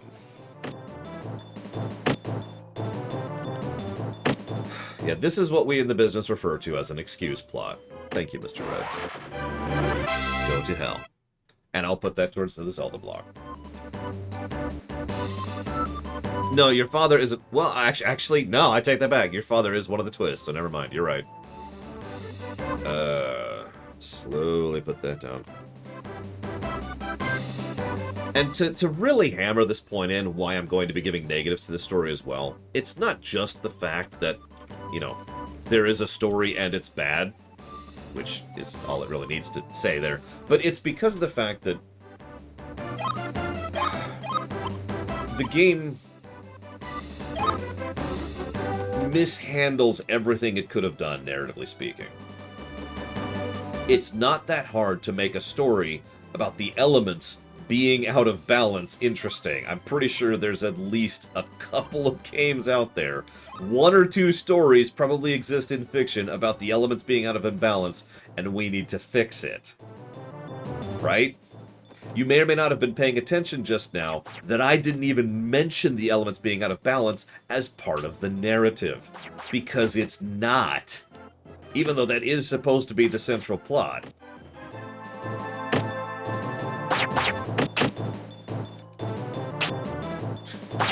Yeah, I mean, if you could argue FF1, and I do plan to compare this game directly to FF1, but even FF5, which actually had a story, did a much better job of the elements being wonky because we've been misusing the crystals, yada yada thing, than this nonsense. Okay, so hang on, I might actually die here. Let's do this. It is rushed, people. Don't know the exact numbers, but this is definitely a rush game. Hey, Sonic Mist, and hello, Pterodactyl. Pterodactyl, please? Is that what that says?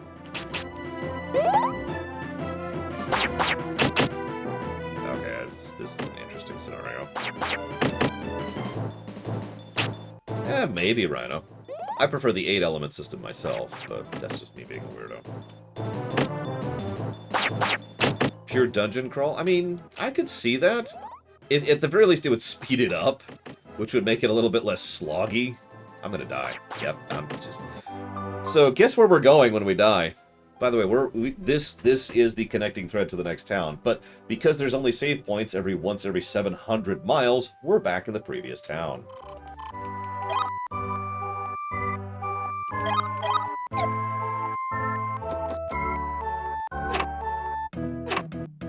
I should probably mention a unique quirk in this game with its leveling system.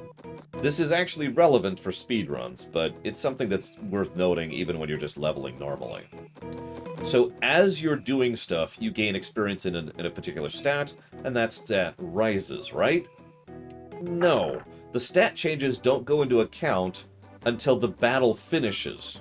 Now you may have noticed I have raised my HP after dying from a fight, so even losing a fight still gets you that. But there's an asterisk. There's actually one way in which you can get the stat changes in the battle, and sometimes that's valuable to be able to trigger the stat changes you've leveled in battle.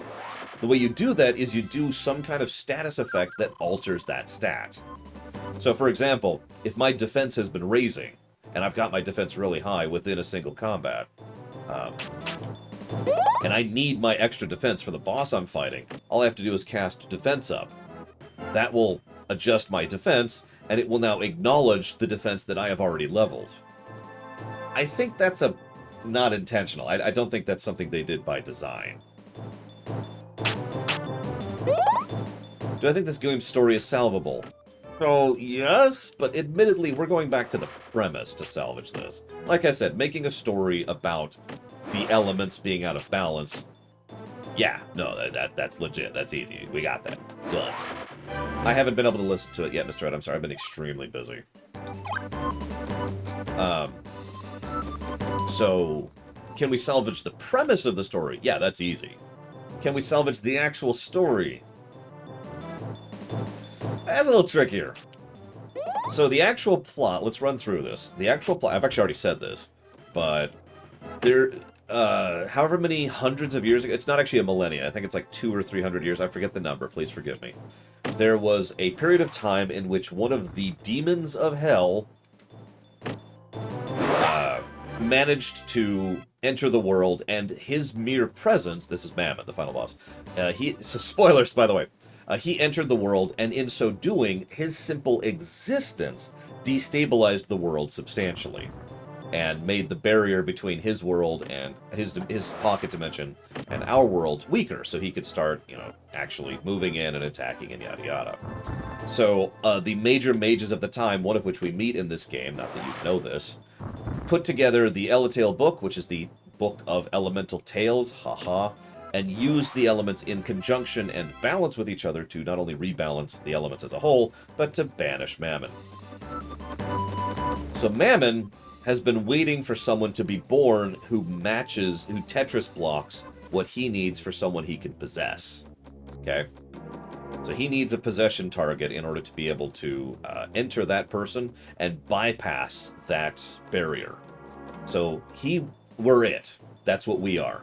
So the whole game, Shannon, spoilers, has been guiding and directing us towards Mammon, making us as powerful as we can so that we can eventually reach Mammon, get a bit from Colin, and then he possesses us, and he now has this super powerful mage at his beck and call. He re-enters the world, he gets his revenge, he kills people, destabilizes the elements, reopens the gate, and he wins, right? That's the actual plot of the game. None of that is in this game. Everything I just said is in the Japanese version where they added that story. Now, by all accounts, that was intended to be in this game, but again, this was a rushed game. But that's the actual plot. So can we salvage that plot? Yeah, I think that would be pretty easy to salvage, honestly. It's a fairly popular subversion to have the hero be the cause of the problem. Thanks for breaking it, hero. But I think there's some work with that we could do with that, and I think it's a decent enough trope to be worked around. The entire idea that we're doing this whole journey to find our dad, which is just an excuse that was made up by someone who's trying to drag us forward, and maybe make it so that Mammon and Shannon are more directly connected with the events we're fighting, so that it's clear that they're actually trying to guide us on this path, and we're becoming this great wizard, and maybe have another motivation for becoming a great wizard other than finding our dad, and just adding in little layers of addition there, instead of just such a bare bones nothing. Why did we become so powerful and gain the Earth Orb? Because we wanted to go to the next town. That was our motivation. Even in the Japanese version. Thank you for the bits, Colin. I've never heard of that game. I'm not even sure if that is a game. So, knowing you, I'm just going to probably say no by default.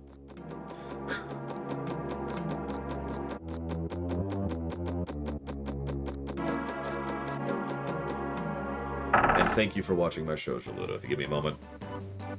Really carefully put that down. I will jot that down for Fallout 2.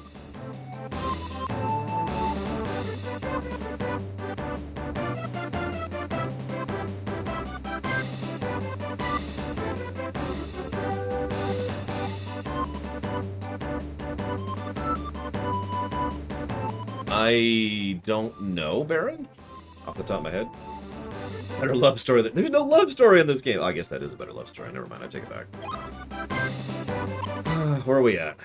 Okay, so I need to follow right wall entirely, looks like. Alright. I keep mentioning the Japanese version. Why is the US version different? So, this game came out in the Americas first. Okay, Mother 3 is a little bit better. Damn it, Sonic. No! And no, so hang on, Sonic Mist, let me get back to that. The reason that this all happened is they really wanted to rush a release to capture the market that was exploding at this point in time, thanks to the increased popularity of video gaming in general, and the PlayStation 1 in particular. The PlayStation 1, by this point in time, already had Final Fantasy VII, to give you an idea. So, they rushed this game out and pushed it out in America specifically to combat FF7. That didn't work out very well. Then, now that they have pushed out the release and met their release window, they actually had time and effort in order to be able to put into finishing the game. The finished product of this game is the Japanese version, the one that we are not playing. Like I said, it rebalances the elements, it changes some of the encounters, it adds story to the game, like an actual story beats. to the game. And then, of course, they had the demake, which is the Game Boy Color version, which is actually probably the closest thing this will ever get to being a good game. Yeah, this is effectively an alpha loaner, for all intents and purposes. Alpha's too unkind. I'm sorry, let me walk that back. This is a beta. Alpha would be much worse than this. Even beta feels like that's the wrong phrase to use. This is more like a test run? I guess that sounds like a beta. Beta usually implies buggy. This game is not very buggy. To my knowledge, yes, Stream Whisperer. Don't mistake me, this game would still be pretty negative in the Japanese version. It just wouldn't be as negative. How much to donate for the Japanese version? So, no, is the answer to that question. Ignoring the fact that it is still a pretty bad game in many respects, anything that is really significant or changed in the Japanese version is stuff I'm already sharing with you.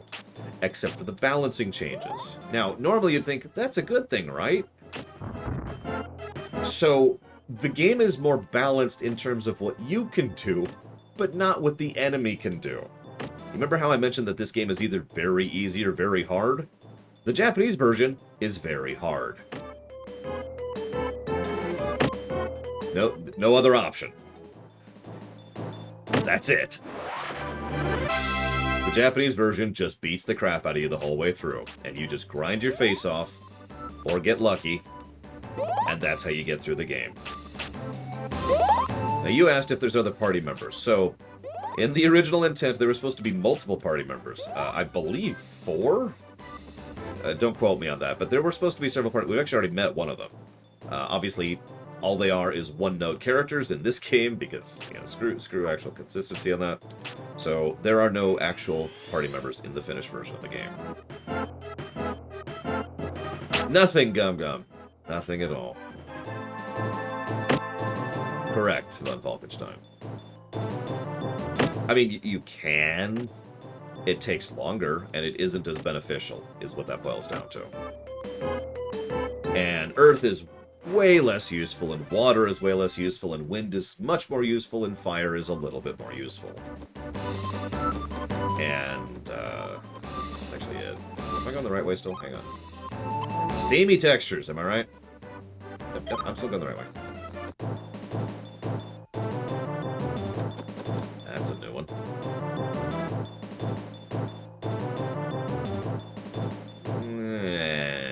Let's just not. Let's just not. I'd kind of like to reach the next town sometime today. I mean, that's up to you, Arthur. How do you think this game looks compared to, say, Ocarina?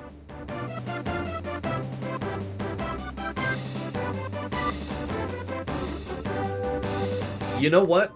That's a good way to put that, Damashi. This is an early access game. That's legit. I like that. It's not completely broken or wrong. But it kind of is. Hang on. Am I going the right way? Yes.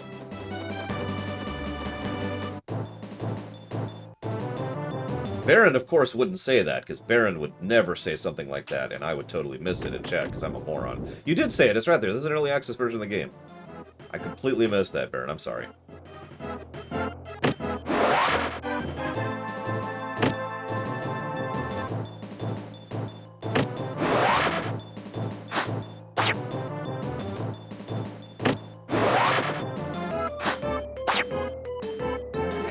I mean, it's a style, Sonic Mist. I'll admit I don't care for it. But it's not like the worst. It's not something I would give a negative to, for example.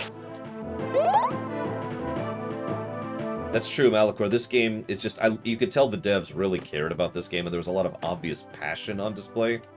I really love it when game developers really bother to show those little tiny attentions to detail. Like making it so that you hear the first 10 seconds of the music looping every time you restart a particular sequence. I just want to get to the next town. I just want to get to the next town. Can I please get to the next town?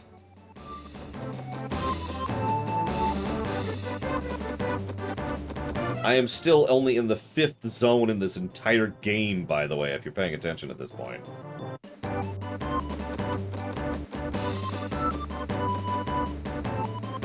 About to enter the 6th, which is the next town. I think.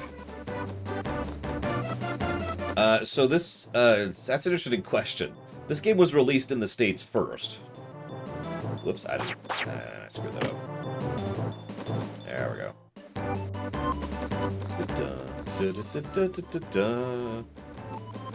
Grab this, level that.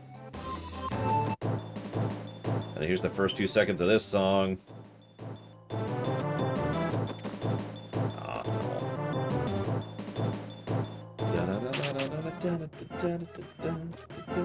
And it's done.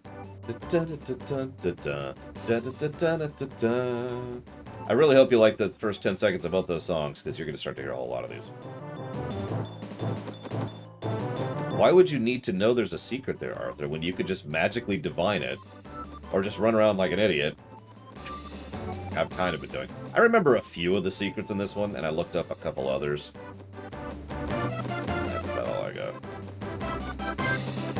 What irritates me most, and I kind of already mentioned this, Blue Avalanche pointed this out earlier, the music isn't that bad. Like, okay, some of the songs are not good, I'm just gonna say that. But some of the music is fine. It's just so repetitive.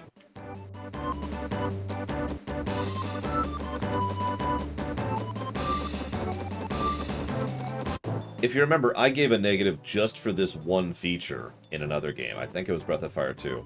So, to explain this, every single time a song restarts, every time a song plays, it restarts at the very beginning of the song.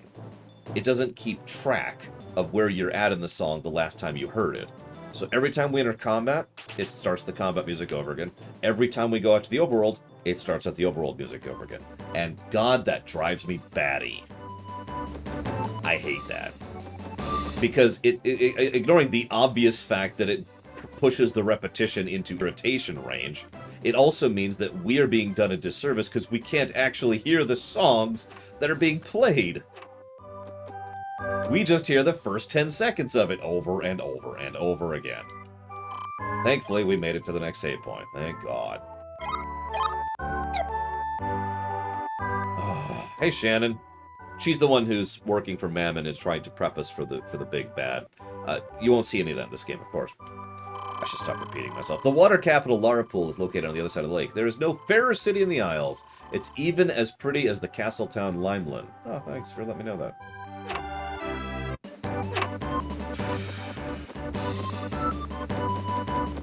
Yeah, it's one of our 6 I think it's actually more than 6, to be completely fair, but it's not many.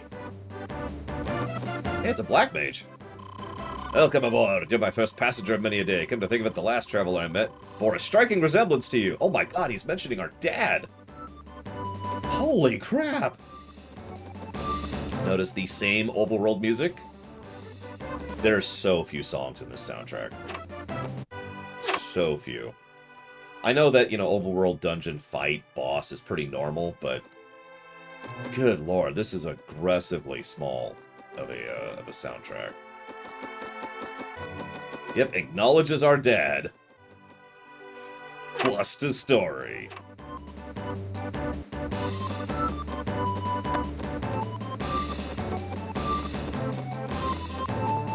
Alright, how many of you got turned around when you did what I just did when you first played this game?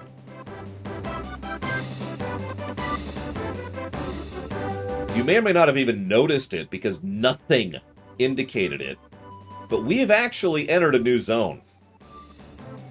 And the textures and the style of this zone are so similar that because I wasn't paying enough attention, I didn't even realize the fact that the ship had moved and we were in the new area. Now, the most obvious way to tell is to look at the map, and, you know, there you go. So there, hey, coal hazard. But,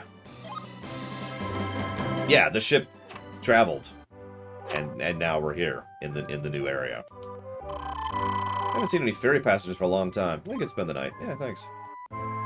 Here's another save point, 10 feet from the previous one. I do not know.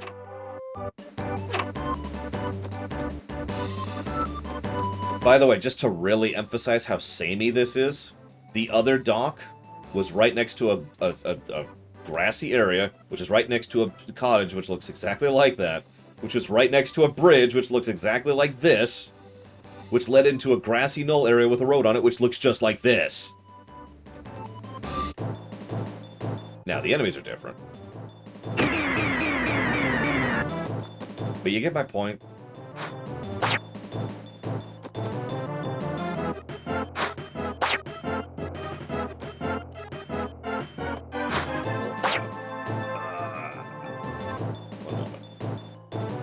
I mean, I'm a little surprised, Cord. This is not a good game, but it's rather well known.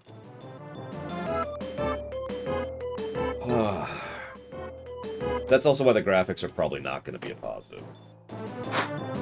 It's some lady who's called Marrow. I don't know. I don't know what she's doing. She's an ice elemental. Oh, I got frozen. Oh, that sucks. Do we have Rock 2? We do. We have Rock 3.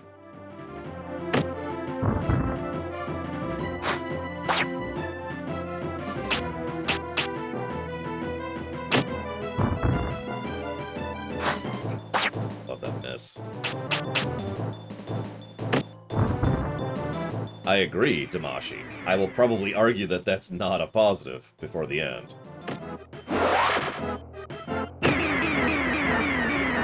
I am a moron, Alex, I'll admit it, but at a glance, the first time I played this, I was more confused than anything, because it's like, there's no transition, and there's no indication that anything's happened, other than the fact that you're in a new area.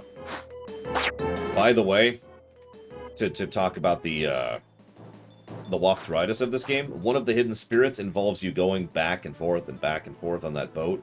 I don't remember how many times, I think it's like 7 or 8 times. And then you get one of the hidden spirits, which raises your elemental levels.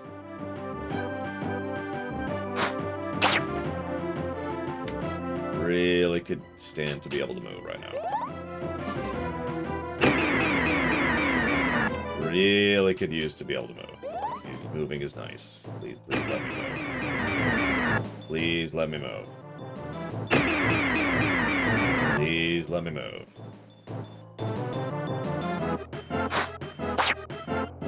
Please let me move. Thank you. Oh my god, where am I? I'm actually turned around. Okay, here we go. Please don't root me. Thank you. I lost her. Where is she? There she is. She's over here.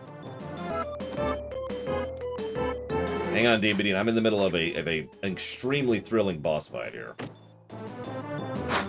At least I should get plenty of HP and Def X from this. Jeez Louise. How many times she's just beaten on me.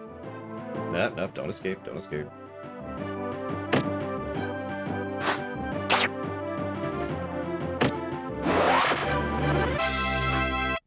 Thank you, Dean Badine, for the sub very much. I will jot that down.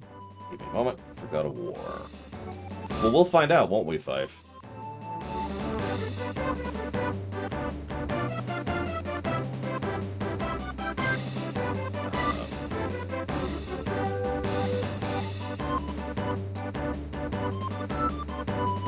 I have given the camera a negative, right? Yep, there it is.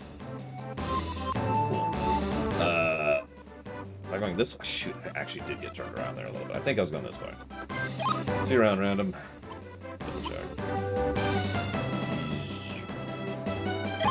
I should be going north. Yes, okay, so I'm good. I'm good. Can we find any more thingies? Because I don't remember where they are on this map. I'm trying to see any. There's one. Oh.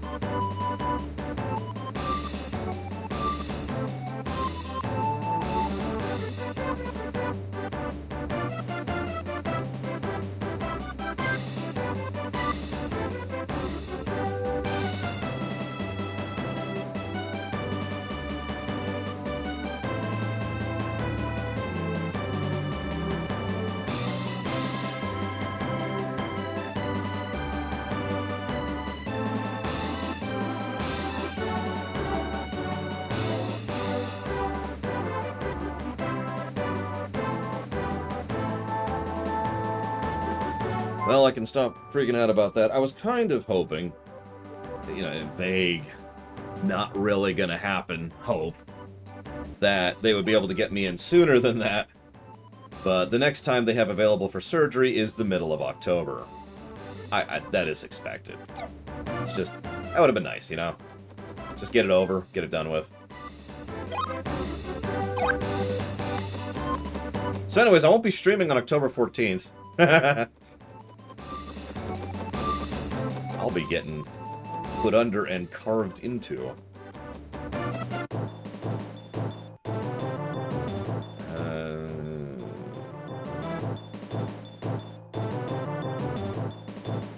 Sure. We can probably manage these guys.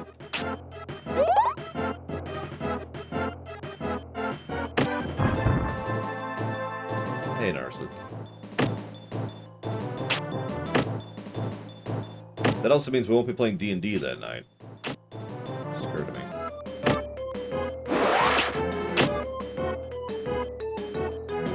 Now, I should probably mention there will be 2 dates after that where I have to do my checkups with the doctor. So late October might be kind of dry when it comes to streaming. We'll see what happens. We'll see. It depends on how well my recovery goes, too. If from what I understand, if everything goes well, I will be able to stream the day after surgery. Not the day of surgery, but the day after.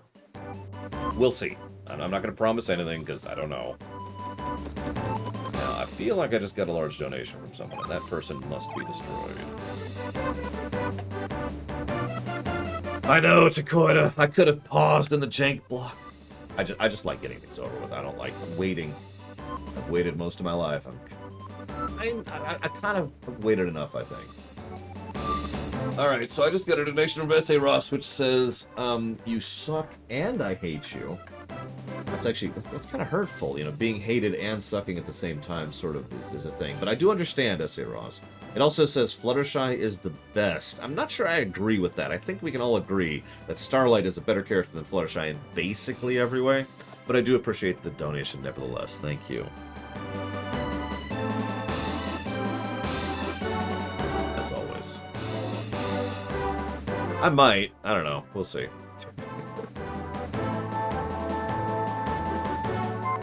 I'm going to do that, I need to do it an hour ago or tomorrow. One of the two. Okay, where am I? Where am I? Ha!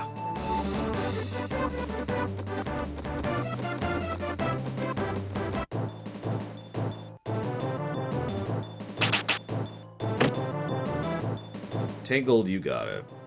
I hit the wrong button. Yes, I'm going to stream from the recovery bed. I mean, I can just use my phone to stream, so I can do that. Just get in the hospital. Alright, so actually, if I'm in the hospital, then something has gone wrong, to put it bluntly.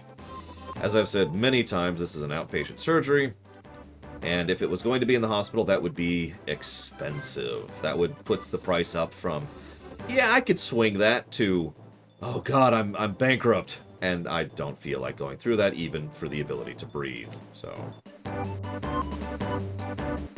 thank you. Okay, so... Oh my god, this encounter rate. Will I be able to drive? Yes, but I'm not going to. Just to be safe, I'm going to go ahead and Uber in and Uber out.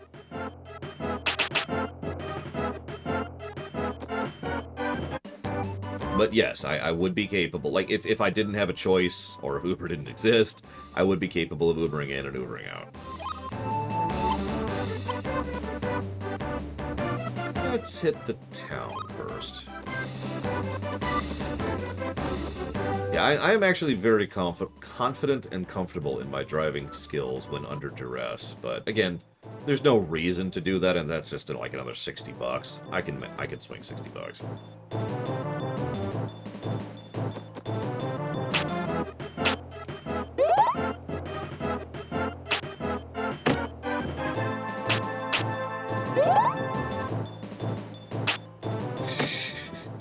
So could they stream this surgery? Yeah, sure, we're cool with that.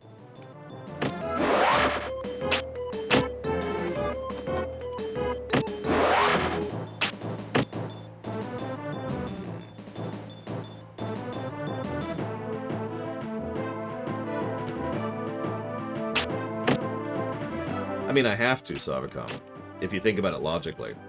Because if I drive there and then either don't feel like I could or should drive back, then even if I Uber back, my car is now stranded. This is why I have to know in advance if I'm Ubering, because I have to Uber there and back. Which is what I'm doing, like I said.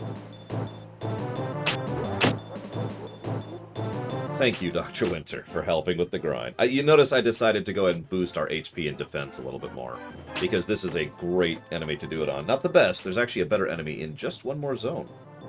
Give me a moment.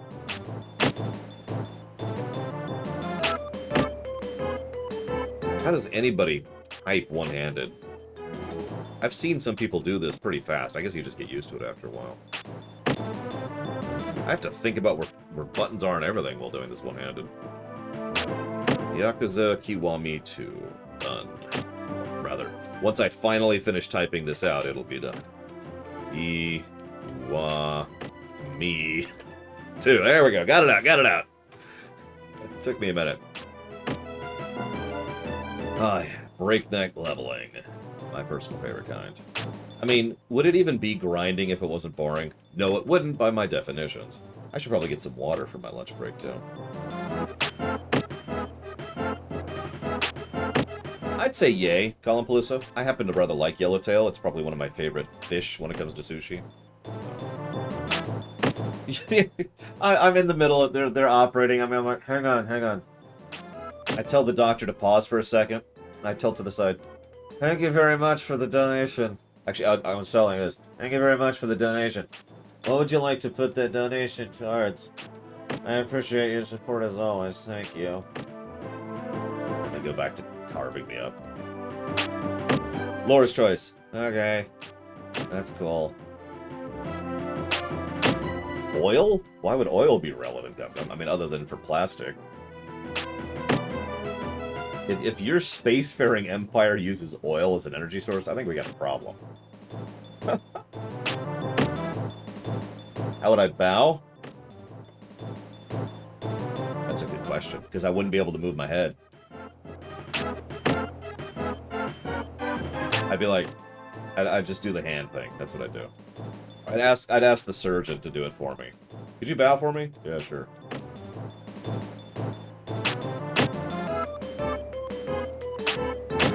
As always, you're dancing monkey, so I'll put that toward... What's a really terrible game? It would be an awful game to stream. I can't think of the name of the game. I can think of the game, but I can't think of the name of it. Alright, well, I will put that towards Dwarf Fortress 100% run. Or Devil May Cry 2. Devil May Cry 2 actually wouldn't be that bad for the same reason this isn't that bad. It would be boring, but very easy and very smooth. All you have to do is shoot your way through the entire game. I should know, I've beaten Devil May Cry 2.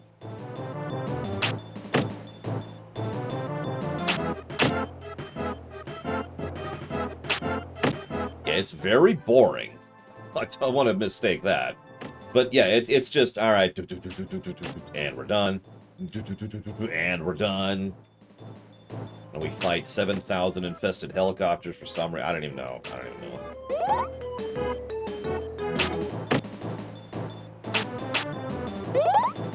Stream Surgeon Simulator to make surgery. No, I'll have the surgeon doing like a what do you call it? A chimera run. God, we haven't done one of those in forever. And so the surgeon is streaming Surgeon Simulator while streaming surgery on me. Thank you, Sean. Much obliged. The Phantom Menace video game? Yeah. That's a very good example of if you don't exploit that game, it sucks to play through. It just sucks.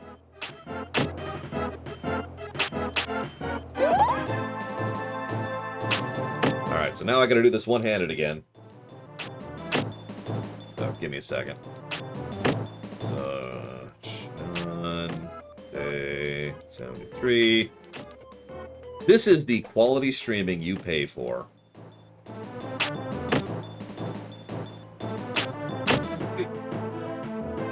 This is exactly what my niece was asking about last night. Why would people pay for you to play this game? Well, okay, so that's going towards Shantae 1.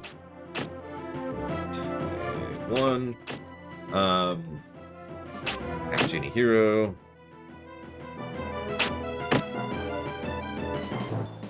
I'm on a race now. I have to finish this before I die. Because I don't want to die from this encounter. I want to win this encounter.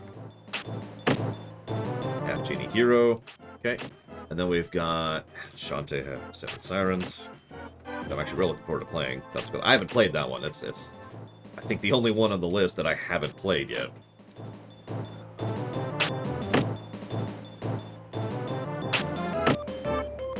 I could be wrong. I don't remember if I played the original. If I did, it would have been back in the day. Whoops, I misspelled something. No! Sirens, there we go. And then Spider-Man 2008.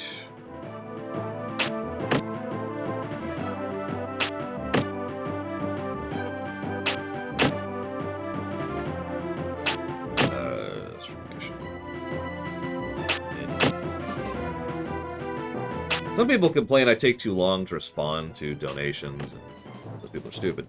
But, I think I have officially broken my own record for how long it takes me to respond to a donation. There we go. I got it in, Sean. Thank you again for the bits. Okay, now let's switch back to my dominant hand. Alright. The Galactic Republic during the Clone Wars pulled some war crimes. I mean, A, defined war crimes, and B, yeah, absolutely. Of course they did. They used flamethrowers. Flamethrowers are qualified in real life as a war crime. Let's go and kill this guy. Die, or miss. That's also cool.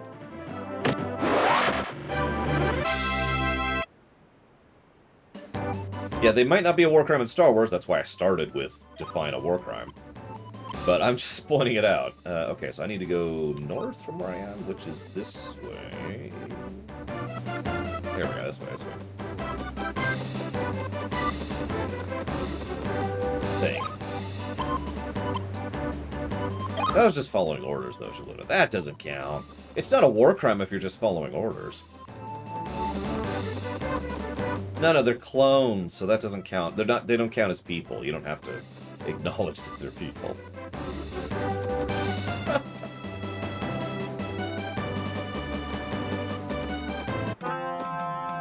Okay, Town 2.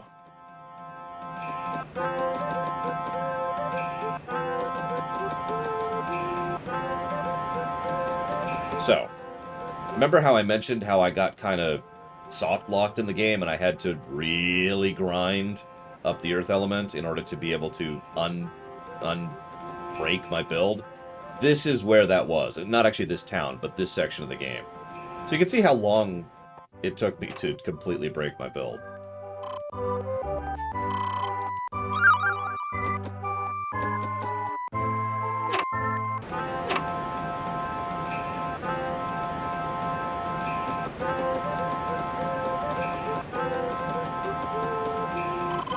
You know, Liverpool is called the water capital? Some people prefer Limeland, but to me, Liverpool will always be my home. I haven't seen you around here before. On your way somewhere? I can't believe anyone would be so foolish when it's so dangerous to travel. Sound familiar? But if you remain in our town, you'll be safe. Remember, the whole reason we beat the first boss was because it was too dangerous to travel. You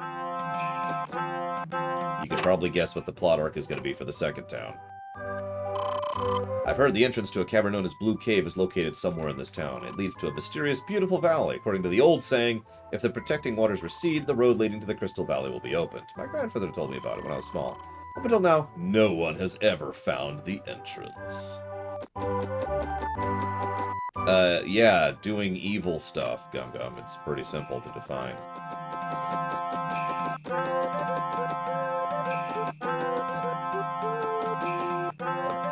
That's pretty much our main character motivation. Oh my god, people can't move around freely! I will do everything in my power to defeat the boss that is preventing them from moving around freely. And it's always just the boss, not the bajillions of enemies on the road. A long time ago, a water spirit created a crystal well. ever since Larpool has been blessed with much water. The well allowed water levels to be adjusted freely. People say the well still exists somewhere in town. I wonder if that's true. A sorceress named Layla is living here. It is thanks to her protective spell that we can live it safely. Safety.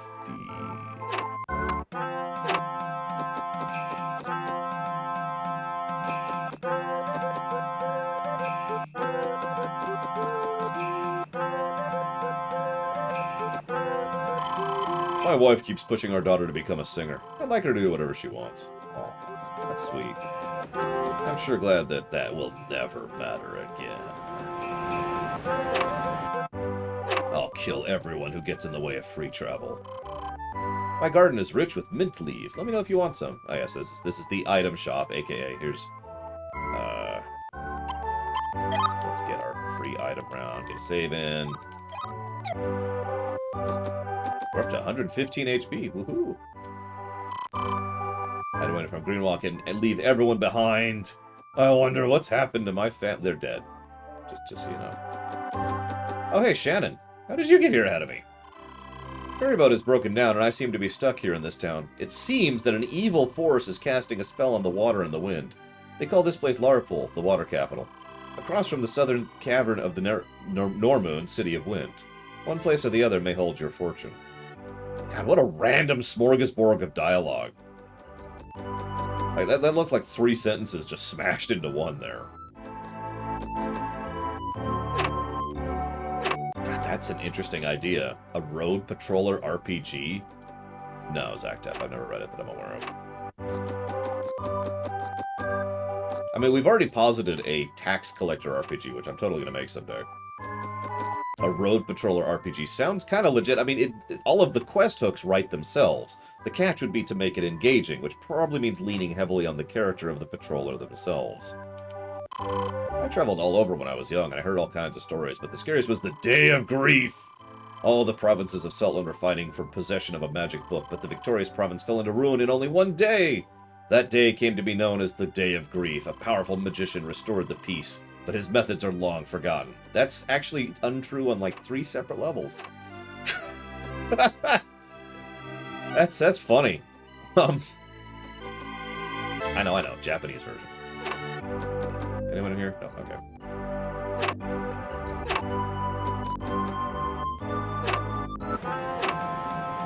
Ugh, excuse me. Is there anything down here? Appears to be a no. Why is this an area that I can enter? There's nothing here. There's not even a hidden spirit, which I would expect and was just looking for. Yeah, the game has a day-night cycle. Unlike Ocarina, it doesn't pass via time, it passes via zoning. So every time we enter and exit a zone, it moves forward a step. Only some zones, though. It depends on the type of zone. Let me into the obviously secret entrance. Ah, whatever.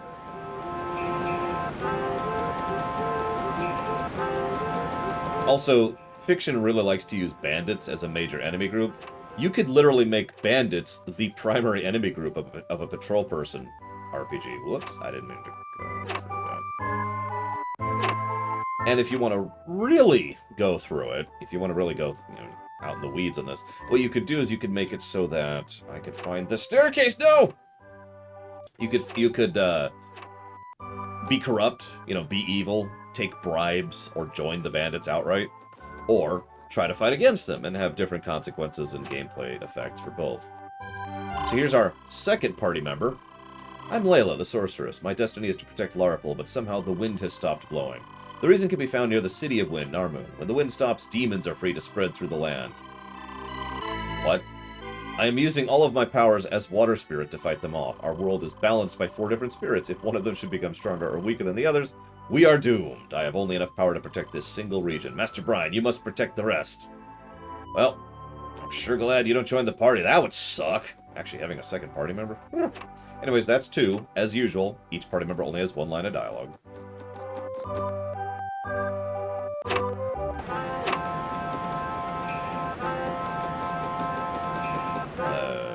Okay, hang on. A little turned around. that's this area. I don't think I would, Cord. That just sounds like be an irritation simulator. Alright, so you need to go door to door to people who probably don't want to hear it. Because if they wanted to, they'd seek it out themselves. And go irritate them.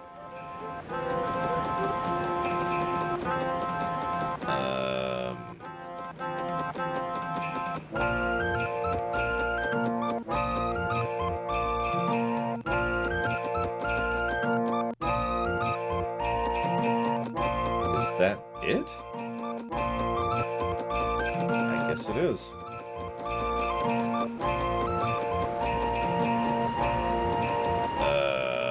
Okay.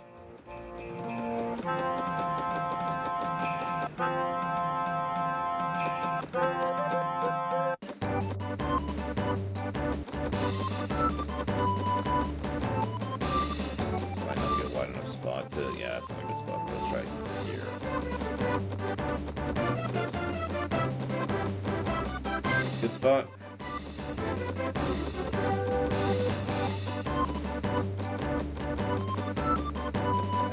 This'll do. Alright. I'll be back in about an hour.